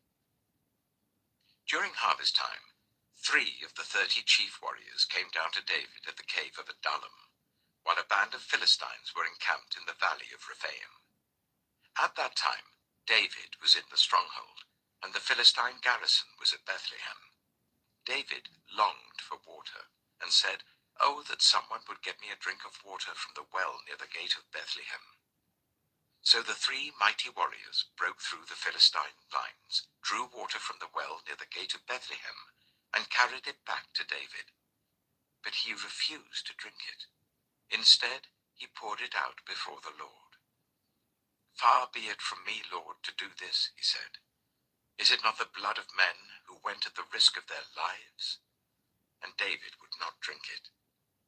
Such were the exploits of the 3 mighty warriors. Abishai, the brother of Joab, son of Zeruiah, was chief of the 3. He raised his spear against 300 men, whom he killed, and so he became as famous as the 3. Was he not held in greater honor than the 3?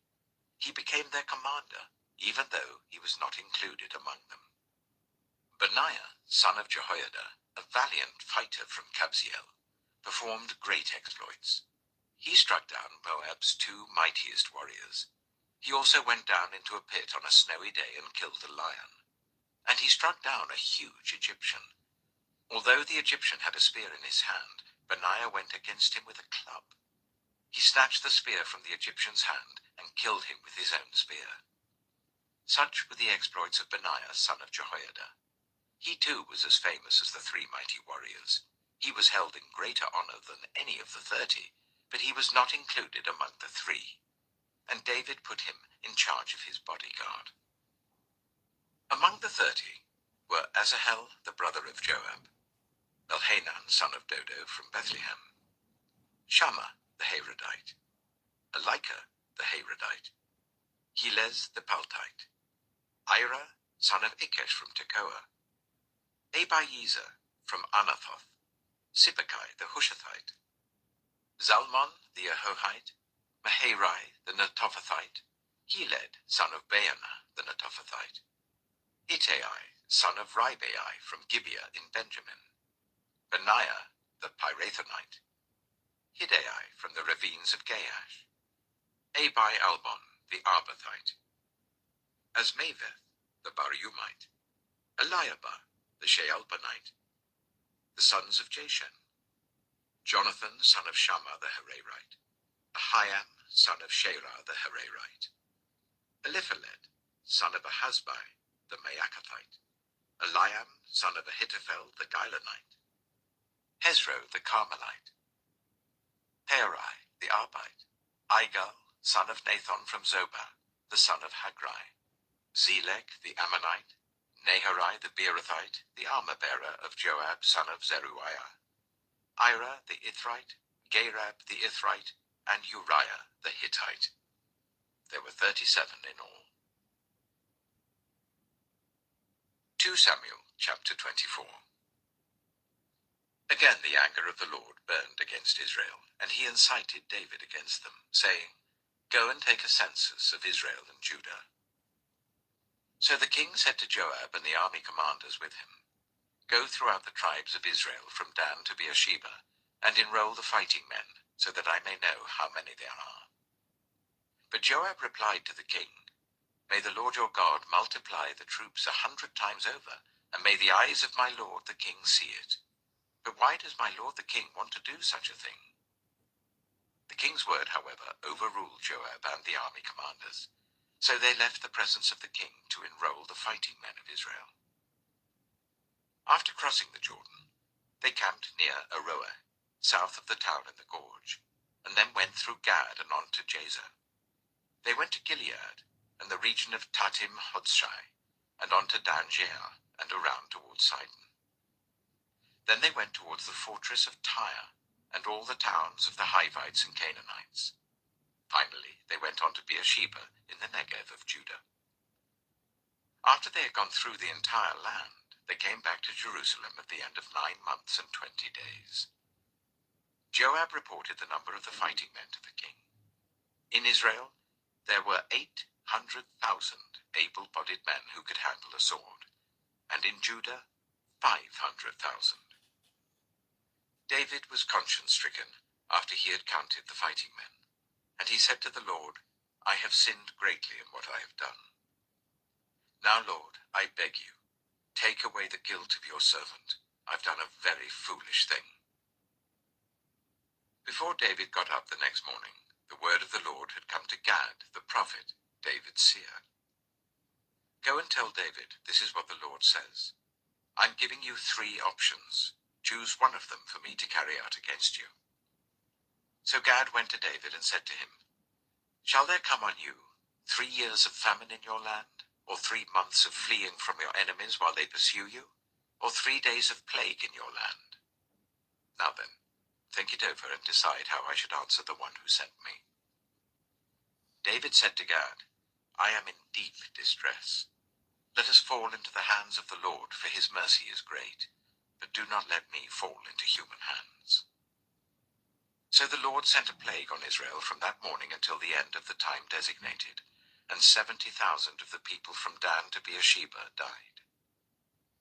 When the angel stretched out his hand to destroy Jerusalem, the Lord relented concerning the disaster, and said to the angel who was afflicting the people, Enough, withdraw your hand.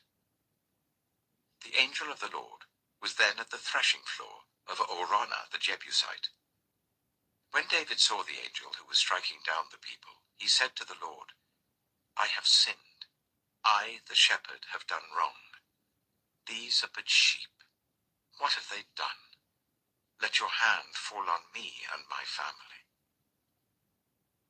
On that day, Gad went to David and said to him, Go up and build an altar to the Lord on the threshing floor of Araunah the Jebusite. So David went up as the Lord had commanded through Gad. When Araunah looked and saw the king and his officials coming towards him, he went out and bowed down before the king with his face to the ground. Araunah said, Why has my lord the king come to his servant? To buy your threshing floor, David answered, so that I can build an altar to the Lord, that the plague on the people may be stopped. Araunah said to David, Let my lord the king take whatever he wishes and offer it up. Here are oxen for the burnt offering, and here are threshing sledges and ox yokes for the wood. Your majesty, Araunah gives all this to the king. Araunah also said to him, May the Lord your God accept you. But the king replied to Araunah, No, I insist on paying you for it. I will not sacrifice to the Lord my God burnt offerings that cost me nothing. So David bought the threshing floor and the oxen and paid 50 shekels of silver for them. David built an altar to the Lord there and sacrificed burnt offerings and fellowship offerings. Then the Lord answered his prayer on behalf of the land, and the plague on Israel was stopped. The first book of Kings. 1 Kings, chapter 1. When King David was very old, he could not keep warm, even when they put covers over him. So his attendants said to him, Let us look for a young virgin to serve the king and take care of him. She can lie beside him, so that our lord the king may keep warm. Then they searched throughout Israel for a beautiful young woman, and found Abishag, a Shunammite, and brought her to the king. The woman was very beautiful. She took care of the king and waited on him, but the king had no sexual relations with her. Now Adonijah, whose mother was Haggith, put himself forward and said, I will be king." So he got chariots and horses ready, with 50 men to run ahead of him. His father had never rebuked him by asking, "Why do you behave as you do?" He was also very handsome, and was born next after Absalom. Adonijah conferred with Joab, son of Zeruiah, and with Abiathar the priest, and they gave him their support. But Zadok the priest, Benaiah, son of Jehoiada, Nathan the prophet, Shimei, and Rei, and David's special guard, did not join Adonijah. Adonijah then sacrificed sheep, cattle, and fattened calves at the stone of Zoheleth near En-Rogel. He invited all his brothers, the king's sons, and all the royal officials of Judah, but he did not invite Nathan the prophet, or Benaiah, or the special guard, or his brother Solomon. Then Nathan asked Bathsheba, Solomon's mother, "Have you not heard that Adonijah, the son of Haggith, has become king, and our Lord David knows nothing about it? Now then, let me advise you how you can save your own life and the life of your son Solomon. Go into King David and say to him, 'My lord the king, did you not swear to me, your servant, surely Solomon your son shall be king after me, and he will sit on my throne? Why then has Adonijah become king?' While you're still there talking to the king, I will come in and add my word to what you have said." So Bathsheba went to see the aged king in his room, where Abishag the Shunammite was attending him. Bathsheba bowed down, prostrating herself before the king. "What is it you want?" the king asked. She said to him, "My lord, you yourself swore to me, your servant, by the Lord your God, Solomon your son shall become king after me, and he will sit on my throne. But now Adonijah has become king, and you, my lord the king, do not know about it. He has sacrificed great numbers of cattle, fattened calves, and sheep, and has invited all the king's sons, Abiathar the priest, and Joab the commander of the army, but he has not invited Solomon your servant. My lord the king, the eyes of all Israel are on you, to learn from you who will sit on the throne of my lord the king after him. Otherwise, as soon as my lord the king is laid to rest with his ancestors, I and my son Solomon will be treated as criminals." While she was still speaking with the king, Nathan the prophet arrived. And the king was told, "Nathan the prophet is here." So he went before the king and bowed with his face to the ground. Nathan said, "Have you, my lord the king, declared that Adonijah shall be king after you, and that he will sit on your throne? Today he has gone down and sacrificed great numbers of cattle, fattened calves, and sheep. He has invited all the king's sons, the commanders of the army, and Abiathar the priest. At this very moment they're eating and drinking with him and saying, 'Long live King Adonijah.' But me, your servant, and Zadok the priest, and Benaiah son of Jehoiada, and your servant Solomon he did not invite. Is this something my lord the king has done without letting his servants know who should sit on the throne of my lord the king after him?" Then King David said, "Call in Bathsheba." So she came into the king's presence and stood before him. The king then took an oath. "As surely as the Lord lives, who has delivered me out of every trouble, I will surely carry out this very day what I swore to you by the Lord, the God of Israel. Solomon, your son, shall be king after me, and he will sit on my throne in my place." Then Bathsheba bowed down with her face to the ground, prostrating herself before the king, and said, "May my lord King David live forever." King David said, "Call in Zadok the priest, Nathan the prophet, and Benaiah son of Jehoiada." When they came before the king, he said to them, "Take your lord's servants with you, and put Solomon my son on my mule, and take him down to Gihon. There shall Zadok the priest and Nathan the prophet anoint him king over Israel. Blow the trumpet and shout, 'Long live King Solomon.' Then you are to go up with him, and he is to come and sit on my throne and reign in my place. I have appointed him ruler over Israel and Judah." Benaiah, son of Jehoiada, answered the king, "Amen. May the Lord, the God of my lord the king, so declare it. As the Lord was with my lord the king, so may he be with Solomon to make his throne even greater than the throne of my lord King David. So Zadok the priest, Nathan the prophet, Benaiah son of Jehoiada, the Kerethites and the Pelethites went down and put Solomon on King David's mule, and they escorted him to Gihon. Zadok the priest took the horn of oil from the sacred tent and anointed Solomon. Then they sounded the trumpet, and all the people shouted, "Long live King Solomon!" And all the people went up after him, playing pipes and rejoicing greatly, so that the ground shook with the sound. Adonijah and all the guests who were with him heard it as they were finishing their feast. On hearing the sound of the trumpet, Joab asked, "What's the meaning of all the noise in the city?" Even as he was speaking, Jonathan, son of Abiathar the priest, arrived. Adonijah said, "Come in. A worthy man like you must be bringing good news."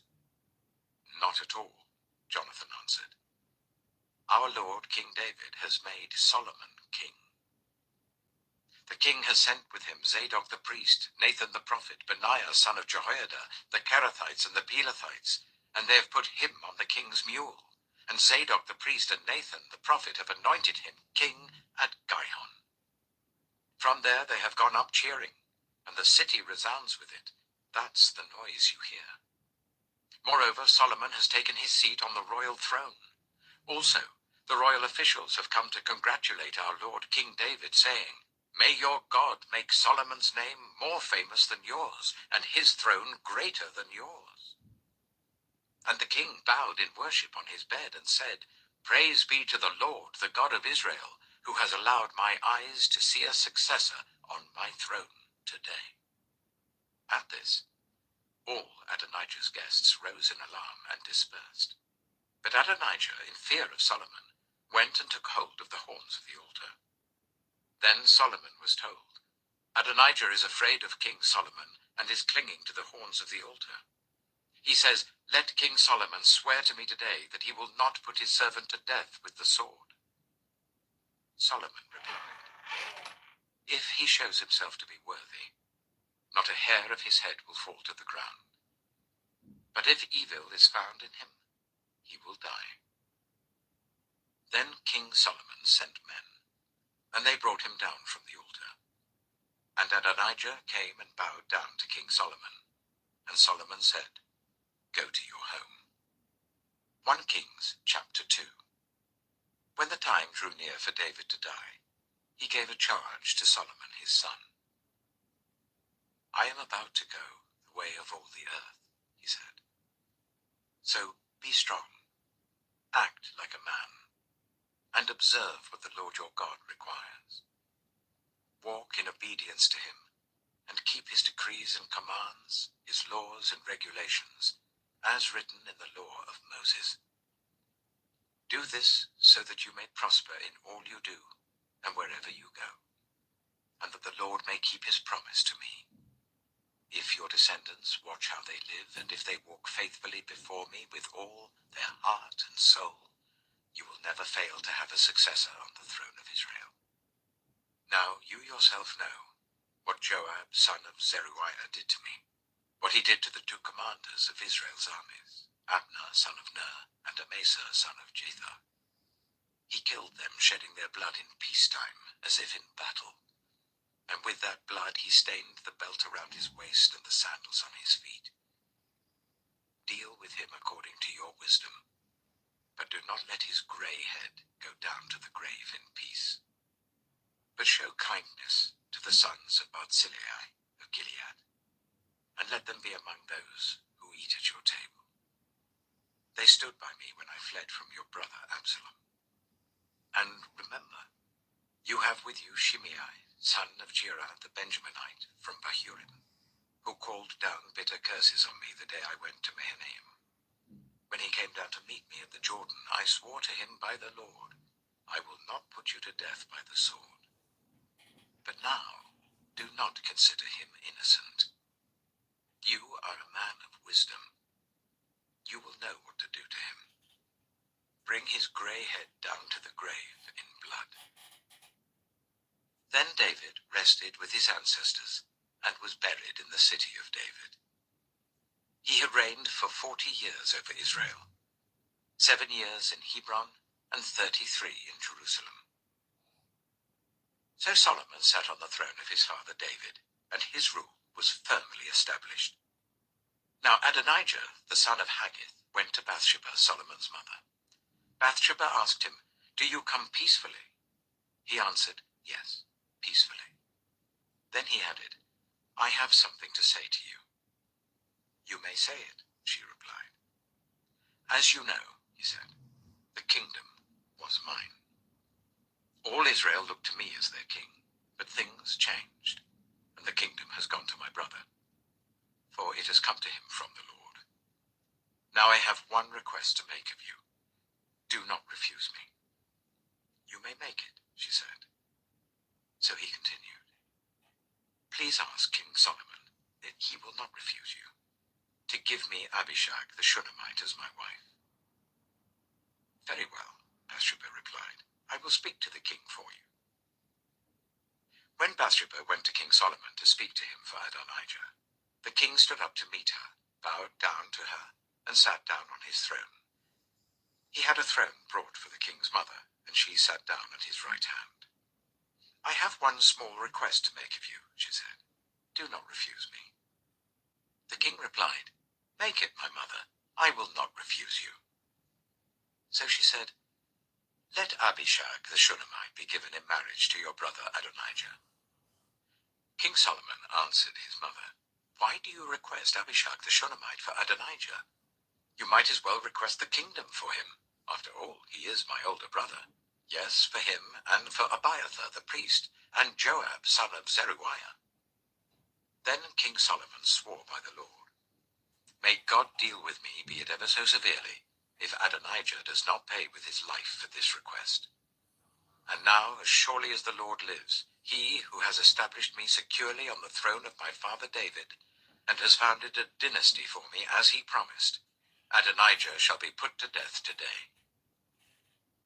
So King Solomon gave orders to Benaiah son of Jehoiada, and he struck down Adonijah, and he died.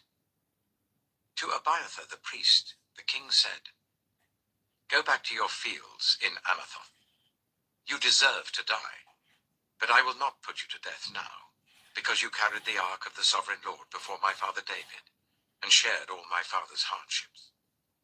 So Solomon removed Abiathar from the priesthood of the Lord, fulfilling the word the Lord had spoken at Shiloh about the house of Eli.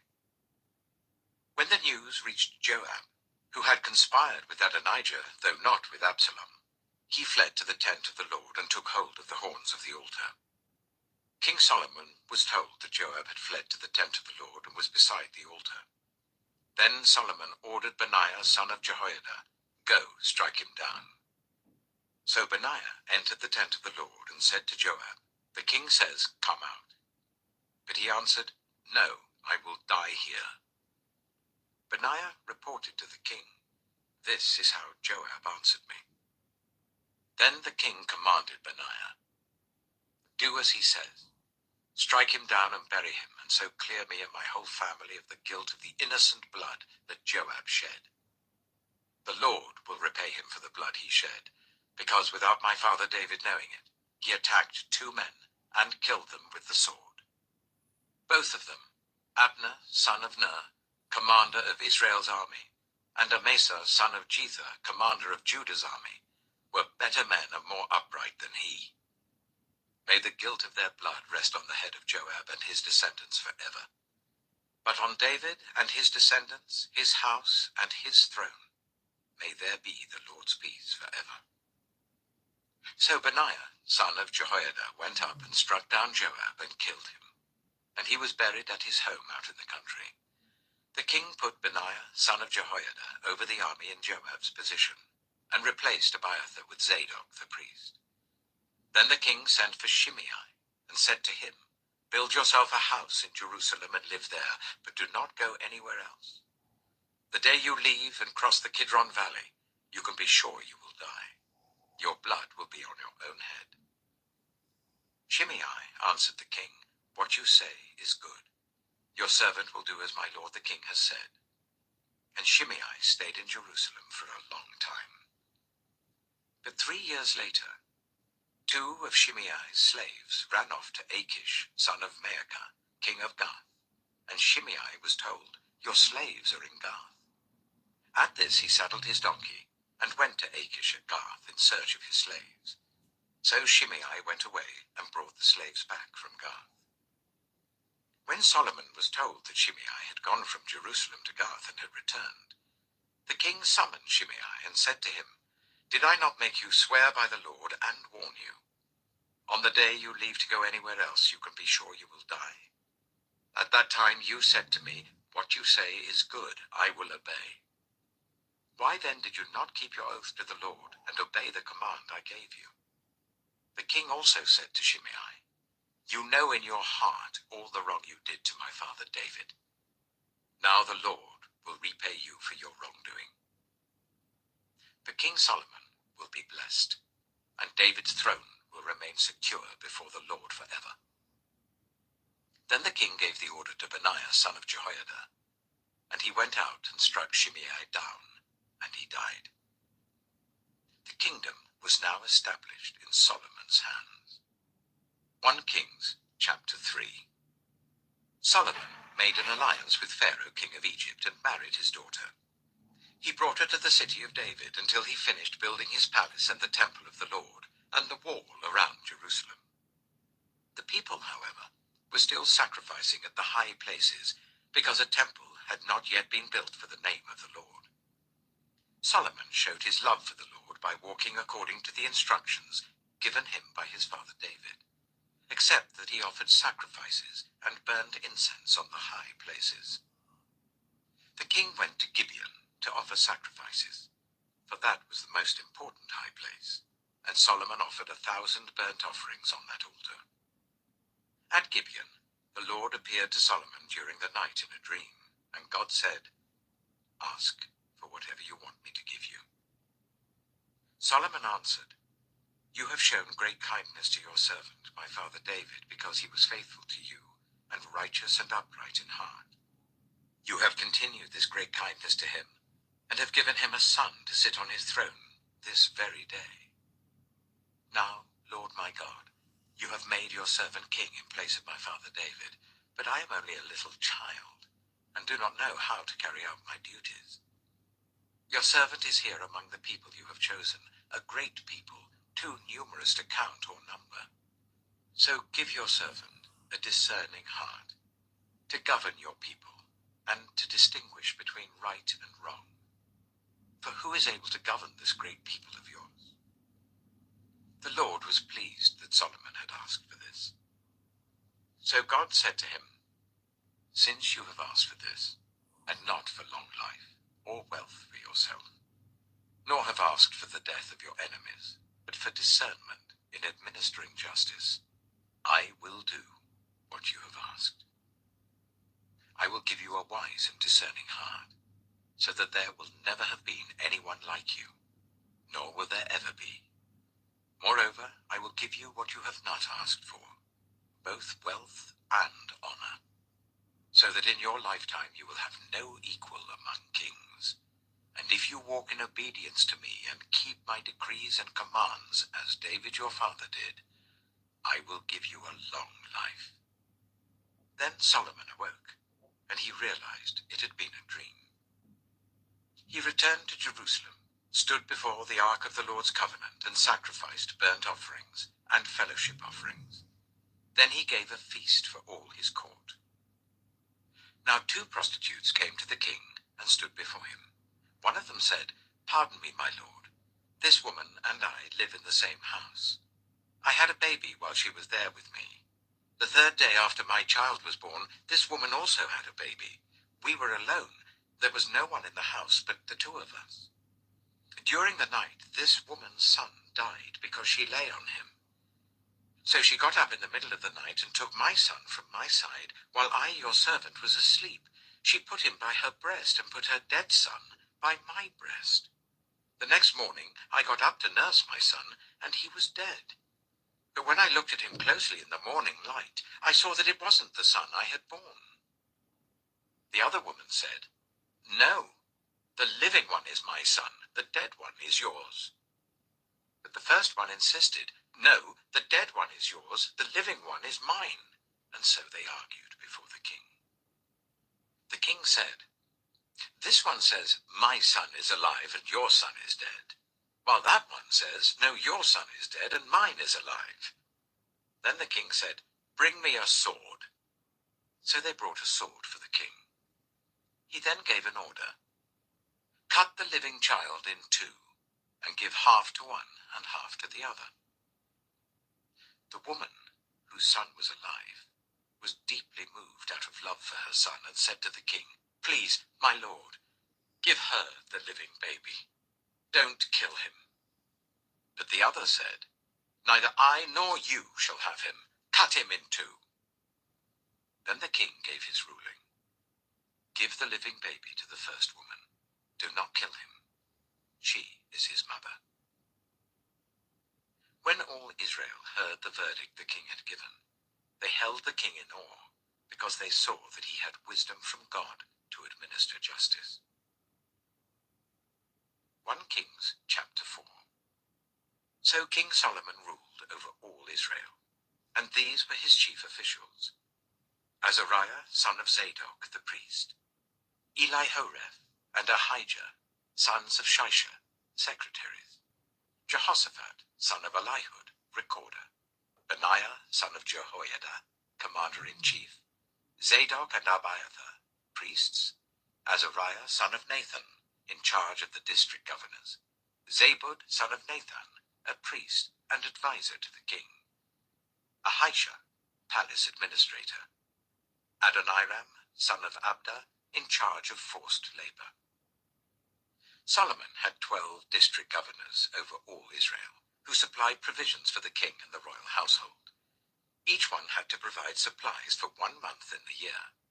These are their names: Ben-Hur, in the hill country of Ephraim; Ben-Dika, in Makaz, Shaalbim, Beth-Shemesh, and Elon-Bethhanan; Ben-Hesed, in Aruboth; Soko and all the land of Hepher was his; Ben-Abinadab, in Naphoth-Dor.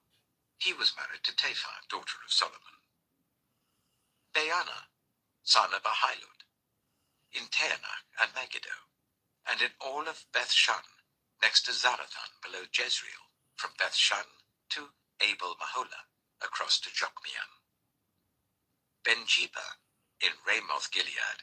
The settlements of Jair, son of Manasseh in Gilead, were his, as well as the region of Argob in Bashan, and its 60 large walled cities with bronze gate bars; Ahinadab, son of Iddo, in Mahanaim; Ahimaaz, in Naphtali.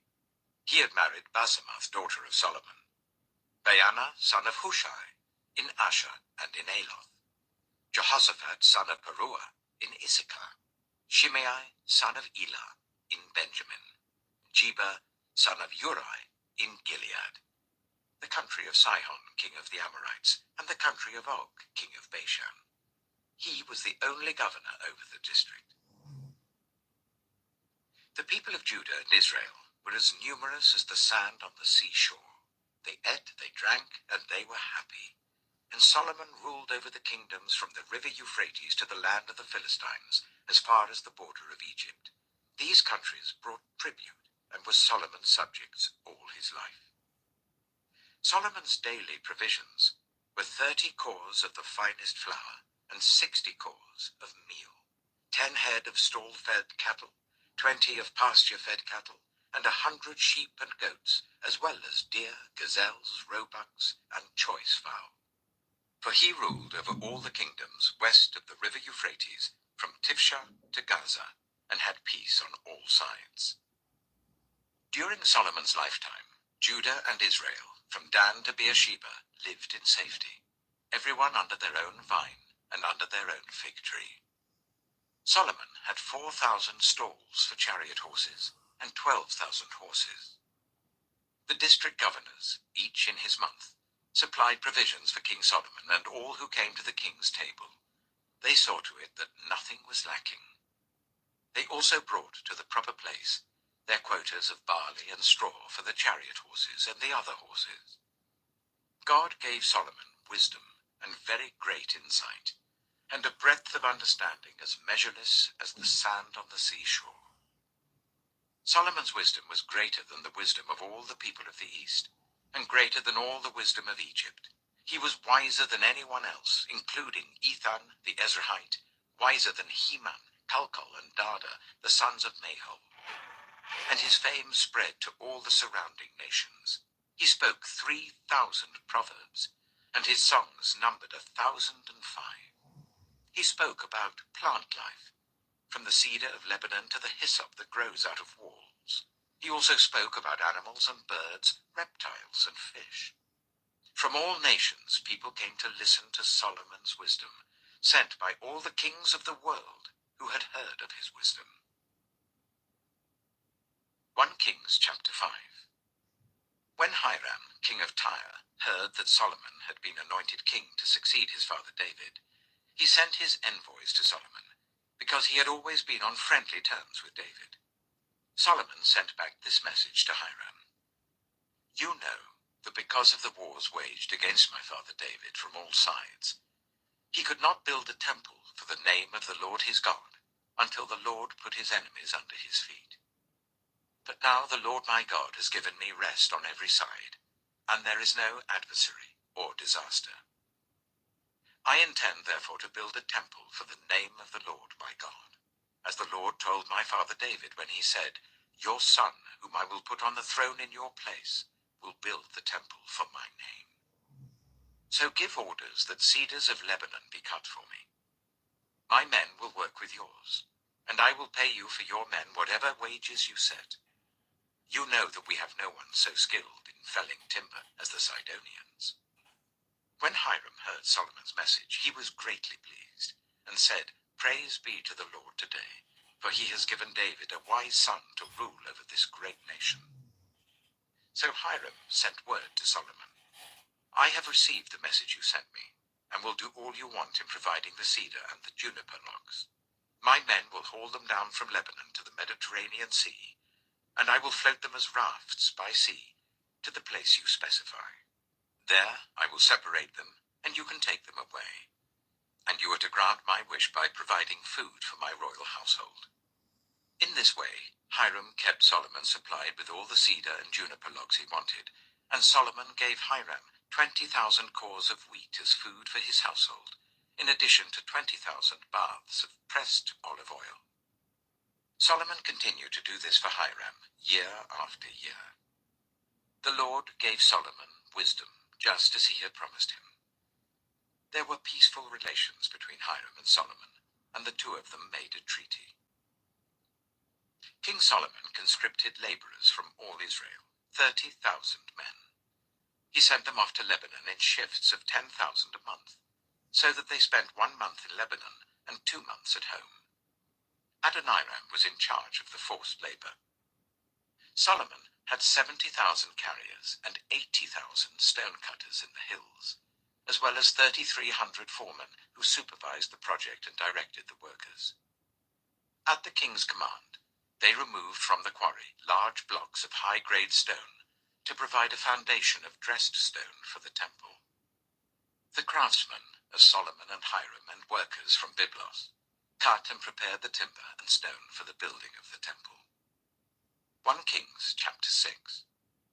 In the 480th year after the Israelites came out of Egypt, in the 4th year of Solomon's reign over Israel, in the month of Ziv, the 2nd month, he began to build the temple of the Lord. The temple that King Solomon built for the Lord was 60 cubits long, 20 wide, and 30 high. The portico at the front of the main hall of the temple extended the width of the temple, that is 20 cubits, and projected 10 cubits from the front of the temple. He made narrow windows high up in the temple walls. Against the walls of the main hall and inner sanctuary, he built a structure around the building in which there were side rooms. The lowest floor was 5 cubits wide, the middle floor 6 cubits, and the third floor 7. He made offset ledges around the outside of the temple, so that nothing would be inserted into the temple walls. In building the temple, only blocks dressed at the quarry were used, and no hammer, chisel, or any other iron tool was heard at the temple site while it was being built. The entrance to the lowest floor was on the south side of the temple. A stairway led up to the middle level, and from there to the third. So he built the temple and completed it, roofing it with beams and cedar planks. And he built the side rooms all along the temple. The height of each was 5 cubits, and they were attached to the temple by beams of cedar. The word of the Lord came to Solomon. As for this temple you are building, if you follow my decrees, observe my laws, and keep all my commands and obey them, I will fulfill through you the promise I gave to David your father, and I will live among the Israelites and will not abandon my people Israel. So Solomon built the temple and completed it. He lined its interior walls with cedar boards, paneling them from the floor of the temple to the ceiling, and covered the floor of the temple with planks of juniper. He partitioned off 20 cubits at the rear of the temple with cedar boards from floor to ceiling to form within the temple an inner sanctuary, the most holy place. The main hall in front of this room was 40 cubits long. The inside of the temple was cedar, carved with gourds and open flowers. Everything was cedar. No stone was to be seen.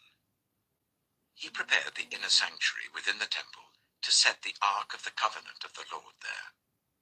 The inner sanctuary was 20 cubits long, 20 wide, and 20 high. He overlaid the inside with pure gold, and he also overlaid the altar of cedar. Solomon covered the inside of the temple with pure gold, and he extended gold chains across the front of the inner sanctuary, which was overlaid with gold. So he overlaid the whole interior with gold. He also overlaid with gold the altar that belonged to the inner sanctuary. For the inner sanctuary, he made a pair of cherubim out of olive wood, each 10 cubits high. One wing of the first cherub was 5 cubits long, and the other wing 5 cubits, 10 cubits from wingtip to wingtip. The second cherub also measured 10 cubits, for the 2 cherubim were identical in size and shape. The height of each cherub was 10 cubits. He placed the cherubim inside the innermost room of the temple with their wings spread out. The wing of one cherub touched one wall, while the wing of the other touched the other wall, and their wings touched each other in the middle of the room. He overlaid the cherubim with gold. On the walls all round the temple, in both the inner and the outer rooms, he carved cherubim, palm trees, and open flowers. He also covered the floors of both the inner and outer rooms of the temple with gold. For the entrance to the inner sanctuary, he made doors out of olive wood that were 1/5 of the width of the sanctuary. And on the 2 olive wood doors he carved cherubim, palm trees, and open flowers, and overlaid the cherubim and palm trees with hammered gold. In the same way, for the entrance to the main hall, he made door frames out of olive wood that were 1/4 of the width of the hall. He also made 2 doors out of juniper wood, each having 2 leaves that turned in sockets. He carved cherubim, palm trees, and open flowers on them, and overlaid them with gold, hammered evenly over the carvings. And he built the inner courtyard of 3 courses of dressed stone and 1 course of trimmed cedar beams.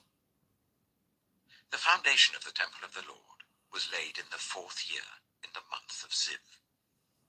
In the 11th year, in the month of Bul, the 8th month, the temple was finished in all its details, according to its specifications. He had spent 7 years building it.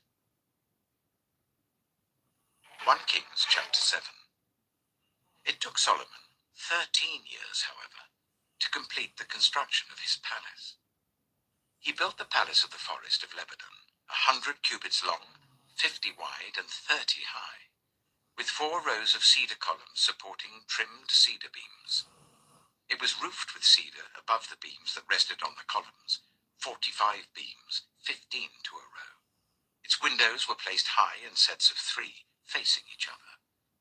All the doorways had rectangular frames. They were in the front part in sets of 3, facing each other. He made a colonnade 50 cubits long and 30 wide.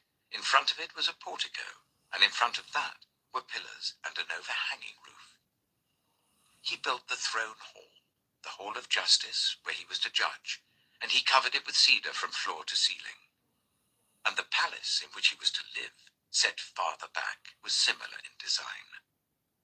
Solomon also made a palace like this hall for Pharaoh's daughter, whom he had married. All these structures, from the outside to the great courtyard and from foundation to eaves, were made of blocks of high-grade stone cut to size and smoothed on their inner and outer faces. The foundations were laid with large stones of good quality, some measuring 10 cubits and some 8. Above were high-grade stones cut to size and cedar beams. The great courtyard was surrounded by a wall of 3 courses of dressed stone and 1 course of trimmed cedar beams, as was the inner courtyard of the temple of the Lord with its portico. King Solomon sent to Tyre and brought Huram, whose mother was a widow from the tribe of Naphtali, and whose father was from Tyre and a skilled craftsman in bronze. Huram was filled with wisdom, with understanding, and with knowledge to do all kinds of bronze work. He came to King Solomon and did all the work assigned to him. He cast 2 bronze pillars, each 18 cubits high and 12 cubits in circumference. He also made 2 capitals of cast bronze to set on the tops of the pillars. Each capital was 5 cubits high. A network of interwoven chains adorned the capitals on top of the pillars, 7 for each capital. He made pomegranates in 2 rows encircling each network to decorate the capitals on top of the pillars. He did the same for each capital. The capitals on top of the pillars in the portico were in the shape of lilies, 4 cubits high. On the capitals of both pillars, above the bowl-shaped part next to the network, were the 200 pomegranates in rows all round. He erected the pillars at the portico of the temple. The pillar to the south he named Jachin, and the one to the north, Boaz. The capitals on top were in the shape of lilies, and so the work on the pillars was completed. He made the sea of cast metal, circular in shape, measuring 10 cubits from rim to rim and 5 cubits high. It took a line of 30 cubits to measure round it. Below the rim, gourds encircled it, 10 to a cubit. The gourds were cast in 2 rows, in one piece with the sea. The sea stood on 12 bulls, 3 facing north, 3 facing west, 3 facing south, and 3 facing east. The sea rested on top of them, and their hindquarters were towards the center. It was a handbreadth in thickness, and its rim was like the rim of a cup, like a lily blossom. It held 2,000 baths. He also made 10 movable stands of bronze. Each was 4 cubits long, 4 wide, and 3 high. This is how the stands were made. They had side panels attached to uprights. On the panels between the uprights were lions, bulls, and cherubim, and on the uprights as well. Above and below the lions and bulls were wreaths of hammered work. Each stand had 4 bronze wheels with bronze axles, and each had a basin resting on 4 supports cast with wreaths on each side. On the inside of the stand there was an opening that had a circular frame 1 cubit deep. This opening was round, and with its basework it measured 1.5 cubits. Around its opening there was engraving. The panels of the stands were square, not round. The 4 wheels were under the panels, and the axles of the wheels were attached to the stand. The diameter of each wheel was 1.5 cubits. The wheels were made like chariot wheels. The axles, rims, spokes, and hubs were all of cast metal. Each stand had 4 handles, 1 on each corner projecting from the stand. At the top of the stand there was a circular band 1/2 cubit deep. The supports and panels were attached to the top of the stand. He engraved cherubim, lions, and palm trees on the surfaces of the supports and on the panels in every available space, with wreaths all round. This is the way he made the 10 stands. They were all cast in the same molds and were identical in size and shape. He then made 10 bronze basins, each holding 40 baths and measuring 4 cubits across, 1 basin to go on each of the 10 stands. He placed 5 of the stands on the south side of the temple and 5 on the north. He placed the sea on the south side, at the southeast corner of the temple. He also made the pots and shovels and sprinkling bowls. So Huram finished all the work he had undertaken for King Solomon in the temple of the Lord. The 2 pillars, the 2 bowl-shaped capitals on top of the pillars, the 2 sets of network decorating the 2 bowl-shaped capitals on top of the pillars, the 400 pomegranates for the 2 sets of network, 2 rows of pomegranates for each network decorating the bowl-shaped capitals on top of the pillars, the 10 stands with their 10 basins, the sea and the 12 bowls under it, the pots, shovels, and sprinkling bowls. All these objects that Huram made for King Solomon for the temple of the Lord were of burnished bronze. The king had them cast in clay molds in the plain of the Jordan between Succoth and Zarethan. Solomon left all these things unweighed, because there were so many. The weight of the bronze was not determined. Solomon also made all the furnishings that were in the Lord's temple: the golden altar, the golden table on which was the bread of the presence, the lampstands of pure gold, 5 on the right and 5 on the left, in front of the inner sanctuary, the gold floral work and lamps and tongs, the pure gold dishes, wick trimmers, sprinkling bowls, dishes and censers, and the gold sockets for the doors of the innermost room, the most holy place, and also for the doors of the main hall of the temple. When all the work King Solomon had done for the temple of the Lord was finished, he brought in the things his father David had dedicated, the silver and gold and the furnishings, and he placed them in the treasuries of the Lord's temple. 1 Kings chapter 8. Then King Solomon summoned into his presence at Jerusalem the elders of Israel, all the heads of the tribes, and the chiefs of the Israelite families, to bring up the ark of the Lord's covenant from Zion, the city of David. All the Israelites came together to King Solomon at the time of the festival in the month of Ethanim, the 7th month. When all the elders of Israel had arrived, the priests took up the ark, and they brought up the ark of the Lord and the tent of meeting and all the sacred furnishings in it. The priests and Levites carried them up, and King Solomon and the entire assembly of Israel that had gathered about him were before the ark, sacrificing so many sheep and cattle that they could not be recorded or counted. The priests then brought the ark of the Lord's covenant to its place in the inner sanctuary of the temple, the most holy place, and put it beneath the wings of the cherubim. The cherubim spread their wings over the place of the ark, and overshadowed the ark and its carrying poles. These poles were so long that their ends could be seen from the holy place in front of the inner sanctuary, but not from outside the holy place, and they are still there today. There was nothing in the ark except the 2 stone tablets that Moses had placed in it at Horeb, where the Lord made a covenant with the Israelites after they came out of Egypt. When the priests withdrew from the holy place, the cloud filled the temple of the Lord, and the priests could not perform their service because of the cloud, for the glory of the Lord filled his temple. Then Solomon said, "The Lord has said that he would dwell in a dark cloud. I have indeed built a magnificent temple for you, a place for you to dwell forever."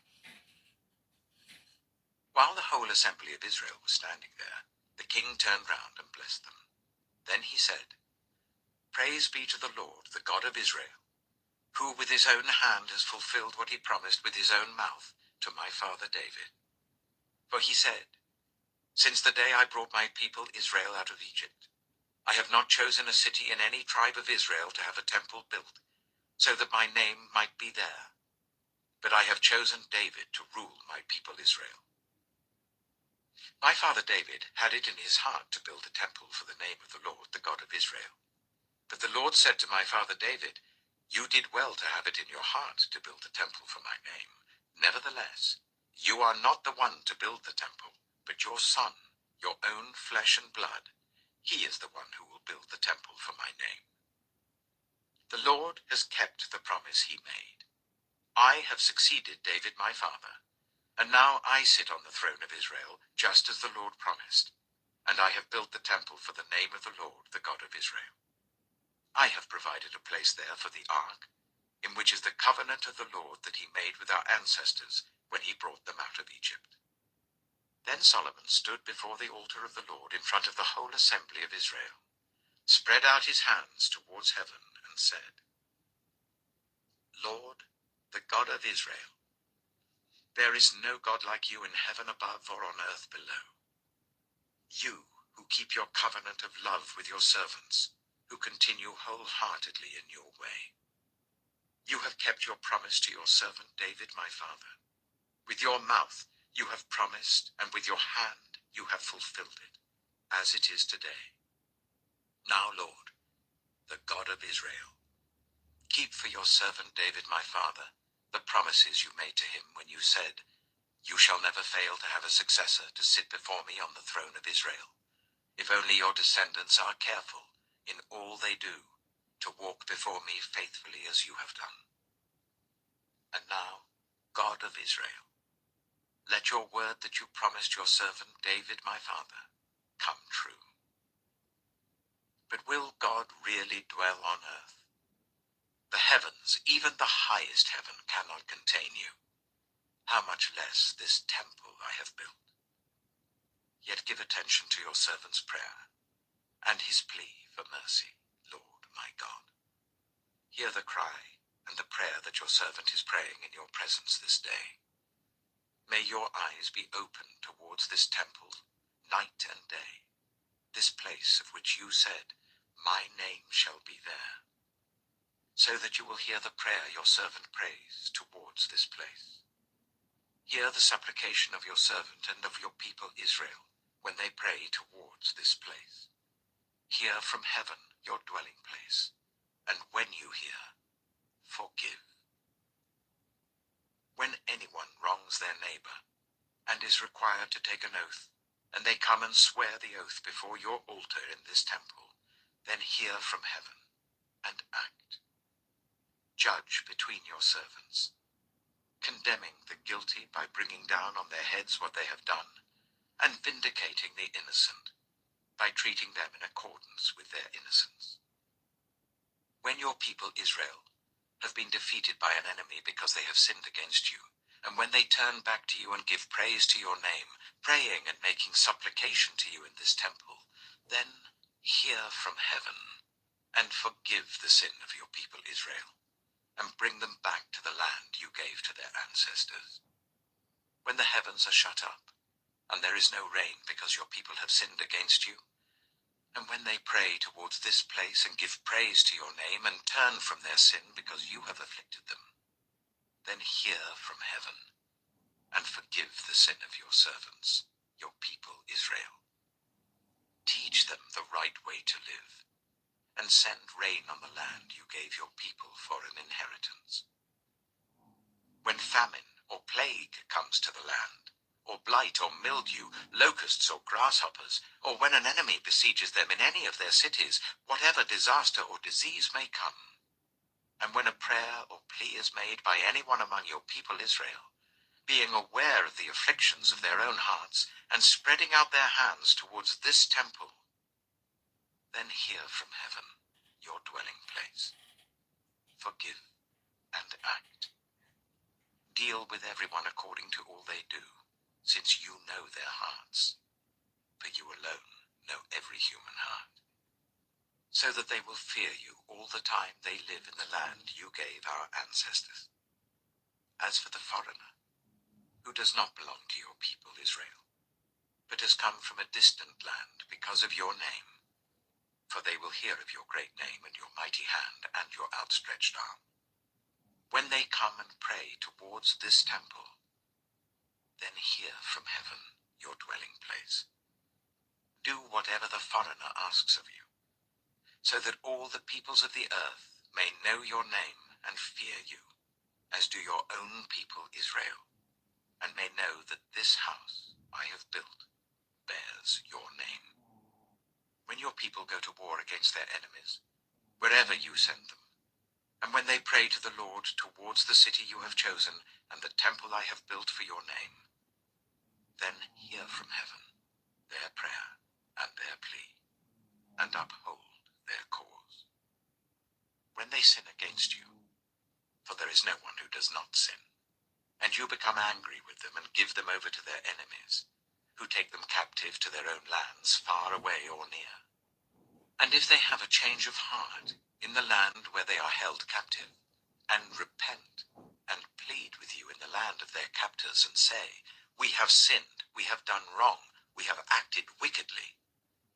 And if they turn back to you with all their heart and soul in the land of their enemies who took them captive, and pray to you towards the land you gave their ancestors, towards the city you have chosen, and the temple I have built for your name, then from heaven, your dwelling place, hear their prayer and their plea, and uphold their cause.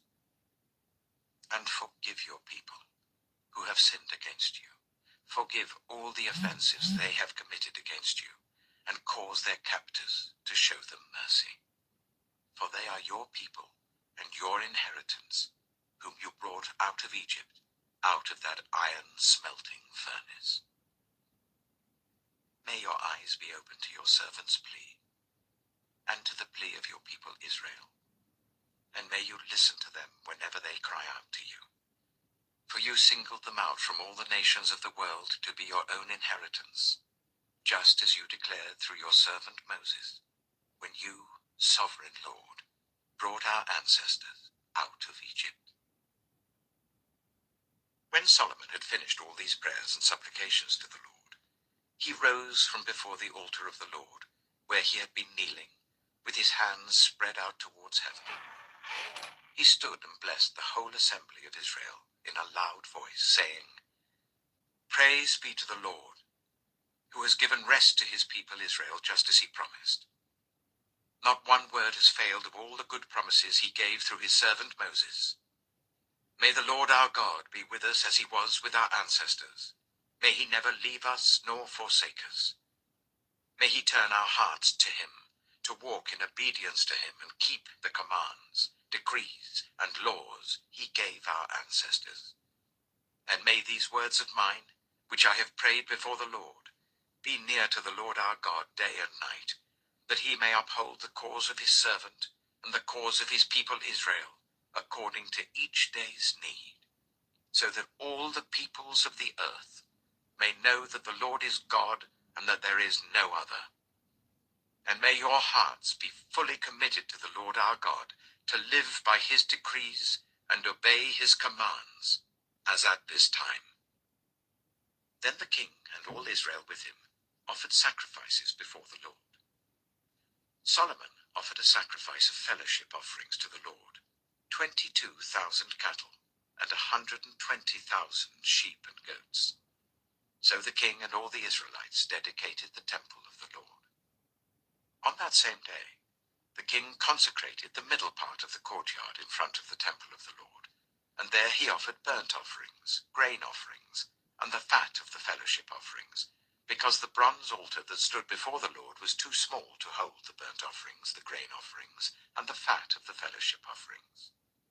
So Solomon observed the festival at that time, and all Israel with him. A vast assembly, people from Lebo-Hamath to the Wadi of Egypt. They celebrated it before the Lord our God for 7 days, and 7 days more, 14 days in all. On the following day, he sent the people away. They blessed the king and then went home, joyful and glad in heart, for all the good things the Lord had done for his servant David and his people Israel. 1 Kings chapter 9. When Solomon had finished building the temple of the Lord and the royal palace, and had achieved all he had desired to do, the Lord appeared to him a second time, as he had appeared to him at Gibeon. The Lord said to him, I have heard the prayer and plea you have made before me. I have consecrated this temple which you have built by putting my name there forever. My eyes and my heart will always be there.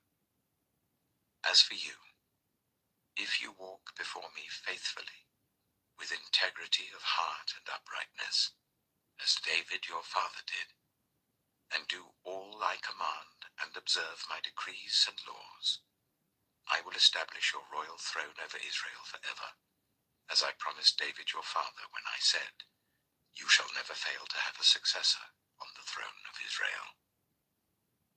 But if you or your descendants turn away from me, and do not observe the commands and decrees I have given you, and go off to serve other gods and worship them, then I will cut off Israel from the land I have given them, and will reject this temple I have consecrated for my name. Israel will then become a byword and an object of ridicule among all peoples. This temple will become a heap of rubble. All who pass by will be appalled and will scoff and say, why has the Lord done such a thing to this land and to this temple?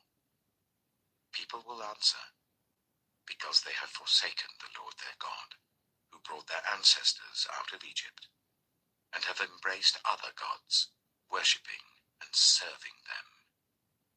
That is why the Lord brought all this disaster on them. At the end of 20 years, during which Solomon built these two buildings, the temple of the Lord and the royal palace, King Solomon gave 20 towns in Galilee to Hiram, king of Tyre, because Hiram had supplied him with all the cedar and juniper and gold he wanted. But when Hiram went from Tyre to see the towns that Solomon had given him, he was not pleased with them. What kind of towns are these you have given me, my brother? He asked. And he called them the land of Kabul, a name they have to this day. Now Hiram had sent to the king 120 talents of gold. Here is the account of the forced labor King Solomon conscripted to build the Lord's temple, his own palace, the terraces, the wall of Jerusalem, and Hazor, Megiddo, and Giza.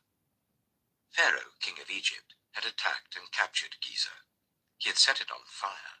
He killed its Canaanite inhabitants, and then gave it as a wedding gift to his daughter, Solomon's wife. And Solomon rebuilt Giza. He built up Lower Beth-horon, Baalath, and Tadmor in the desert, within his land, as well as all his store cities and the towns for his chariots and for his horses, whatever he desired to build in Jerusalem, in Lebanon, and throughout all the territory he ruled. There were still people left, from the Amorites, Hittites, Perizzites, Hivites, and Jebusites. These people were not Israelites. Solomon conscripted the descendants of all these people remaining in the land, whom the Israelites could not exterminate, to serve as slave labor, as it is to this day. But Solomon did not make slaves of any of the Israelites. They were his fighting men, his government officials, his officers, his captains, and the commanders of his chariots and charioteers. They were also the chief officials in charge of Solomon's projects, 550 officials supervising those who did the work. After Pharaoh's daughter had come up from the city of David to the palace Solomon had built for her, he constructed the terraces.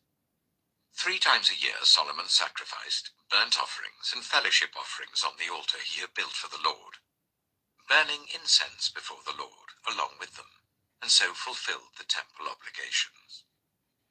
King Solomon also built ships at Ezion-Geber, which is near Elath in Edom, on the shore of the Red Sea. And Hiram sent his men, sailors who knew the sea, to serve in the fleet with Solomon's men. They sailed to Ophir and brought back 420 talents of gold, which they delivered to King Solomon. 1 Kings chapter 10. When the Queen of Sheba heard about the fame of Solomon and his relationship to the Lord, she came to test Solomon with hard questions. Arriving at Jerusalem with a very great caravan, with camels carrying spices, large quantities of gold, and precious stones, she came to Solomon and talked with him about all that she had on her mind. Solomon answered all her questions. Nothing was too hard for the king to explain to her. When the Queen of Sheba saw all the wisdom of Solomon and the palace he had built, the food on his table, the seating of his officials, the attending servants in their robes, his cupbearers, and the burnt offerings he made at the temple of the Lord, she was overwhelmed. She said to the king, "The report I heard in my own country about your achievements and your wisdom is true. But I did not believe these things until I came and saw with my own eyes. Indeed, not even half was told me. In wisdom and wealth, you have far exceeded the report I heard. How happy your people must be. How happy your officials who continually stand before you and hear your wisdom. Praise be to the Lord your God, who has delighted in you and placed you on the throne of Israel. Because of the Lord's eternal love for Israel, he has made you king to maintain justice and righteousness." And she gave the king 120 talents of gold, large quantities of spices and precious stones. Never again were so many spices brought in as those the Queen of Sheba gave to King Solomon. Hiram's ships brought gold from Ophir, and from there they brought great cargoes of almug wood and precious stones. The king used the almug wood to make supports for the temple of the Lord and for the royal palace, and to make harps and lyres for the musicians. So much almug wood has never been imported or seen since that day. King Solomon gave the Queen of Sheba all she desired and asked for, besides what he had given her out of his royal bounty. Then she left and returned with her retinue to her own country. The weight of the gold that Solomon received yearly was 666 talents, not including the revenues from merchants and traders and from all the Arabian kings and the governors of the territories. King Solomon made 200 large shields of hammered gold. 600 shekels of gold went into each shield. He also made 300 small shields of hammered gold, with 3 minas of gold in each shield. The king put them in the palace of the forest of Lebanon. Then the king made a great throne covered with ivory and overlaid with fine gold. The throne had 6 steps, and its back had a rounded top. On both sides of the seat were armrests, with a lion standing beside each of them. 12 lions stood on the 6 steps, one at either end of each step. Nothing like it had ever been made for any other kingdom. All King Solomon's goblets were gold, and all the household articles in the palace of the forest of Lebanon were pure gold. Nothing was made of silver, because silver was considered of little value in Solomon's days. The king had a fleet of trading ships at sea, along with the ships of Hiram. Once every 3 years it returned carrying gold, silver, and ivory, and apes and baboons. King Solomon was greater in riches and wisdom than all the other kings of the earth. The whole world sought audience with Solomon to hear the wisdom God had put in his heart. Year after year, everyone who came brought a gift, articles of silver and gold, robes, weapons, and spices, and horses and mules. Solomon accumulated chariots and horses. He had 1,400 chariots and 12,000 horses, which he kept in the chariot cities and also with him in Jerusalem. The king made silver as common in Jerusalem as stones, and cedar as plentiful as sycamore fig trees in the foothills. Solomon's horses were imported from Egypt and from Kue. Royal merchants purchased them from Kue at the current price. They imported a chariot from Egypt for 600 shekels of silver, and a horse for 150. They also exported them to all the kings of the Hittites and of the Arameans. 1 Kings chapter 11. King Solomon, however, loved many foreign women, besides Pharaoh's daughter: Moabites, Ammonites, Edomites, Sidonians, and Hittites. They were from nations about which the Lord had told the Israelites, "You must not intermarry with them, because they will surely turn your hearts after their gods." Nevertheless, Solomon held fast to them in love. He had 700 wives of royal birth and 300 concubines, and his wives led him astray. As Solomon grew old, his wives turned his heart after other gods, and his heart was not fully devoted to the Lord his God, as the heart of David his father had been. He followed Ashtoreth, the goddess of the Sidonians, and Molech, the detestable god of the Ammonites. So Solomon did evil in the eyes of the Lord. He did not follow the Lord completely, as David his father had done. On a hill east of Jerusalem, Solomon built a high place for Chemosh, the detestable god of Moab, and for Molech, the detestable god of the Ammonites. He did the same for all his foreign wives, who burned incense and offered sacrifices to their gods. The Lord became angry with Solomon because his heart had turned away from the Lord, the God of Israel, who had appeared to him twice. Although he had forbidden Solomon to follow other gods, Solomon did not keep the Lord's command. So the Lord said to Solomon, "Since this is your attitude, and you have not kept my covenant and my decrees, which I commanded you, I will most certainly tear the kingdom away from you and give it to one of your subordinates. Nevertheless, for the sake of David your father, I will not do it during your lifetime. I will tear it out of the hand of your son. Yet I will not tear the whole kingdom from him, but will give him one tribe for the sake of David my servant, and for the sake of Jerusalem, which I have chosen." Then the Lord raised up against Solomon an adversary, Hadad the Edomite, from the royal line of Edom. Earlier, when David was fighting with Edom, Joab, the commander of the army, who had gone up to bury the dead, had struck down all the men in Edom. Joab and all the Israelites stayed there for 6 months, until they had destroyed all the men in Edom. But Hadad, still only a boy, fled to Egypt with some Edomite officials who had served his father. They set out from Midian and went to Paran. Then, taking people from Paran with them, they went to Egypt, to Pharaoh, king of Egypt, who gave Hadad a house and land and provided him with food. Pharaoh was so pleased with Hadad that he gave him a sister of his own wife, Queen Tahpenes, in marriage. The sister of Tahpenes bore him a son named Genubath, whom Tahpenes brought up in the royal palace. There Genubath lived with Pharaoh's own children. While he was in Egypt, Hadad heard that David rested with his ancestors, and that Joab, the commander of the army, was also dead. Then Hadad said to Pharaoh, "Let me go, so that I may return to my own country." "What have you lacked here, that you want to go back to your own country?" Pharaoh asked. "Nothing," Hadad replied, "but do let me go." And God raised up against Solomon another adversary, Rezon, son of Eliada, who had fled from his master, Hadadezer, king of Zobah. When David destroyed Zobah's army, Rezon gathered a band of men around him and became their leader. They went to Damascus, where they settled and took control. Rezon was Israel's adversary as long as Solomon lived, adding to the trouble caused by Hadad. So Rezon ruled in Aram and was hostile towards Israel. Also, Jeroboam, son of Nebat, rebelled against the king.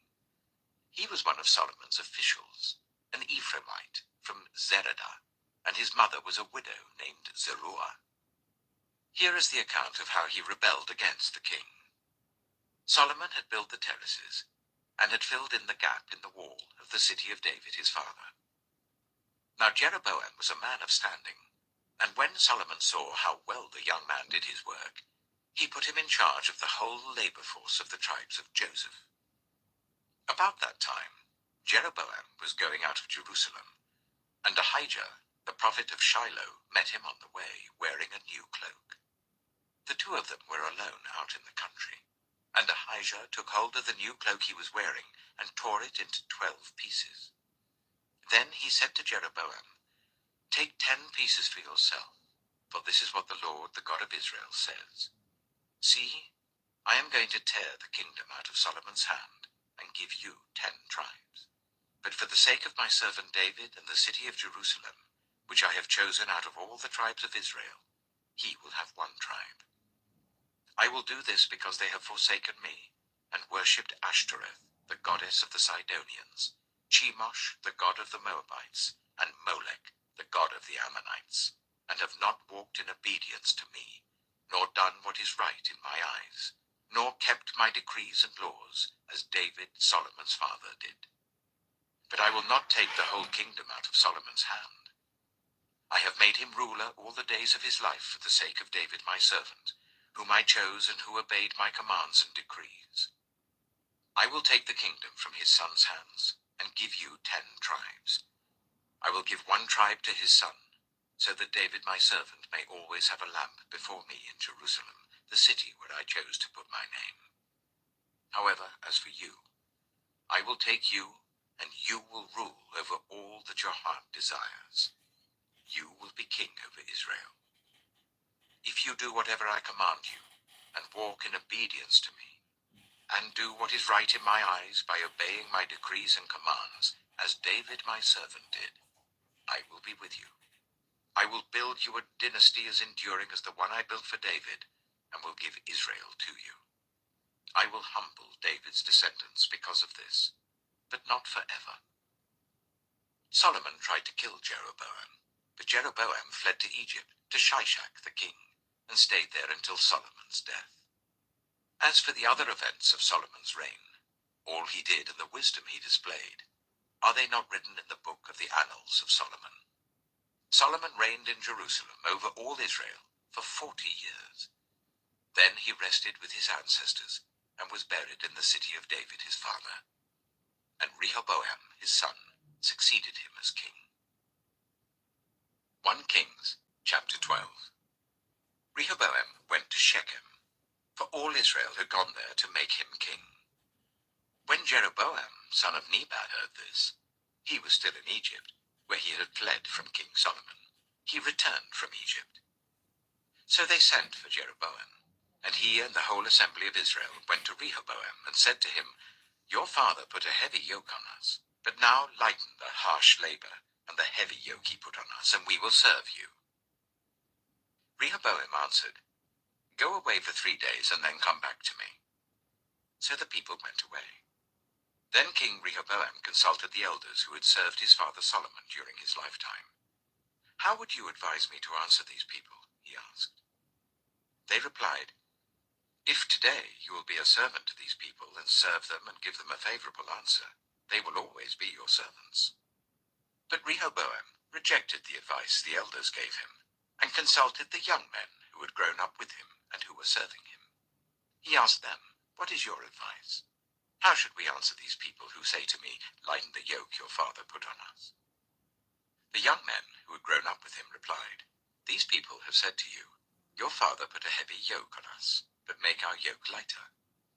Now tell them, My little finger is thicker than my father's waist. My father laid on you a heavy yoke, I will make it even heavier. My father scourged you with whips, I will scourge you with scorpions.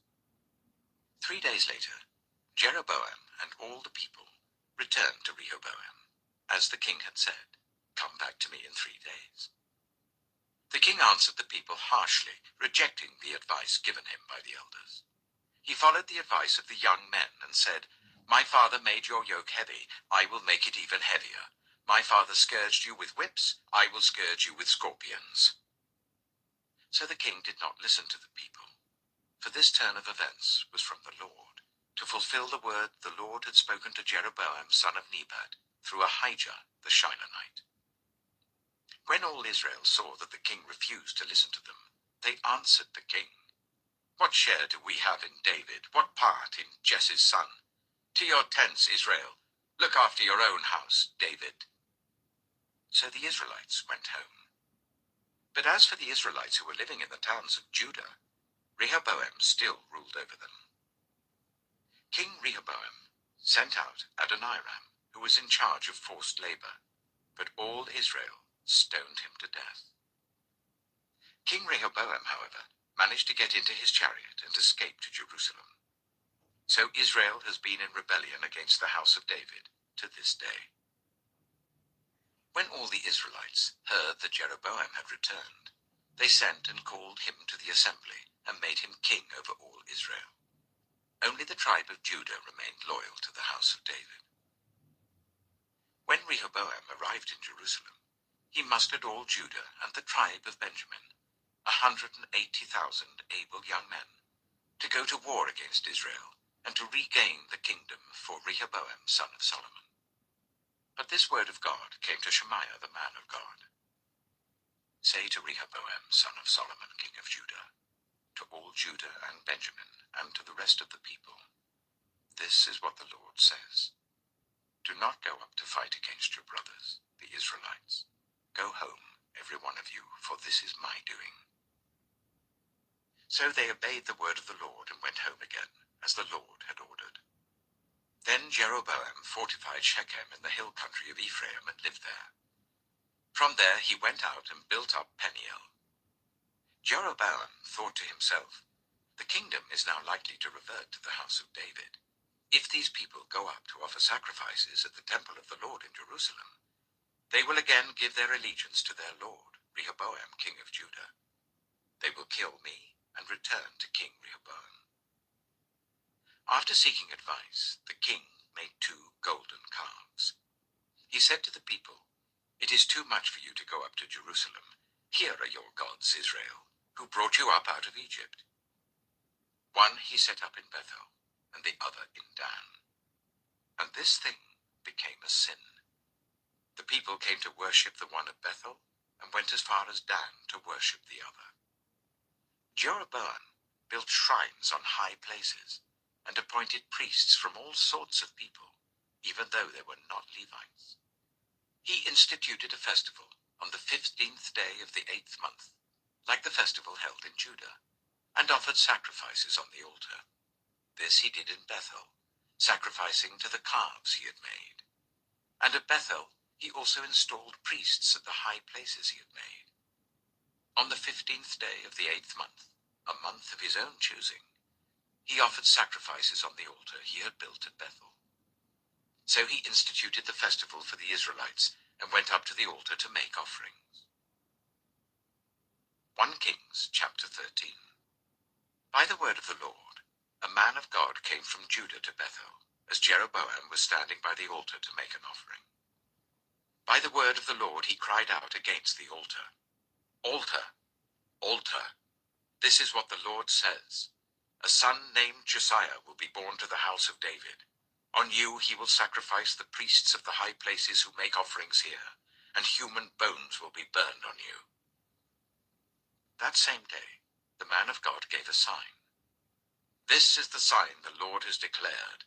The altar will be split apart, and the ashes on it will be poured out. When King Jeroboam heard what the man of God cried out against the altar at Bethel, he stretched out his hand from the altar and said, Seize him. But the hand he stretched out towards the man shriveled up, so that he could not pull it back. Also, the altar was split apart, and its ashes poured out according to the sign given by the man of God by the word of the Lord. Then the king said to the man of God, Intercede with the Lord your God and pray for me that my hand may be restored. So the man of God interceded with the Lord, and the king's hand was restored and became as it was before. The king said to the man of God, Come home with me for a meal, and I will give you a gift. But the man of God answered the king, Even if you were to give me half your possessions, I would not go with you, nor would I eat bread or drink water here. For I was commanded by the word of the Lord, You must not eat bread or drink water or return by the way you came. So he took another road and did not return by the way he had come to Bethel.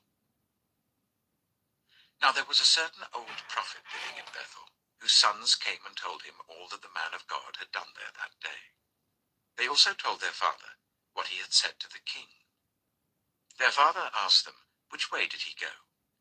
And his sons showed him which road the man of God from Judah had taken. So he said to his sons, Saddle the donkey for me. And when they had saddled the donkey for him, he mounted it and rode after the man of God. He found him sitting under an oak tree and asked, Are you the man of God who came from Judah? I am, he replied. So the prophet said to him, "Come home with me and eat." The man of God said, "I cannot turn back and go with you, nor can I eat bread or drink water with you in this place. I have been told by the word of the Lord, you must not eat bread or drink water there, or return by the way you came." The old prophet answered, "I too am a prophet as you are. And an angel said to me by the word of the Lord, bring him back with you to your house, so that he may eat bread and drink water." But he was lying to him. So the man of God returned with him and ate and drank in his house. While they were sitting at the table, the word of the Lord came to the old prophet who had brought him back. He cried out to the man of God who had come from Judah, "This is what the Lord says. You have defied the word of the Lord and have not kept the command the Lord your God gave you. You came back and ate bread and drank water in the place where he told you not to eat or drink. Therefore your body will not be buried in the tomb of your ancestors." When the man of God had finished eating and drinking, the prophet who had brought him back saddled his donkey for him.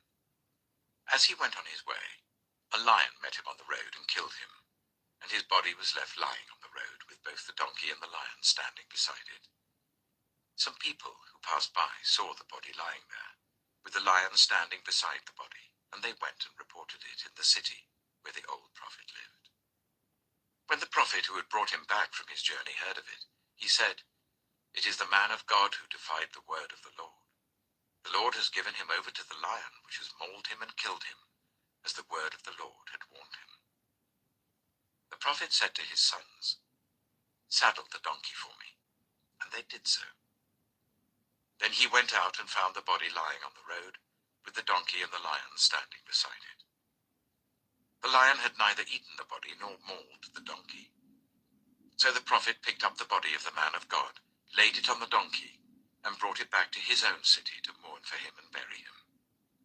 Then he laid the body in his own tomb, and they mourned over him and said, "Alas, my brother." After burying him, he said to his sons, "When I die, bury me in the grave where the man of God is buried. Lay my bones beside his bones." For the message he declared by the word of the Lord against the altar in Bethel, and against all the shrines on the high places in the towns of Samaria, will certainly come true. Even after this, Jeroboam did not change his evil ways, but once more appointed priests for the high places from all sorts of people. Anyone who wanted to become a priest, he consecrated for the high places. This was the sin of the house of Jeroboam that led to its downfall and to its destruction from the face of the earth. 1 Kings chapter 14. At that time, Abijah, son of Jeroboam, became ill. And Jeroboam said to his wife, "Go, disguise yourself, so that you won't be recognized as the wife of Jeroboam. Then go to Shiloh. Ahijah the prophet is there, the one who told me I would be king over this people. Take 10 loaves of bread with you, some cakes and a jar of honey, and go to him. He will tell you what will happen to the boy." So Jeroboam's wife did what he said and went to Ahijah's house in Shiloh. Now Ahijah could not see. His sight was gone because of his age. But the Lord had told Ahijah, "Jeroboam's wife is coming to ask you about her son, for he is ill. And you are to give her such and such an answer. When she arrives, she will pretend to be someone else." So when Ahijah heard the sound of her footsteps at the door, he said, "Come in, wife of Jeroboam. Why this pretense? I have been sent to you with bad news. Go, tell Jeroboam, this is what the Lord, the God of Israel, says. I raised you up from among the people and appointed you ruler over my people Israel. I tore the kingdom away from the house of David and gave it to you. But you have not been like my servant David, who kept my commands and followed me with all his heart, doing only what was right in my eyes. You have done more evil than all who lived before you. You have made for yourself other gods, idols made of metal. You have aroused my anger and turned your back on me. Because of this, I am going to bring disaster on the house of Jeroboam. I will cut off from Jeroboam every last male in Israel, slave or free. I will burn up the house of Jeroboam, as one burns dung until it is all gone. Dogs will eat those belonging to Jeroboam who die in the city, and the birds will feed on those who die in the country. The Lord has spoken. As for you, go back home. When you set foot in your city, the boy will die. All Israel will mourn for him and bury him.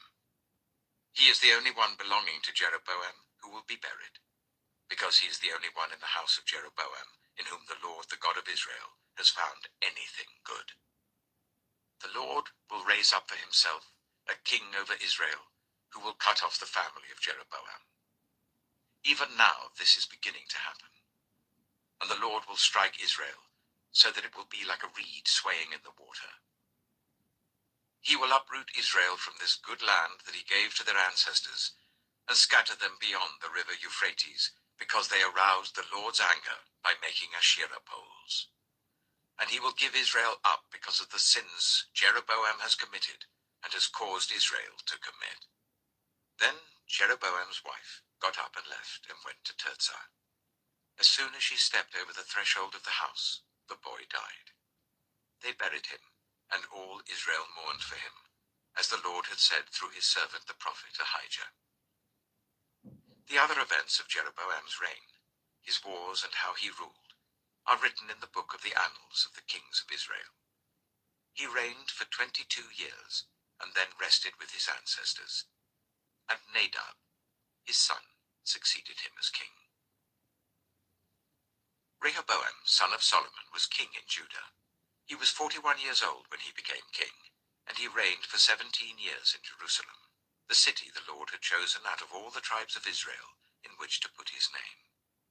His mother's name was Naamah. She was an Ammonite. Judah did evil in the eyes of the Lord.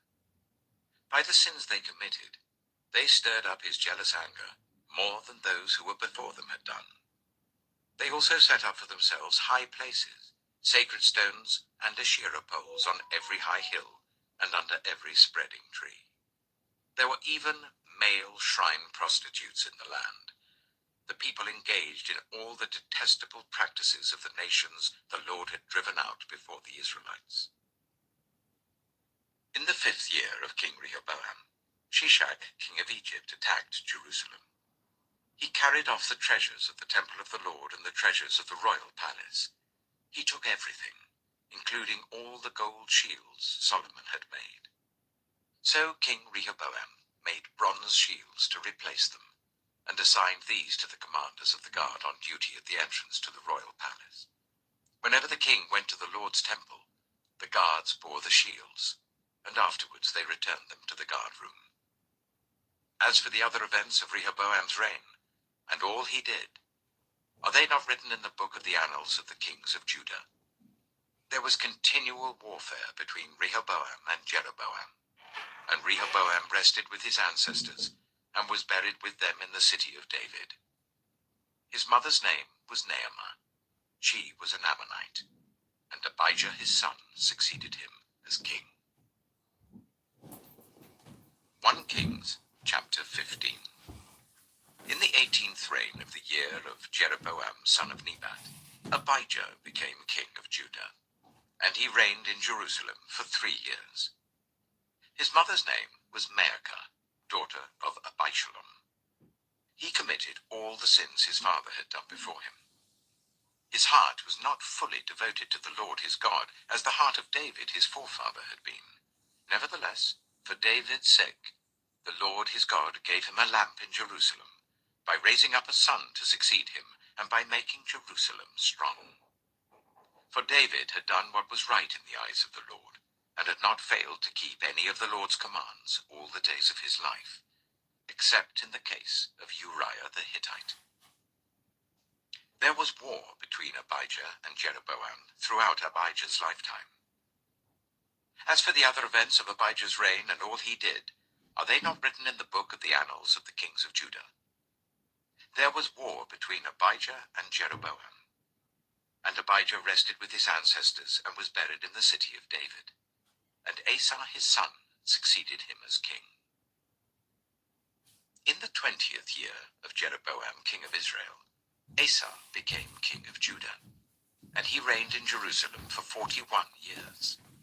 His grandmother's name was Maacah, daughter of Abishalom. Asa did what was right in the eyes of the Lord, as his father David had done. He expelled the male shrine prostitutes from the land, and got rid of all the idols his ancestors had made. He even deposed his grandmother Maacah from her position as queen mother, because she had made a repulsive image for the worship of Asherah. Asa cut it down and burned it in the Kidron Valley. Although he did not remove the high places, Asa's heart was fully committed to the Lord all his life. He brought into the temple of the Lord the silver and gold and the articles that he and his father had dedicated. There was war between Asa and Baasha, king of Israel, throughout their reigns.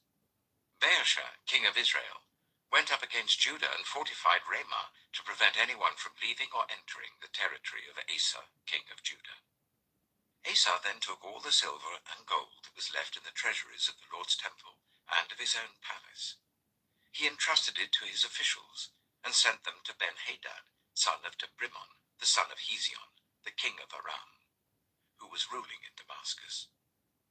Let there be a treaty between me and you, he said, as there was between my father and your father. See, I'm sending you a gift of silver and gold. Now break your treaty with Baasha, king of Israel, so that he will withdraw from me. Ben-Hadad agreed with King Asa and sent the commander of his forces against the towns of Israel. He conquered Ijon, Dan, Abel, Beth-Maacah, and all Kinnereth, in addition to Naphtali. When Baasha heard this, he stopped building Ramah and withdrew to Tirzah. Then King Asa issued an order to all Judah, no one was exempt, and they carried away from Ramah the stones and timber Baasha had been using there. With them, King Asa built up Jebah in Benjamin, and also Mizpah. As for all the other events of Asa's reign, all his achievements, all he did, and the cities he built, are they not written in the book of the annals of the kings of Judah? In his old age, however, his feet became diseased. Then Asa rested with his ancestors, and was buried with them in the city of his father David. And Jehoshaphat, his son, succeeded him as king. Nadab, son of Jeroboam, became king of Israel in the 2nd year of Asa, king of Judah, and he reigned over Israel for 2 years. He did evil in the eyes of the Lord, following the ways of his father, and committing the same sin his father had caused Israel to commit. Baasha, son of Ahijah, from the tribe of Issachar, plotted against him, and he struck him down at Gibbethon, a Philistine town, while Nadab and all Israel were besieging it. Baasha killed Nadab in the 3rd year of Asa, king of Judah, and succeeded him as king. As soon as he began to reign, he killed Jeroboam's whole family. He did not leave Jeroboam anyone that breathed, but destroyed them all according to the word of the Lord, given through his servant Ahijah the Shilonite. This happened because of the sins Jeroboam had committed and had caused Israel to commit, and because he aroused the anger of the Lord, the God of Israel. As for the other events of Nadab's reign and all he did, are they not written in the book of the annals of the kings of Israel? There was war between Asa and Baasha, king of Israel, throughout their reigns. In the 3rd year of Asa, king of Judah, Baasha, son of Ahijah, became king of all Israel in Tirzah, and he reigned for 24 years. He did evil in the eyes of the Lord, following the ways of Jeroboam, and committing the same sin Jeroboam had caused Israel to commit. 1 Kings chapter 16. Then the word of the Lord came to Jehu, son of Hanani, concerning Baasha. I lifted you up from the dust, and appointed you ruler over my people Israel. But you followed the ways of Jeroboam, and caused my people Israel to sin, and to arouse my anger by their sins. So I am about to wipe out Baasha and his house, and I will make your house like that of Jeroboam, son of Nebat. Dogs will eat those belonging to Baasha who die in the city, and birds will feed on those who die in the country.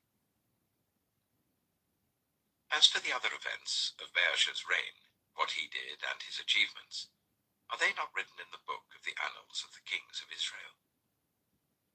Baasha rested with his ancestors and was buried in Tirzah, and Elah his son succeeded him as king. Moreover, the word of the Lord came through the prophet Jehu, son of Hanani, to Baasha and his house, because of all the evil he had done in the eyes of the Lord, arousing his anger by the things he did, becoming like the house of Jeroboam, and also because he destroyed it. In the 26th year of Asa, king of Judah, Elah, son of Baasha, became king of Israel, and he reigned in Tirzah for 2 years. Zimri, one of his officials, who had command of half his chariots, plotted against him. Elah was in Tirzah at the time, getting drunk in the home of Arza, the palace administrator at Tirzah. Zimri came in, struck him down, and killed him in the 27th year of Asa, king of Judah. Then he succeeded him as king. As soon as he began to reign and was seated on the throne, he killed off Baasha's whole family. He did not spare a single male, whether relative or friend. So Zimri destroyed the whole family of Baasha in accordance with the word of the Lord, spoken against Baasha through the prophet Jehu, because of all the sins Baasha and his son Elah had committed and had caused Israel to commit, so that they aroused the anger of the Lord, the God of Israel, by their worthless idols. As for the other events of Elah's reign and all he did, are they not written in the book of the annals of the kings of Israel? In the 27th year of Asa, king of Judah, Zimri reigned in Tirzah for 7 days. The army was encamped near Gibbethon, a Philistine town. When the Israelites in the camp heard that Zimri had plotted against the king and murdered him, they proclaimed Omri, the commander of the army, king over Israel, that very day there in the camp. Then Omri and all the Israelites with him withdrew from Gibbethon and laid siege to Tirzah. When Zimri saw that the city was taken, he went into the citadel of the royal palace and set the palace on fire around him. So he died because of the sins he had committed, doing evil in the eyes of the Lord, and following the ways of Jeroboam, and committing the same sin Jeroboam had caused Israel to commit. As for the other events of Zimri's reign and the rebellion he carried out, are they not written in the book of the annals of the kings of Israel? Then the people of Israel were split into 2 factions. Half supported Tibni, son of Ginath, for king, and the other half supported Omri. But Omri's followers proved stronger than those of Tibni, son of Ginath. So Tibni died, and Omri became king. In the 31st year of Asa, king of Judah, Omri became king of Israel, and he reigned for 12 years, 6 of them in Tirzah. He bought the hill of Samaria from Shema for 2 talents of silver, and built a city on the hill, calling it Samaria, after Shema, the name of the former owner of the hill. But Omri did evil in the eyes of the Lord, and sinned more than all those before him. He followed completely the ways of Jeroboam, son of Nebat, committing the same sin Jeroboam had caused Israel to commit, so that they aroused the anger of the Lord, the God of Israel, by their worthless idols. As for the other events of Omri's reign, what he did and the things he achieved, are they not written in the book of the annals of the kings of Israel? Omri rested with his ancestors and was buried in Samaria, and Ahab, his son, succeeded him as king. In the 38th year of Asa, king of Judah, Ahab, son of Omri, became king of Israel, and he reigned in Samaria over Israel for 22 years. Ahab, son of Omri, did more evil in the eyes of the Lord than any of those before him. He not only considered it trivial to commit the sins of Jeroboam, son of Nebat, but he also married Jezebel, daughter of Ethbaal, king of the Sidonians, and began to serve Baal and worship him. He set up an altar for Baal in the temple of Baal that he built in Samaria. Ahab also made an Asherah pole, and did more to arouse the anger of the Lord, the God of Israel, than did all the kings of Israel before him. In Ahab's time, Hiel of Bethel rebuilt Jericho. He laid its foundation at the cost of his firstborn son Abiram, And he set up its gates at the cost of his youngest son, Segub, in accordance with the word of the Lord spoken by Joshua, son of Nun. 1 Kings chapter 17. Now Elijah the Tishbite, from Tishbe in Gilead, said to Ahab, As the Lord, the God of Israel, lives, whom I serve, there will be neither dew nor rain in the next few years, except at my word. Then the word of the Lord came to Elijah, Leave here, turn eastward and hide in the Kerith ravine, east of the Jordan. You will drink from the brook, and I have instructed the ravens to supply you with food there. So he did what the Lord had told him. He went to the Kerith ravine, east of the Jordan, and stayed there. The ravens brought him bread and meat in the morning, and bread and meat in the evening, and he drank from the brook. Sometime later the brook dried up because there had been no rain in the land. Then the word of the Lord came to him, Go at once to Zarephath, in the region of Sidon, and stay there. I have instructed a widow there to supply you with food. So he went to Zarephath. When he came to the town gate, a widow was there gathering sticks. He called to her and asked, Would you bring me a little water in a jar, so I may have a drink? As she was going to get it, he called, And bring me, please, a piece of bread. Surely as the Lord your God lives, she replied, I don't have any bread, only a handful of flour in a jar and a little olive oil in a jug. I'm gathering a few sticks to take home and make a meal for myself and my son, that we may eat it and die. Elijah said to her, Don't be afraid. Go home and do as you have said. But first make a small loaf of bread for me from what you have, and bring it to me, and then make something for yourself and your son. For this is what the Lord, the God of Israel, says, The jar of flour will not be used up, and the jug of oil will not run dry, until the day the Lord sends rain on the land. She went away and did as Elijah had told her. So there was food every day for Elijah and for the woman and her family. For the jar of flour was not used up, and the jug of oil did not run dry, in keeping with the word of the Lord spoken by Elijah. Some time later, the son of the woman who owned the house became ill. He grew worse and worse and finally stopped breathing. She said to Elijah, What do you have against me, man of God? Did you come to remind me of my sin and kill my son? Give me your son, Elijah replied. He took him from her arms, carried him to the upper room where he was staying, and laid him on his bed. Then he cried out to the Lord, Lord my God, have you brought tragedy even on this widow I am staying with, by causing her son to die? Then he stretched himself out on the boy 3 times, and cried out to the Lord, Lord my God, let this boy's life return to him. The Lord heard Elijah's cry, and the boy's life returned to him, and he lived. Elijah picked up the child and carried him down from the room into the house. He gave him to his mother and said, Look, your son is alive. Then the woman said to Elijah, Now I know that you are a man of God, and that the word of the Lord from your mouth is the truth. 1 Kings chapter 18. After a long time, in the 3rd year, the word of the Lord came to Elijah. Go and present yourself to Ahab, and I will send rain on the land. So Elijah went to present himself to Ahab. Now the famine was severe in Samaria, and Ahab had summoned Obadiah, his palace administrator. Obadiah was a devout believer in the Lord.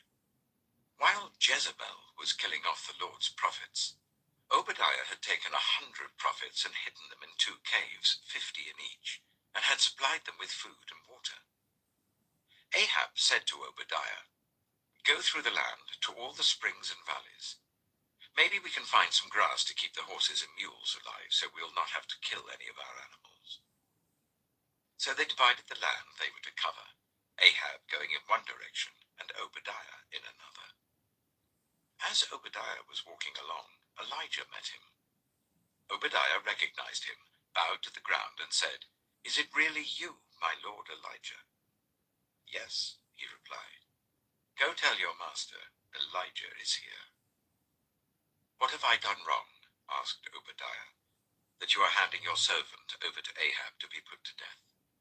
As surely as the Lord your God lives, there's not a nation or kingdom where my master has not sent someone to look for you. And whenever a nation or kingdom claimed you were not there, he made them swear they could not find you. But now you tell me to go to my master and say, 'Elijah is here.' I don't know where the Spirit of the Lord may carry you when I leave you.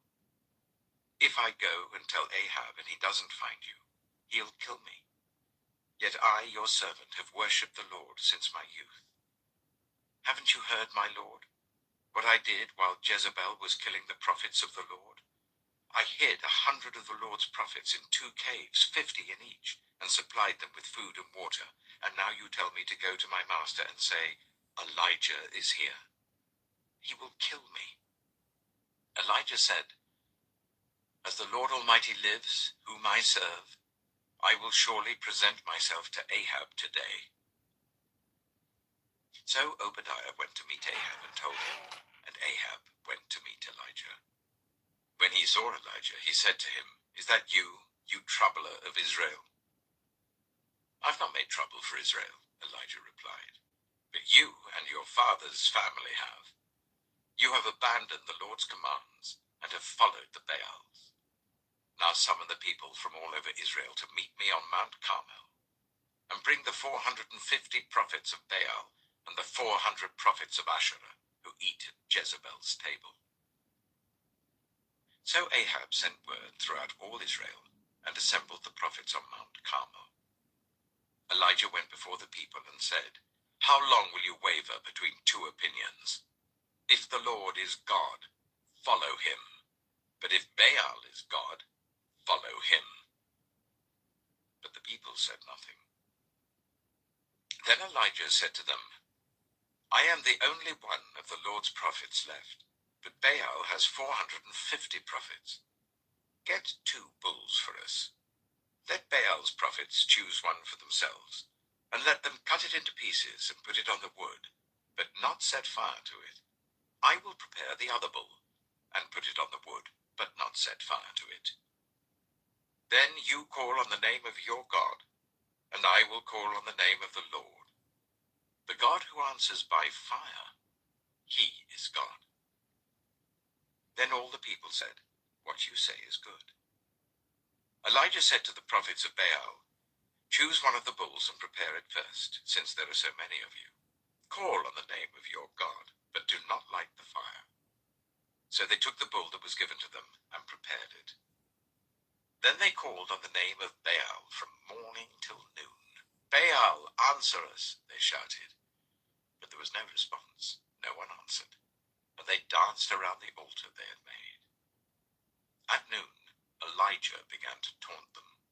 "Shout louder," he said. "Surely he is a god. Oh, perhaps he's deep in thought or busy or traveling. Maybe he's sleeping and must be awakened." So they shouted louder and slashed themselves with swords and spears, as was their custom, until their blood flowed. Midday passed, and they continued their frantic prophesying until the time for the evening sacrifice. But there was no response. No one answered. No one paid attention. Then Elijah said to all the people, "Come here to me." They came to him, and he repaired the altar of the Lord, which had been torn down. Elijah took 12 stones, one for each of the tribes descended from Jacob, to whom the word of the Lord had come, saying, "Your name shall be Israel." With the stones he built an altar in the name of the Lord, and he dug a trench round it large enough to hold 2 seahs of seed. He arranged the wood, cut the bull into pieces, and laid it on the wood. Then he said to them, "Fill 4 large jars with water, and pour it on the offering and on the wood." "Do it again," he said, and they did it again. "Do it a 3rd time," he ordered, and they did it a 3rd time. The water ran down around the altar and even filled the trench. At the time of sacrifice, the prophet Elijah stepped forward and prayed, Lord, the God of Abraham, Isaac, and Israel, let it be known today that you are God in Israel, and that I am your servant, and have done all these things at your command. Answer me, Lord, answer me, so these people will know that you, Lord, are God, and that you are turning their hearts back again. Then the fire of the Lord fell and burned up the sacrifice, the wood, the stones, and the soil, and also licked up the water in the trench. When all the people saw this, they fell prostrate and cried, The Lord, He is God! The Lord, He is God! Then Elijah commanded them, Seize the prophets of Baal. Don't let anyone get away. They seized them, and Elijah had them brought down to the Kishon Valley and slaughtered there. And Elijah said to Ahab, Go, eat and drink, for there is the sound of a heavy rain. So Ahab went off to eat and drink. But Elijah climbed to the top of Carmel, bent down to the ground, and put his face between his knees. Go and look towards the sea, he told his servant. And he went up and looked. There's nothing there, he said. 7 times Elijah said, Go back. The 7th time the servant reported, A cloud as small as a man's hand is rising from the sea. So Elijah said, Go and tell Ahab, hitch up your chariot and go down before the rain stops you. Meanwhile, the sky grew black with clouds. The wind rose, a heavy rainstorm came on, and Ahab rode off to Jezreel. The power of the Lord came on Elijah, and tucking his cloak into his belt, he ran ahead of Ahab all the way to Jezreel. 1 Kings chapter 19. Now Ahab told Jezebel everything Elijah had done and how he had killed all the prophets with the sword. So Jezebel sent a messenger to Elijah to say, May the gods deal with me, be it ever so severely, if by this time tomorrow I do not make your life like that of one of them. Elijah was afraid and ran for his life. When he came to Beersheba in Judah, he left his servant there, while he himself went a day's journey into the wilderness. He came to a broom bush, sat down under it, and prayed that he might die. I've had enough, Lord, he said. Take my life. I am no better than my ancestors. Then he lay down under the bush and fell asleep. All at once an angel touched him and said, Get up and eat.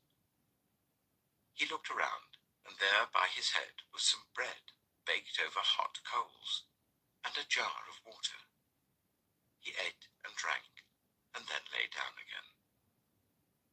The angel of the Lord came back a 2nd time and touched him and said, Get up and eat, for the journey is too much for you. So he got up and ate and drank. Strengthened by that food, he traveled for 40 days and 40 nights until he reached Horeb, the mountain of God. There he went into a cave and spent the night. And the word of the Lord came to him, What are you doing here, Elijah? He replied, I have been very zealous for the Lord God Almighty. The Israelites have rejected your covenant, torn down your altars, and put your prophets to death with the sword. I am the only one left, and now they are trying to kill me too. The Lord said, Go out and stand on the mountain in the presence of the Lord, for the Lord is about to pass by. Then a great and powerful wind tore the mountains apart and shattered the rocks before the Lord. But the Lord was not in the wind. After the wind, there was an earthquake, but the Lord was not in the earthquake. After the earthquake came a fire, but the Lord was not in the fire. And after the fire came a gentle whisper. When Elijah heard it, he pulled his cloak over his face and went out and stood at the mouth of the cave. Then a voice said to him, What are you doing here, Elijah? He replied, I have been very zealous for the Lord God Almighty. The Israelites have rejected your covenant, torn down your altars, and put your prophets to death with the sword. I am the only one left, and now they are trying to kill me too. The Lord said to him, Go back the way you came, and go to the desert of Damascus. When you get there, anoint Hazael, king over Aram. Also anoint Jehu, son of Nimshi, king over Israel. And anoint Elisha, son of Shaphat, from Abel-Meholah, to succeed you as prophet. Jehu will put to death any who escape the sword of Hazael, and Elisha will put to death any who escape the sword of Jehu. Yet I reserve 7,000 in Israel, all whose knees have not bowed down to Baal, and whose mouths have not kissed him. So Elijah went from there and found Elisha, son of Shaphat. He was plowing with 12 yoke of oxen, and he himself was driving the 12th pair. Elijah went up to him and threw his cloak around him. Elisha then left his oxen and ran after Elijah. Let me kiss my father and mother goodbye, he said, and then I will come with you. Go back, Elijah replied. What have I done to you? So Elisha left him and went back. He took his yoke of oxen and slaughtered them.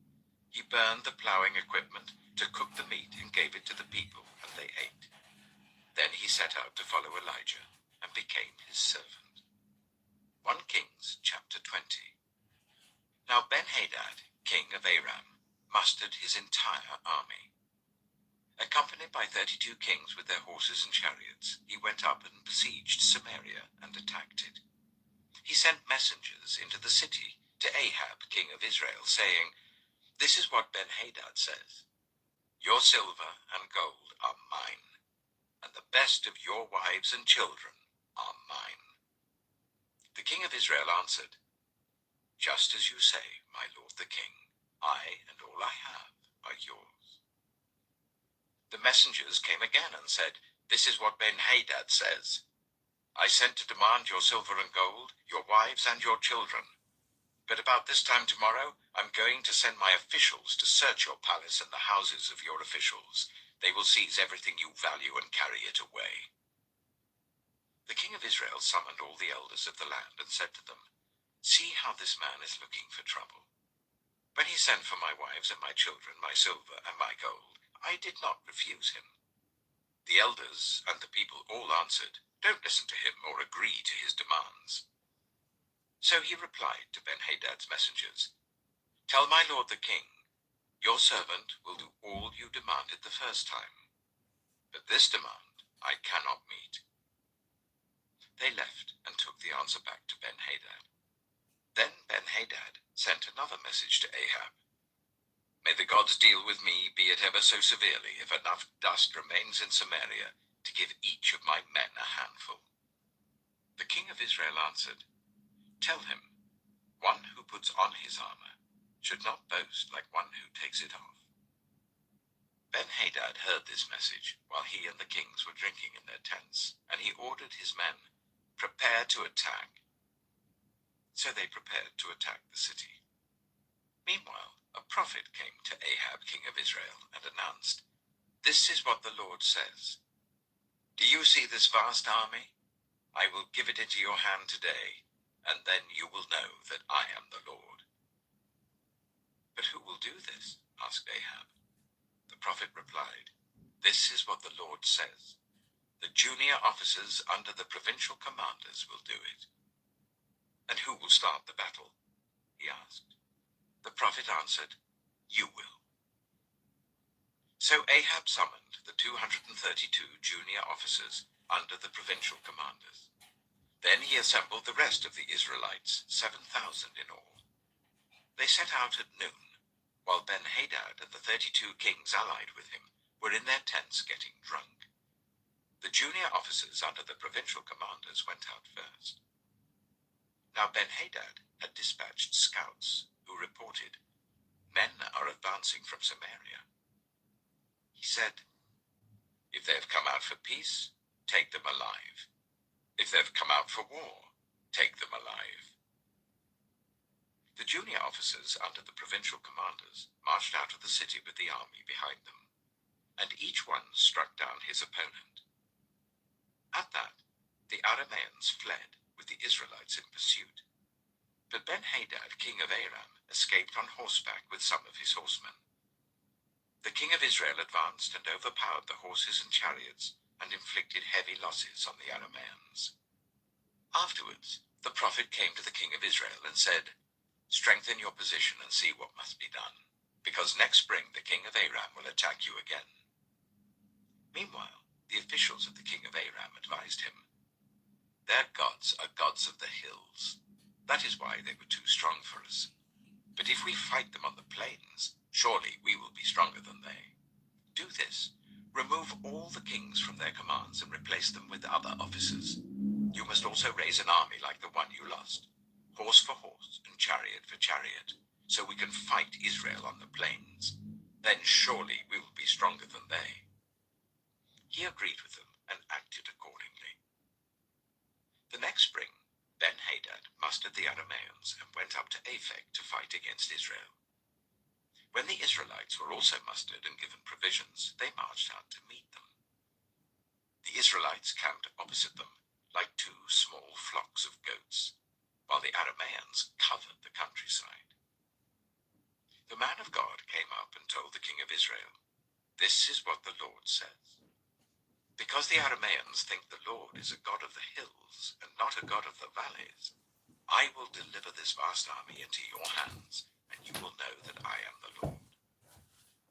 For 7 days they camped opposite each other, and on the 7th day the battle was joined. The Israelites inflicted 100,000 casualties on the Aramean foot soldiers in 1 day. The rest of them escaped to the city of Aphek, where the wall collapsed on 27,000 of them, and Ben-Hadad fled to the city and hid in an inner room. His officials said to him, "Look, we have heard that the kings of Israel are merciful. Let us go to the king of Israel with sackcloth around our waists and ropes around our heads. Perhaps he will spare your life." Wearing sackcloth round their waists and ropes round their heads, they went to the king of Israel and said, "Your servant Ben-Hadad says, 'Please let me live.'" The king answered, "Is he still alive? He is my brother." The men took this as a good sign and were quick to pick up his word. "Yes, your brother Ben-Hadad," they said. "Go and get him," the king said. When Ben-Hadad came out, Ahab brought him up into his chariot. "I will return the cities my father took from your father," Ben-Hadad offered. "You may set up your own market areas in Damascus, as my father did in Samaria." Ahab said, "On the basis of a treaty, I will set you free." So he made a treaty with him and let him go. By the word of the Lord, one of the company of the prophets said to his companion, "Strike me with your weapon." But he refused. So the prophet said, "Because you have not obeyed the Lord, as soon as you leave me, a lion will kill you." And after the man went away, a lion found him and killed him. The prophet found another man and said, "Strike me, please." So the man struck him and wounded him. Then the prophet went and stood by the road waiting for the king. He disguised himself with his headband down over his eyes. As the king passed by, the prophet called out to him, "Your servant went into the thick of the battle, and someone came to me with a captive and said, 'Guard this man. If he is missing, it will be your life for his life, or you must pay a talent of silver.' While your servant was busy here and there, the man disappeared." "That is your sentence," the king of Israel said. "You have pronounced it yourself." Then the prophet quickly removed the headband from his eyes, and the king of Israel recognized him as one of the prophets. He said to the king, "This is what the Lord says. You have set free a man I had determined should die. Therefore it is your life for his life, your people for his people." Sullen and angry, the the king of Israel went to his palace in Samaria. 1 Kings chapter 21. Sometime later, there was an incident involving a vineyard belonging to Naboth the Jezreelite. The vineyard was in Jezreel, close to the palace of Ahab, king of Samaria. Ahab said to Naboth, "Let me have your vineyard to use for a vegetable garden, since it is close to my palace. In exchange, I will give you a better vineyard, or if you prefer, I will pay you whatever it is worth." But Naboth replied, "The Lord forbid that I should give you the inheritance of my ancestors." So Ahab went home sullen and angry because Naboth the Jezreelite had said, "I will not give you the inheritance of my ancestors." He lay on his bed sulking and refused to eat. His wife Jezebel came in and asked him, "Why are you so sullen? Why won't you eat?" He answered her, "Because I said to Naboth the Jezreelite, 'Sell me your vineyard, or if you prefer, I will give you another vineyard in its place.' But he said, 'I will not give you my vineyard.'" Jezebel, his wife, said, "Is this how you act as king over Israel? Get up and eat. Cheer up. I'll get you the vineyard of Naboth the Jezreelite." So she wrote letters in Ahab's name, placed his seal on them, and sent them to the elders and nobles who lived in Naboth's city with him.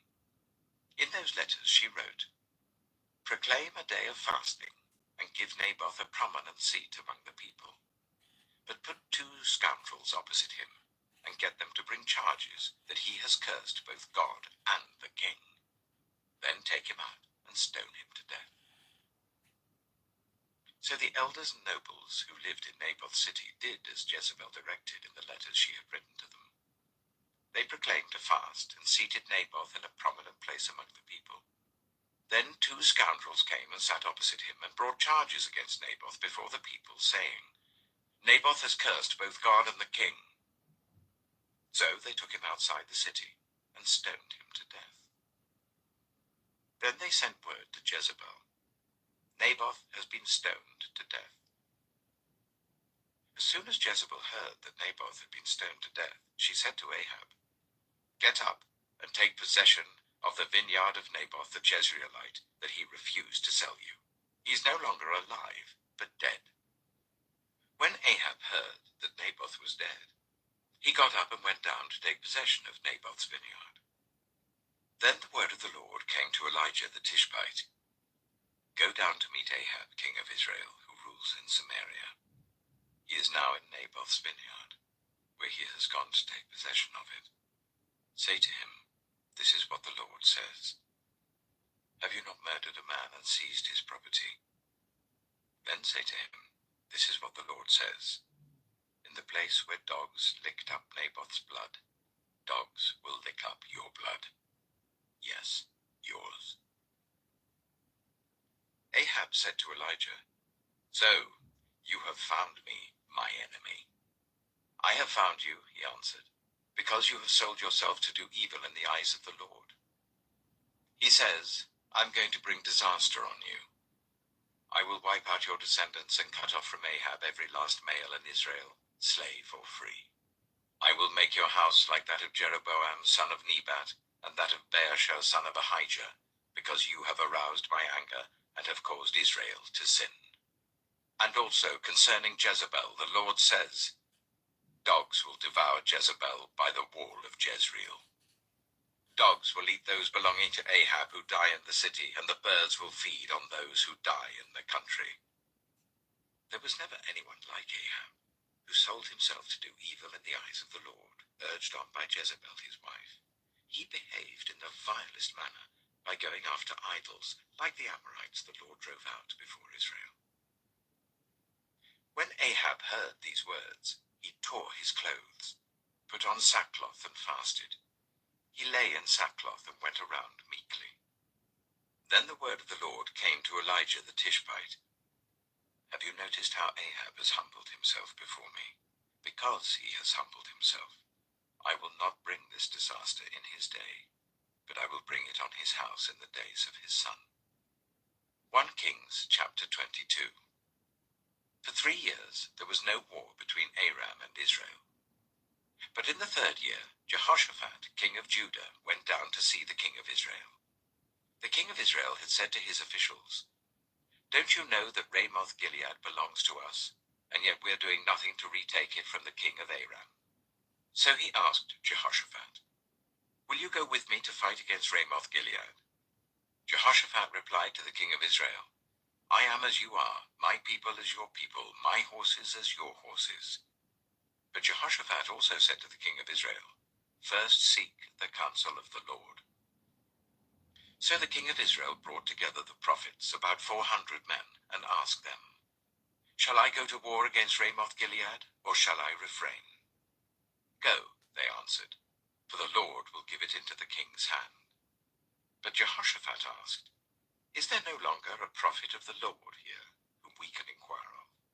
The king of Israel answered Jehoshaphat, "There is still one prophet through whom we can inquire of the Lord, but I hate him, because he never prophesies anything good about me, but always bad. He is Micaiah, son of Imlah." "The king should not say such a thing," Jehoshaphat replied. So the king of Israel called one of his officials and said, "Bring Micaiah, son of Imlah, at once." Dressed in their royal robes, the king of Israel and Jehoshaphat, king of Judah, were sitting on their thrones at the threshing floor by the entrance of the gate of Samaria, with all the prophets prophesying before them. Now Zedekiah, son of Chenaanah, had made iron horns, and he declared, "This is what the Lord says. With these you will gore the Arameans until they are destroyed." All the other prophets were prophesying the same thing. "Attack Ramoth-Gilead and be victorious," they said, "for the Lord will give it into the king's hand." The messenger who had gone to summon Micaiah said to him, "Look, the other prophets without exception are predicting success for the king. Let your word agree with theirs and speak favorably." But Micaiah said, "As surely as the Lord lives, I can tell him only what the Lord tells me." When he arrived, the king asked him, "Micaiah, shall we go to war against Ramoth-Gilead or not?" "Attack and be victorious," he answered, "for the Lord will give it into the king's hand." The king said to him, "How many times must I make you swear to tell me nothing but the truth in the name of the Lord?" Then Micaiah answered, "I saw all Israel scattered on the hills like sheep without a shepherd, and the Lord said, 'These people have no master. Let each one go home in peace.'" The king of Israel said to Jehoshaphat, "Didn't I tell you that he never prophesies anything good about me, but only bad?" Micaiah continued, "Therefore hear the word of the Lord. I saw the Lord sitting on his throne with all the multitudes of heaven standing round him on his right and on his left. And the Lord said, 'Who will entice Ahab into attacking Ramoth-Gilead and going to his death there?' One suggested this, and another that. Finally a spirit came forward, stood before the Lord, and said, 'I will entice him.' 'By what means?' the Lord asked. 'I will go out and be a deceiving spirit in the mouths of all his prophets,' he said. 'You will succeed in enticing him,' said the Lord. 'Go and do it.' So now the Lord has put a deceiving spirit in the mouths of all these prophets of yours. The Lord has decreed disaster for you." Then Zedekiah, son of Chenaanah, went up and slapped Micaiah in the face. "Which way did the spirit from the Lord go when he went from me to speak to you?" he asked. Micaiah replied, "You will find out on the day you go to hide in an inner room."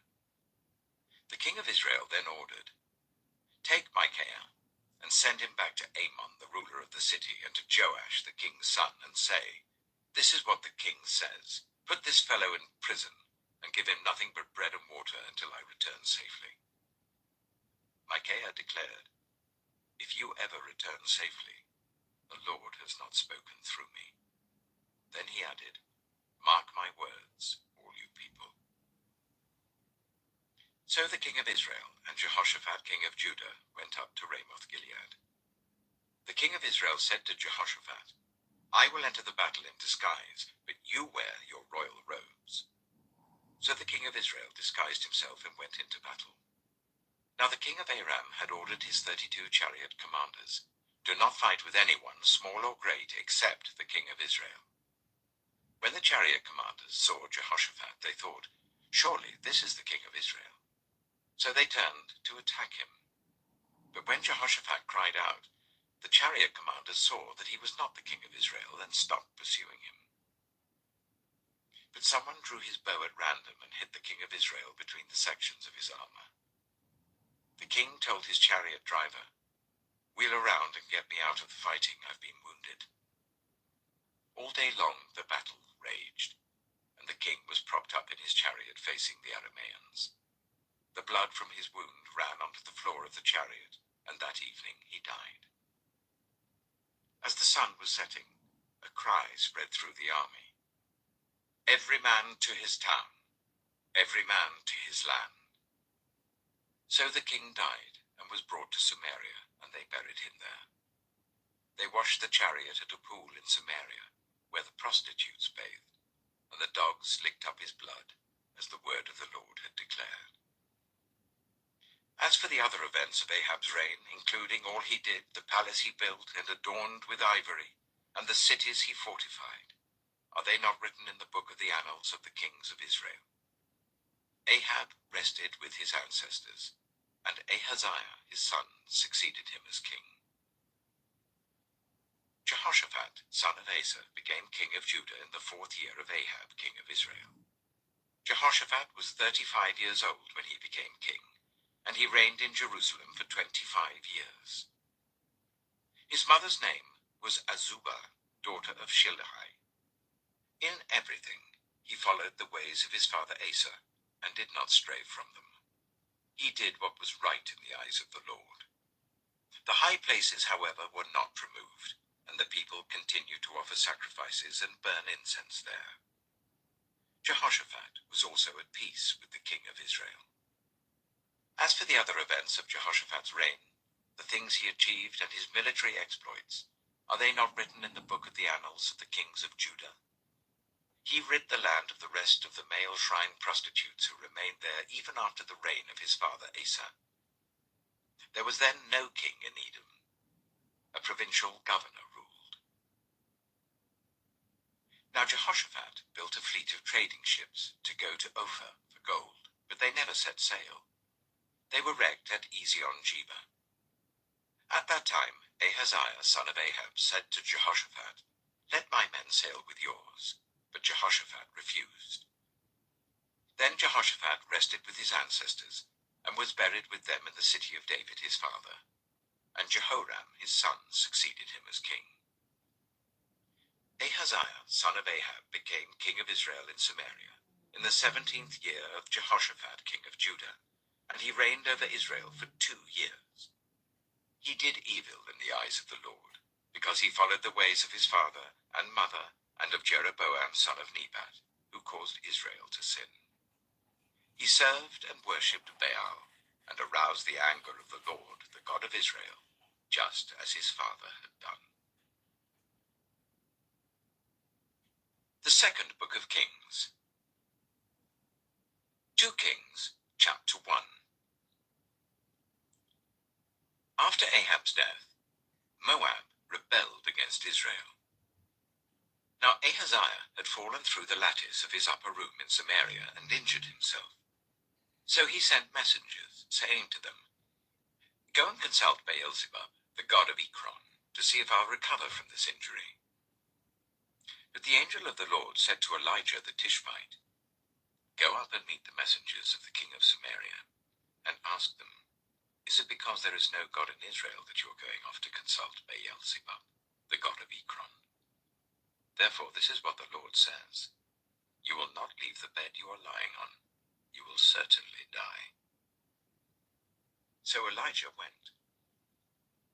When the messengers returned to the king, he asked them, "Why have you come back?"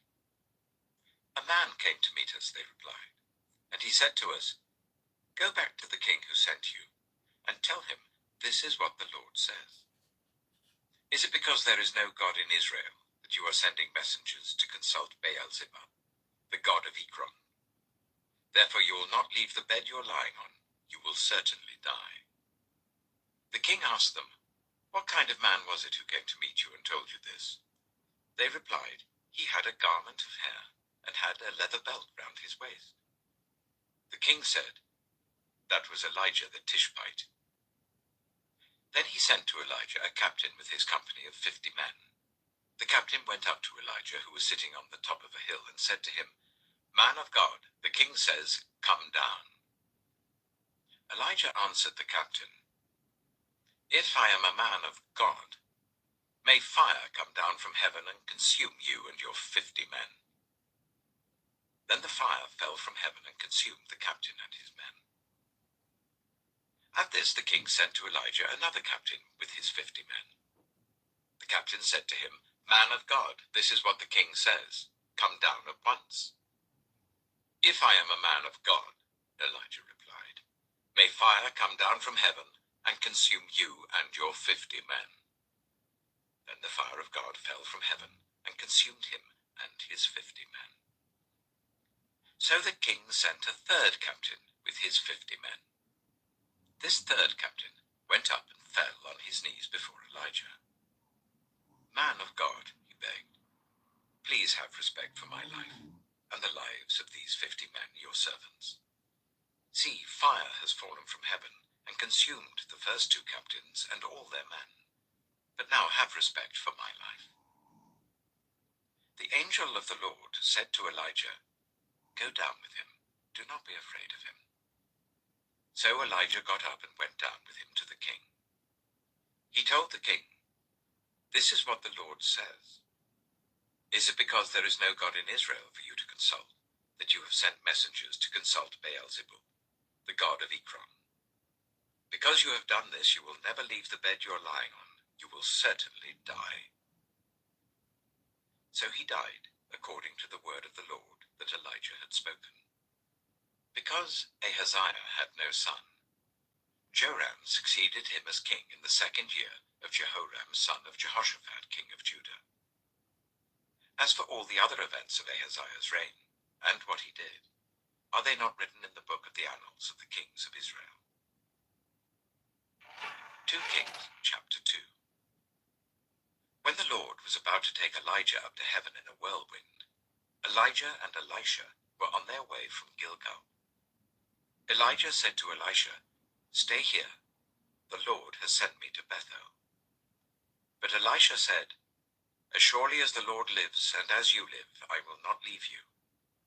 So they went down to Bethel. The company of the prophets of Bethel came out to Elisha and asked, "Do you know that the Lord is going to take your master from you today?" "Yes, I know," Elisha replied, "so be quiet." Then Elijah said to him, "Stay here, Elisha. The Lord has sent me to Jericho." And he replied, "As surely as the Lord lives and as you live, I will not leave you." So they went to Jericho. The company of the prophets of Jericho went up to Elisha and asked him, "Do you know that the Lord is going to take your master from you today?" "Yes, I know," he replied, "so be quiet." Then Elijah said to him, "Stay here. The Lord has sent me to the Jordan."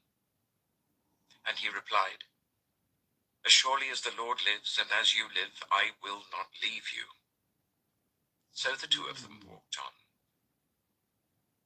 50 men from the company of the prophets went and stood at a distance, facing the place where Elijah and Elisha had stopped at the Jordan.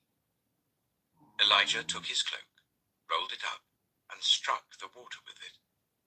The water divided to the right and to the left, and the 2 of them crossed over on dry ground. When they had crossed, Elijah said to Elisha, "Tell me, what can I do for you before I am taken from you?" "Let me inherit a double portion of your spirit," Elisha replied. "You have asked a difficult thing," Elijah said. "Yet, if you see me when I'm taken from you, it will be yours. Otherwise, it will not." As they were walking along and talking together, suddenly a chariot of fire and horses of fire appeared and separated the 2 of them, and Elijah went up to heaven in a whirlwind. Elisha saw this and cried out, "My father, My father, the chariots and horsemen of Israel." And Elisha saw him no more. Then he took hold of his garment and tore it in two. Elisha then picked up Elijah's cloak that had fallen from him and went back and stood on the bank of the Jordan. He took the cloak that had fallen from Elijah and struck the water with it. "Where now is the Lord, the God of Elijah?" he asked. When he struck the water, it divided to the right and to the left, and he crossed over.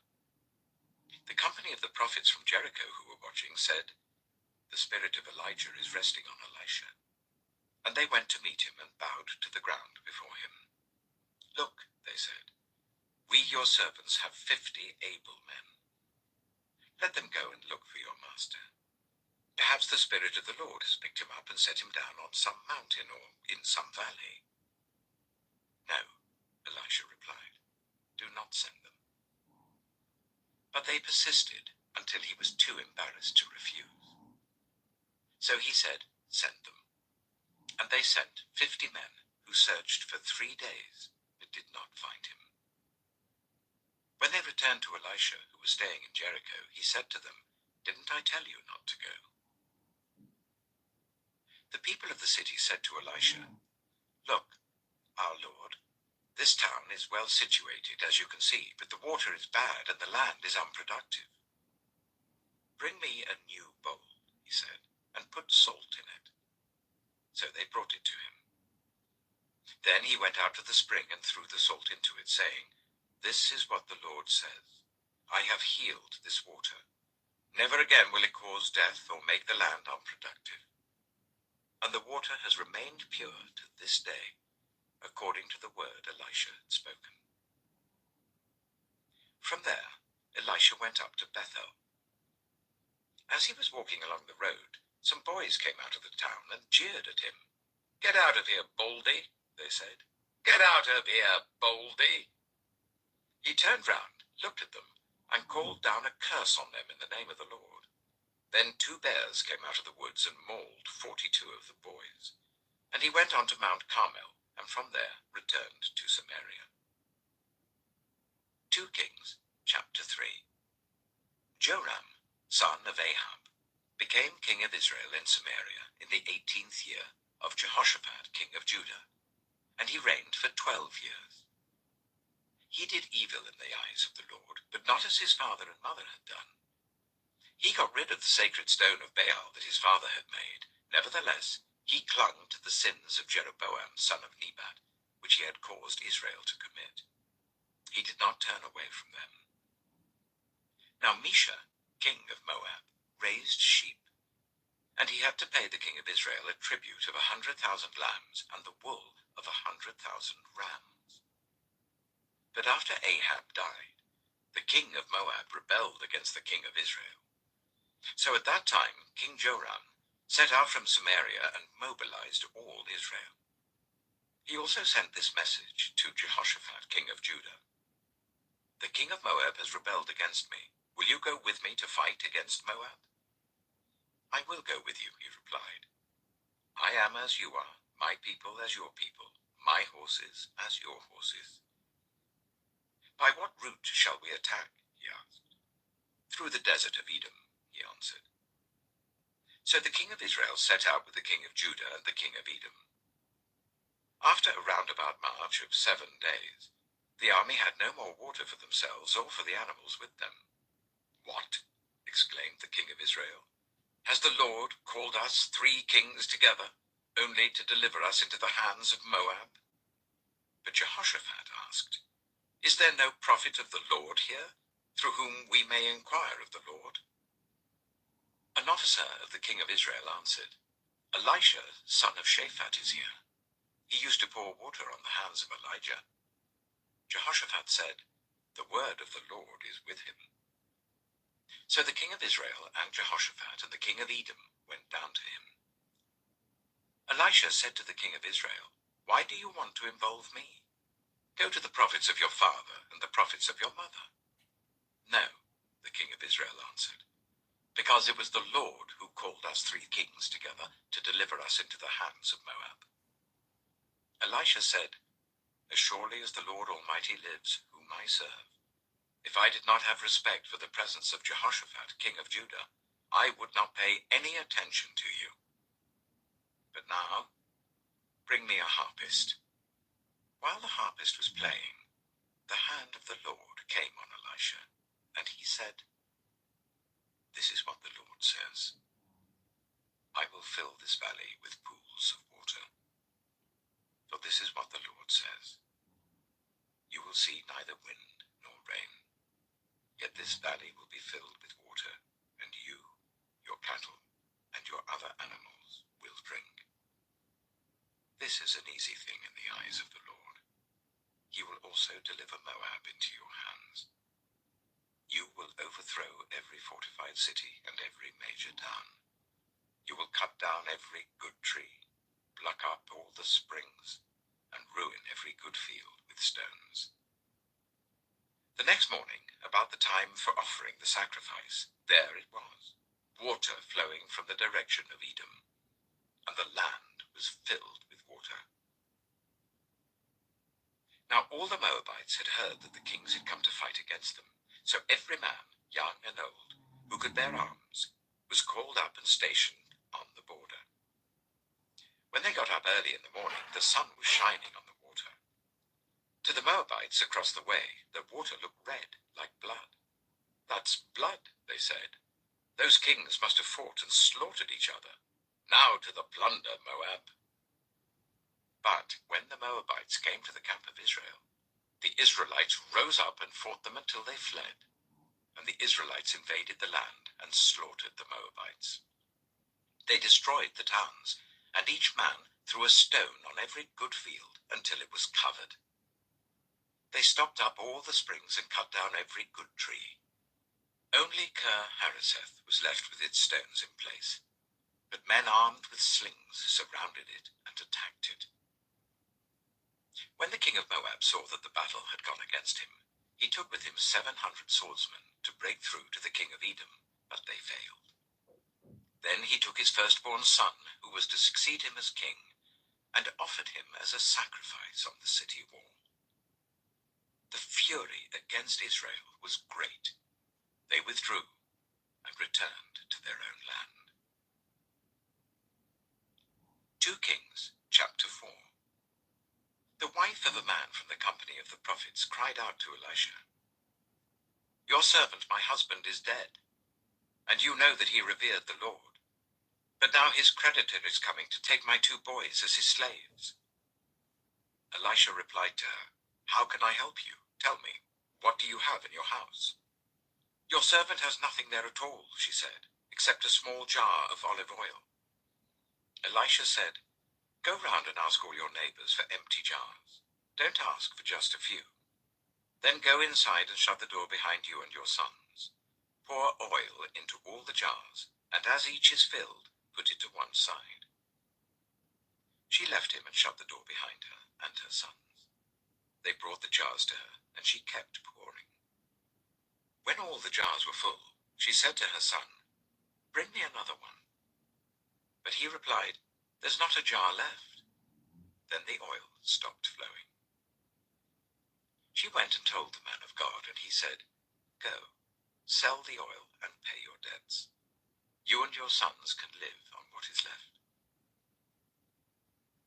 One day, Elisha went to Shunem, and a well-to-do woman was there who urged him to stay for a meal. So whenever he passed by, he stopped there to eat.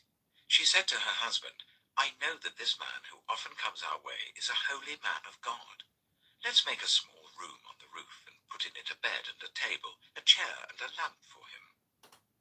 Then he can stay there whenever he comes to us." One day, when Elisha came, he went up to his room and lay down there. He said to his servant Gehazi, "Call the Shunammite."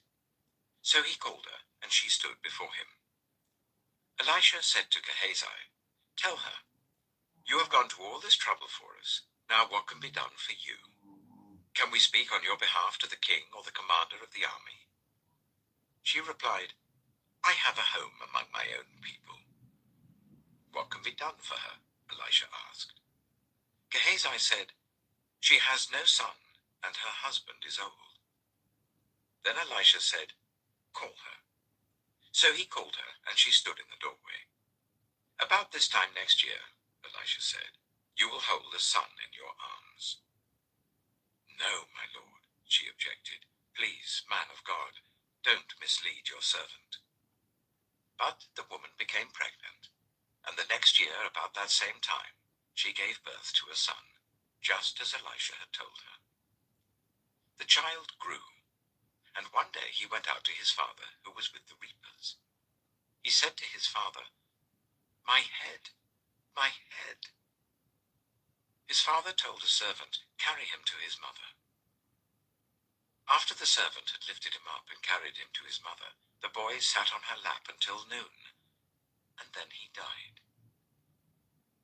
She went up and laid him on the bed of the man of God, then shut the door and went out. She called her husband and said, Please send me one of the servants and a donkey, so I can go to the man of God quickly and return. Why go to him today? He asked. It's not the new moon or the Sabbath. That's all right, she said. She saddled the donkey and said to her servant, Lead on. Don't slow down for me unless I tell you. So she set out and came to the man of God at Mount Carmel. When he saw her in the distance, the man of God said to his servant Gehazi, Look, there's the Shunammite. Run to meet her and ask her, Are you all right? Is your husband all right? Is your child all right? Everything is all right, she said. When she reached the man of God at the mountain, she took hold of his feet. Gehazi came over to push her away, but the man of God said, Leave her alone.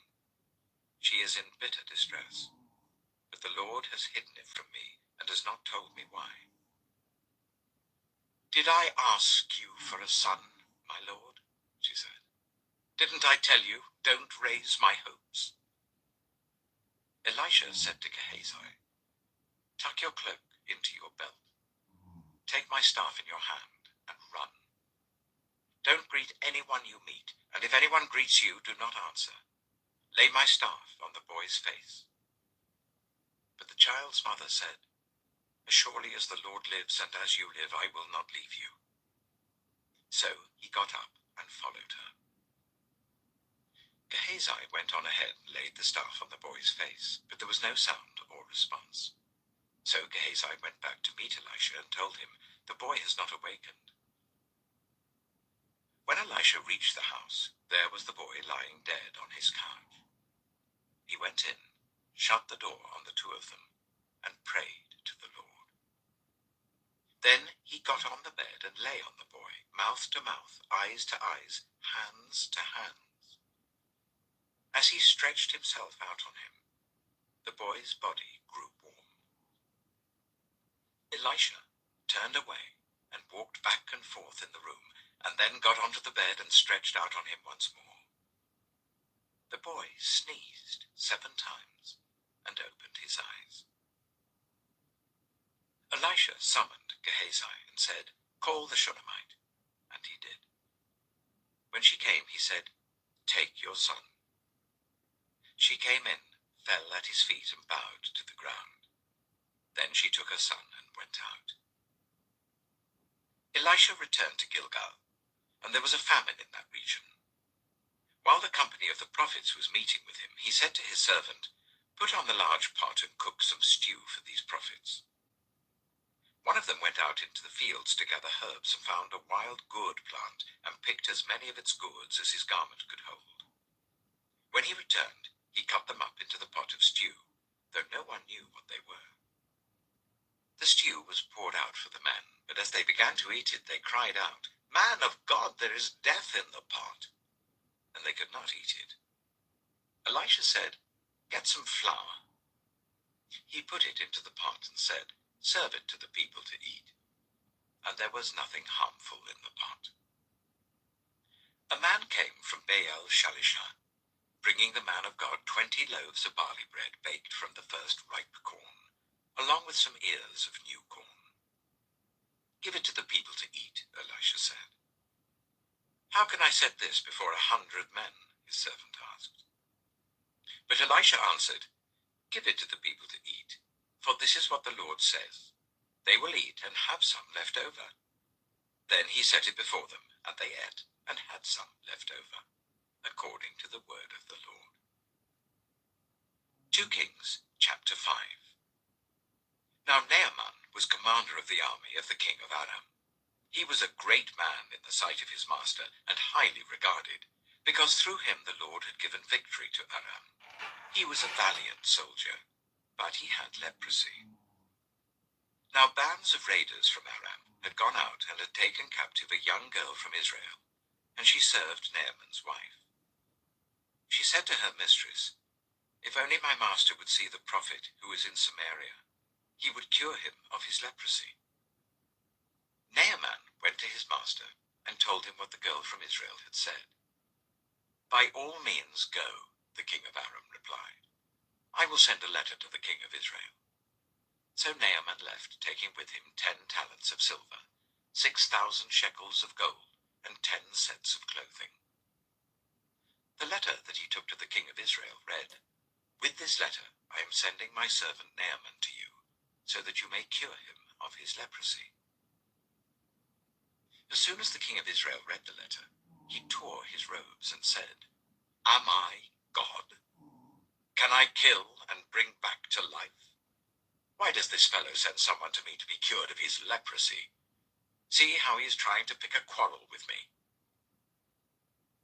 When Elisha, the man of God, heard that the king of Israel had torn his robes, he sent him this message, "Why have you torn your robes?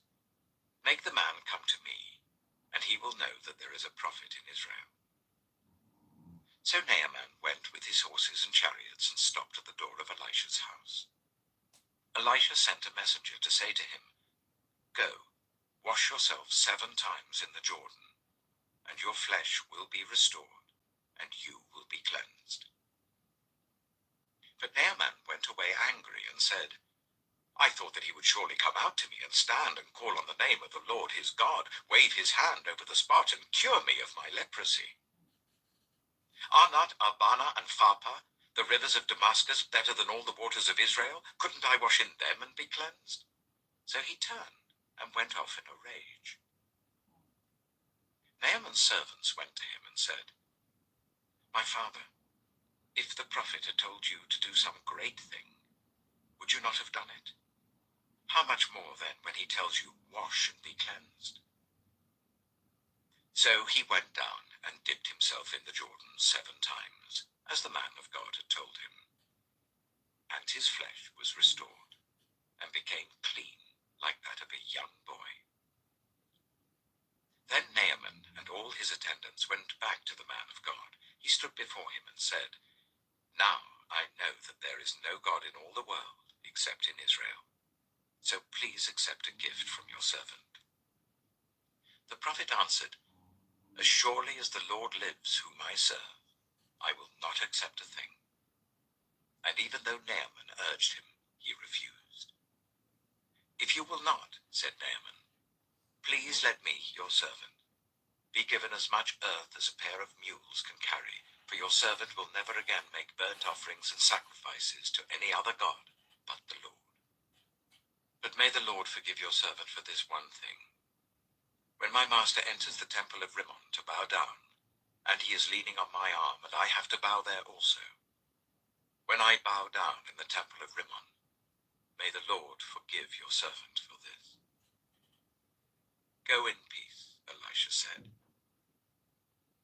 After Naaman had traveled some distance, Gehazi, the son of Elisha, the man of God, said to himself, "My master was too easy on Naaman, this Aramean, by not accepting from him what he brought. As surely as the Lord lives, I will run after him and get something from him." So Gehazi hurried after Naaman. When Naaman saw him running towards him, he got down from the chariot to meet him. "Is everything all right?" he asked. "Everything is all right," Gehazi answered. "My master sent me to say, 2 young men from the company of the prophets have just come to me from the hill country of Ephraim. Please give them a talent of silver and 2 sets of clothing." "By all means, take 2 talents, said Naaman. He urged Gehazi to accept them, and then tied up the 2 talents of silver in 2 bags with 2 sets of clothing. He gave them to 2 of his servants, and they carried them ahead of Gehazi. When Gehazi came to the hill, he took the things from the servants and put them away in the house. He sent the men away, and they left. When he went in and stood before his master, Elisha asked him, "Where have you been, Gehazi?" "Your servant didn't go anywhere," Gehazi answered. But Elisha said to him, "Was not my spirit with you when the man got down from his chariot to meet you? Is this the time to take money, or to accept clothes, or olive groves and vineyards, or flocks and herds, or male and female slaves? Naaman's leprosy will cling to you and your descendants forever." Then Gehazi went from Elisha's presence, and his skin was leprous. It had become as white as snow. 2 Kings, chapter 6. The company of the prophets said to Elisha, "Look, the place where we meet with you is too small for us. Let us go to the Jordan, where each of us can get a pole, and let us build a place there for us to meet." And he said, "Go." Then one of them said, "Won't you please come with your servants?" "I will," Elisha replied, and he went with them. They went to the Jordan and began to cut down trees. As one of them was cutting down a tree, the iron axe head fell into the water. "Oh no, my lord," he cried out, "it was borrowed." The man of God asked, "Where did it fall?" When he showed him the place, Elisha cut a stick and threw it there, and made the iron float. "Lift it out," he said. Then the man reached out his hand and took it. Now the king of Aram was at war with Israel. After conferring with his officers, he said, "I will set up my camp in such and such a place." The man of God sent word to the king of Israel, "Beware of passing that place, because the Arameans are going down there." So the king of Israel checked on the place indicated by the man of God. Time and again Elisha warned the king, so that he was on his guard in such places. This enraged the king of Aram. He summoned his officers and demanded of them, "Tell me, which of us is on the side of the king of Israel?" "None of us, my lord the king," said one of his officers. "But Elisha the prophet who is in Israel tells the king of Israel the very words you speak in your bedroom." "Go, find out where he is," the king ordered, "so that I can send and capture him." The report came back, "He is in Dathan." Then he sent horses and chariots and a strong force there. They went by night and surrounded the city. When the servant of the man of God got up and went out early the next morning, an army with horses and chariots had surrounded the city. "Oh no, my lord, what shall we do?" the servant asked. "Don't be afraid," the prophet answered. "Those who are with us are more than those who are with them." And Elisha prayed, "Open his eyes, Lord, so that he may see." Then the Lord opened the servant's eyes, and he looked, and saw the hills full of horses and chariots of fire all round Elisha. As the enemy came down towards him, Elisha prayed to the Lord, "Strike this army with blindness." So he struck them with blindness, as Elisha had asked. Elisha told them, "This is not the road, and this is not the city. Follow me, and I will lead you to the man you are looking for." And he led them to Samaria. After they entered the city, Elisha said, "Lord, open the eyes of these men, so that they can see." Then the Lord opened their eyes, and they looked, and there they were, inside Samaria. When the king of Israel saw them, he asked Elisha, "Shall I kill them, my father? Shall I kill them?" "Do not kill them," he answered. "Would you kill those you have captured with your own sword or bow? Set food and water before them, so that they may eat and drink and then go back to their master." So he prepared a great feast for them, and after they had finished eating and drinking, he sent them away, and they returned to their master. So the bands from Aram stopped raiding Israel's territory. Some time later, Ben-Hadad, king of Aram, mobilized his entire army, and marched up and laid siege to Samaria. There was a great famine in the city. The siege lasted so long that a donkey's head sold for 80 shekels of silver, and a quarter of a cab of seed pods for 5 shekels. As the king of Israel was passing by on the wall, a woman cried to him, "Help me, my lord the king." The king replied, "If the Lord does not help you, where can I get help for you? From the threshing floor? From the winepress?" Then he asked her, "What's the matter?" She answered, "This woman said to me, 'Give up your son, so that we may eat him today, and tomorrow we'll eat my son.' So we cooked my son and ate him.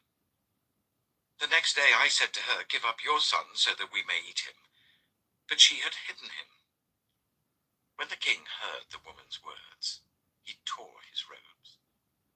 As he went along the wall, the people looked, and they saw that under his robes he had sackcloth on his body. He said, "May God deal with me, be it ever so severely, if the head of Elisha, son of Shaphat, remains on his shoulders today." Now Elisha was sitting in his house, and the elders were sitting with him. The king sent a messenger ahead, but before he arrived, Elisha said to the elders, "Don't you see how this murderer is sending someone to cut off my head? Look, when the messenger comes, shut the door and hold it shut against him. Is not the sound of his master's footsteps behind him?" While he was still talking to them, the messenger came down to him. The king said, "This disaster is from the Lord. Why should I wait for the Lord any longer?" 2 Kings chapter 7. Elisha replied, "Hear the word of the Lord. This is what the Lord says. About this time tomorrow, a seah of the finest flour will sell for a shekel, and 2 seahs of barley for a shekel at the gate of Samaria." The officer on whose arm the king was leaning said to the man of God, "Look, even if the Lord should open the floodgates of the heavens, could this happen?" "You will see it with your own eyes," answered Elisha, "but you will not eat any of it." Now there were 4 men with leprosy at the entrance of the city gate. They said to each other, "Why stay here until we die? If we say we'll go into the city, the famine is there and we will die. And if we stay here, we will die. So let's go over to the camp of the Arameans and surrender. If they spare us, we live. If they kill us, then we die." At dusk, they got up and went to the camp of the Arameans. When they reached the edge of the camp, no one was there, for the Lord had caused the Arameans to hear the sound of chariots and horses and a great army, so that they said to one another, "Look, the king of Israel has hired the Hittite and Egyptian kings to attack us." So they got up and fled in the dusk, and abandoned their tents and their horses and donkeys. They left the camp as it was and ran for their lives. The men who had leprosy reached the edge of the camp, entered one of the tents, and ate and drank. Then they took silver, gold, and clothes and went off and hid them. They returned and entered another tent, and took some things from it and hid them also. Then they said to each other, "What we're doing is not right. This is a day of good news, and we're keeping it to ourselves.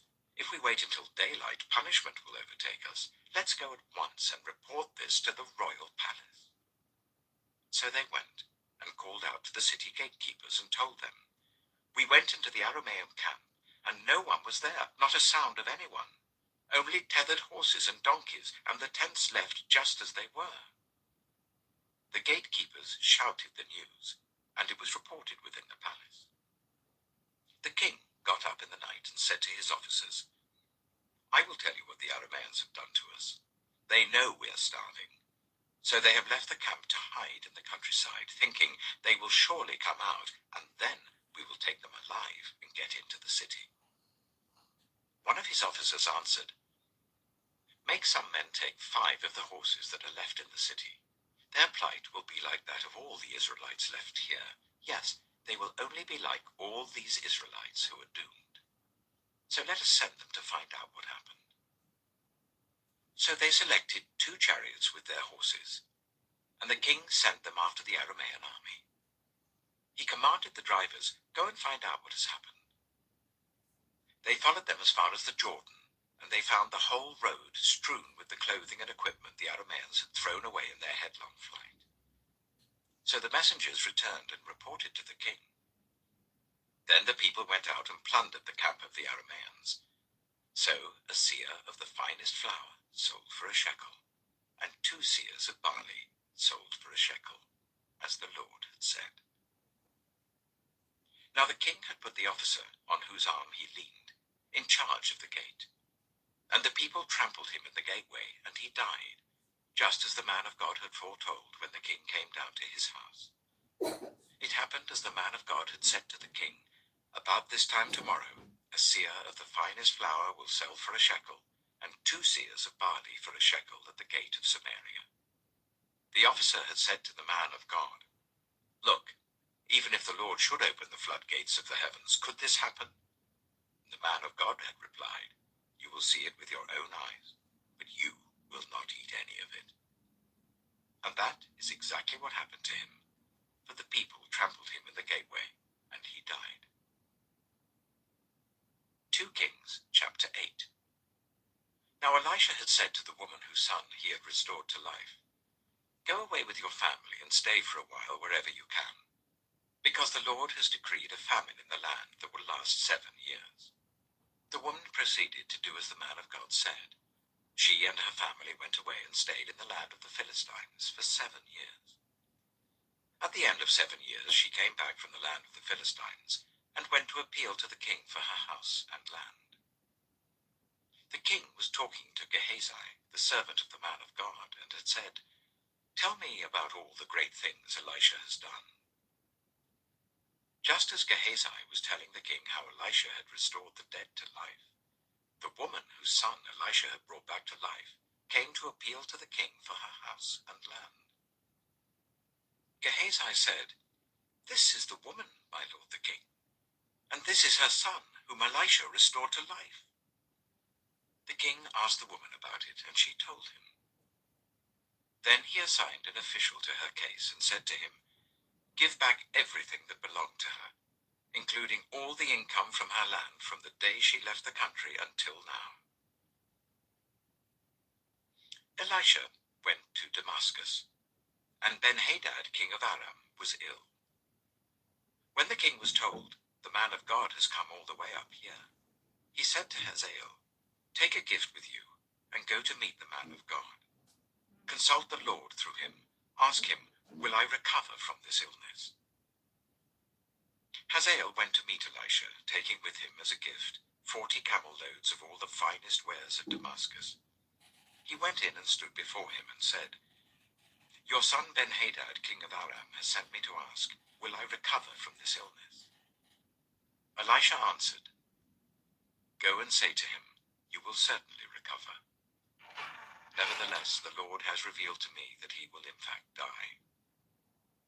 He stared at him with a fixed gaze, until Hazael was embarrassed. Then the man of God began to weep. "Why is my Lord weeping?" asked Hazael. "Because I know the harm you will do to the Israelites," he answered. "You will set fire to their fortified places, kill their young men with the sword, dash their little children to the ground, and rip open their pregnant women." Hazael said, "How could your servant, a mere dog, accomplish such a feat?" "The Lord has shown me that you will become king of Aram," answered Elisha. Then Hazael left Elisha and returned to his master. When Ben-Hadad asked, "What did Elisha say to you?" Hazael replied, "He told me that you would certainly recover." But the next day he took a thick cloth, soaked it in water, and spread it over the king's face, so that he died. Then Hazael succeeded him as king. In the 5th year of Joram, son of Ahab, king of Israel, when Jehoshaphat was king of Judah, Jehoram, son of Jehoshaphat, began his reign as king of Judah. He was 32 years old when he became king, and he reigned in Jerusalem for 8 years. He followed the ways of the kings of Israel, as the house of Ahab had done, for he married a daughter of Ahab. He did evil in the eyes of the Lord. Nevertheless, for the sake of his servant David, the Lord was not willing to destroy Judah. He had promised to maintain a lamp for David and his descendants forever. In the time of Jehoram, Edom rebelled against Judah and set up its own king. So Jehoram went to Zair with all his chariots. The Edomites surrounded him and his chariot commanders, but he rose up and broke through by night. His army, however, fled back home. To this day, Edom has been in rebellion against Judah. Libnah revolted at the same time. As for the other events of Jehoram's reign and all he did, are they not written in the book of the annals of the kings of Judah? Jehoram rested with his ancestors and was buried with them in the city of David. And Ahaziah his son succeeded him as king. In the 12th year of Joram, son of Ahab king of Israel, Ahaziah son of Jehoram king of Judah began to reign. Ahaziah was 22 years old when he became king, and he reigned in Jerusalem for 1 year. His mother's name was Athaliah, a granddaughter of Omri king of Israel. He followed the ways of the house of Ahab and did evil in the eyes of the Lord, as the house of Ahab had done, for he was related by marriage to Ahab's family. Ahaziah went with Joram, son of Ahab, to war against Hazael, king of Aram, at Ramoth-Gilead. The Arameans wounded Joram. So King Joram returned to Jezreel to recover from the wounds the Arameans had inflicted on him at Ramoth in his battle with Hazael, king of Aram. Then Ahaziah, son of Jehoram, king of Judah, went down to Jezreel to see Joram, son of Ahab, because he had been wounded. 2 Kings, chapter 9. The prophet Elisha summoned a man from the company of the prophets and said to him, "Tuck your cloak into your belt, take this flask of olive oil with you, and go to Ramoth-Gilead. When you get there, look for Jehu, son of Jehoshaphat, the son of Nimshi. Go to him, get him away from his companions, and take him into an inner room. Then take the flask and pour the oil on his head and declare, 'This is what the Lord says, I anoint you king over Israel.' Then open the door and run. Don't delay." So the young prophet went to Ramoth-Gilead. When he arrived, he found the army officers sitting together. "I have a message for you, commander," he said. "For which of us?" asked Jehu. "For you, commander," he replied. Jehu got up and went into the house. Then the prophet poured the oil on Jehu's head and declared, "This is what the Lord, the God of Israel, says. I anoint you king over the Lord's people, Israel. You are to destroy the house of Ahab, your master, and I will avenge the blood of my servants, the prophets, and the blood of all the Lord's servants shed by Jezebel. The whole house of Ahab will perish. I will cut off from Ahab every last male in Israel, slave or free. I will make the house of Ahab like the house of Jeroboam, son of Nebat, and like the house of Baasha, son of Ahijah.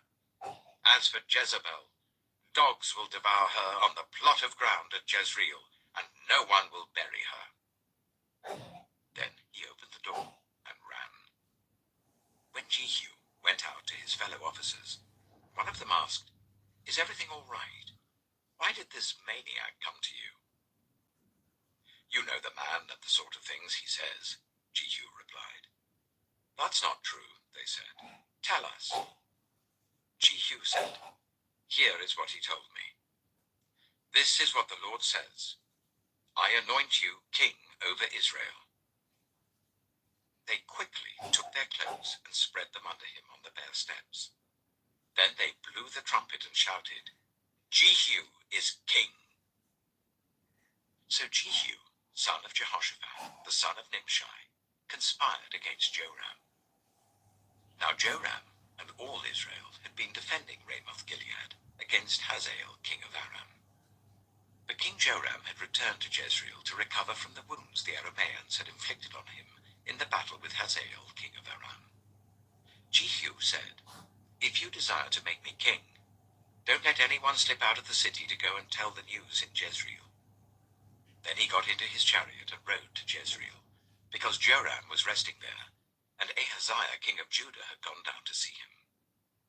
When the lookout standing on the tower in Jezreel saw Jehu's troops approaching, he called out, "I see some troops coming." "Get a horseman," Joram ordered. "Send him to meet them and ask, 'Do you come in peace?'" The horseman rode off to meet Jehu and said, "This is what the king says, 'Do you come in peace?'" "What do you have to do with peace?" Jehu replied. "Fall in behind me." The lookout reported, "The messenger has reached them, but he isn't coming back." So the king sent out a second horseman. When he came to them, he said, "This is what the king says, 'Do you come in peace?'" Jehu replied, "What do you have to do with peace? Fall in behind me." The lookout reported, "He has reached them, but he isn't coming back either. The driving is like that of Jehu, son of Nimshi. He drives like a maniac." "Hitch up my chariot," Joram ordered. And when it was hitched up, Joram, king of Israel, and Ahaziah, king of Judah, rode out, each in his own chariot, to meet Jehu. They met him at the plot of ground that had belonged to Naboth the Jezreelite. When Joram saw Jehu, he asked, "Have you come in peace, Jehu?" "How can there be peace?" Jehu replied, "as long as all the idolatry and witchcraft of your mother Jezebel abound." Joram turned about and fled, calling out to Ahaziah, "Treachery, Ahaziah!" Then Jehu drew his bow and shot Joram between the shoulders. The arrow pierced his heart, and he slumped down in his chariot. Jehu said to Bidkar, his chariot officer, "Pick him up and throw him on the field that belonged to Naboth the Jezreelite. Remember how you and I were riding together in chariots behind Ahab his father, when the Lord spoke this prophecy against him? Yesterday I saw the blood of Naboth and the blood of his sons, declares the Lord, and I will surely make you pay for it on this plot of ground, declares the Lord. Now then, pick him up and throw him on that plot, in accordance with the word of the Lord." When Ahaziah, king of Judah, saw what had happened, he fled up the road to Beth-Hagan. Jehu chased him, shouting, "Kill him too." They wounded him in his chariot on the way up to Gur near Ibleam, but he escaped to Megiddo and died there. His servant took him by chariot to Jerusalem and buried him with his ancestors in his tomb in the city of David. In the 11th year of Joram, son of Ahab, Ahaziah had become king of Judah. Then Jehu went to Jezreel. When Jezebel heard about it, she put on eye makeup, arranged her hair, and looked out of a window. As Jehu entered the gate, she asked, "Have you come in peace, you, Zimri, you murderer of your master?" He looked up at the window and called out, "Who is on my side? Who?" 2 or 3 eunuchs looked down at him. "Throw her down," Jehu said. So they threw her down, and some of her blood spattered the wall and the horses as they trampled her underfoot. Jehu went in and ate and drank. "Take care of that cursed woman," he said, "and bury her, for she was a king's daughter." But when they went out to bury her, they found nothing except her skull, her feet, and her hands. They went back and told Jehu, who said, "This is the word of the Lord that he spoke through his servant Elijah the Tishbite. On the plot of ground at Jezreel, dogs will devour Jezebel's flesh.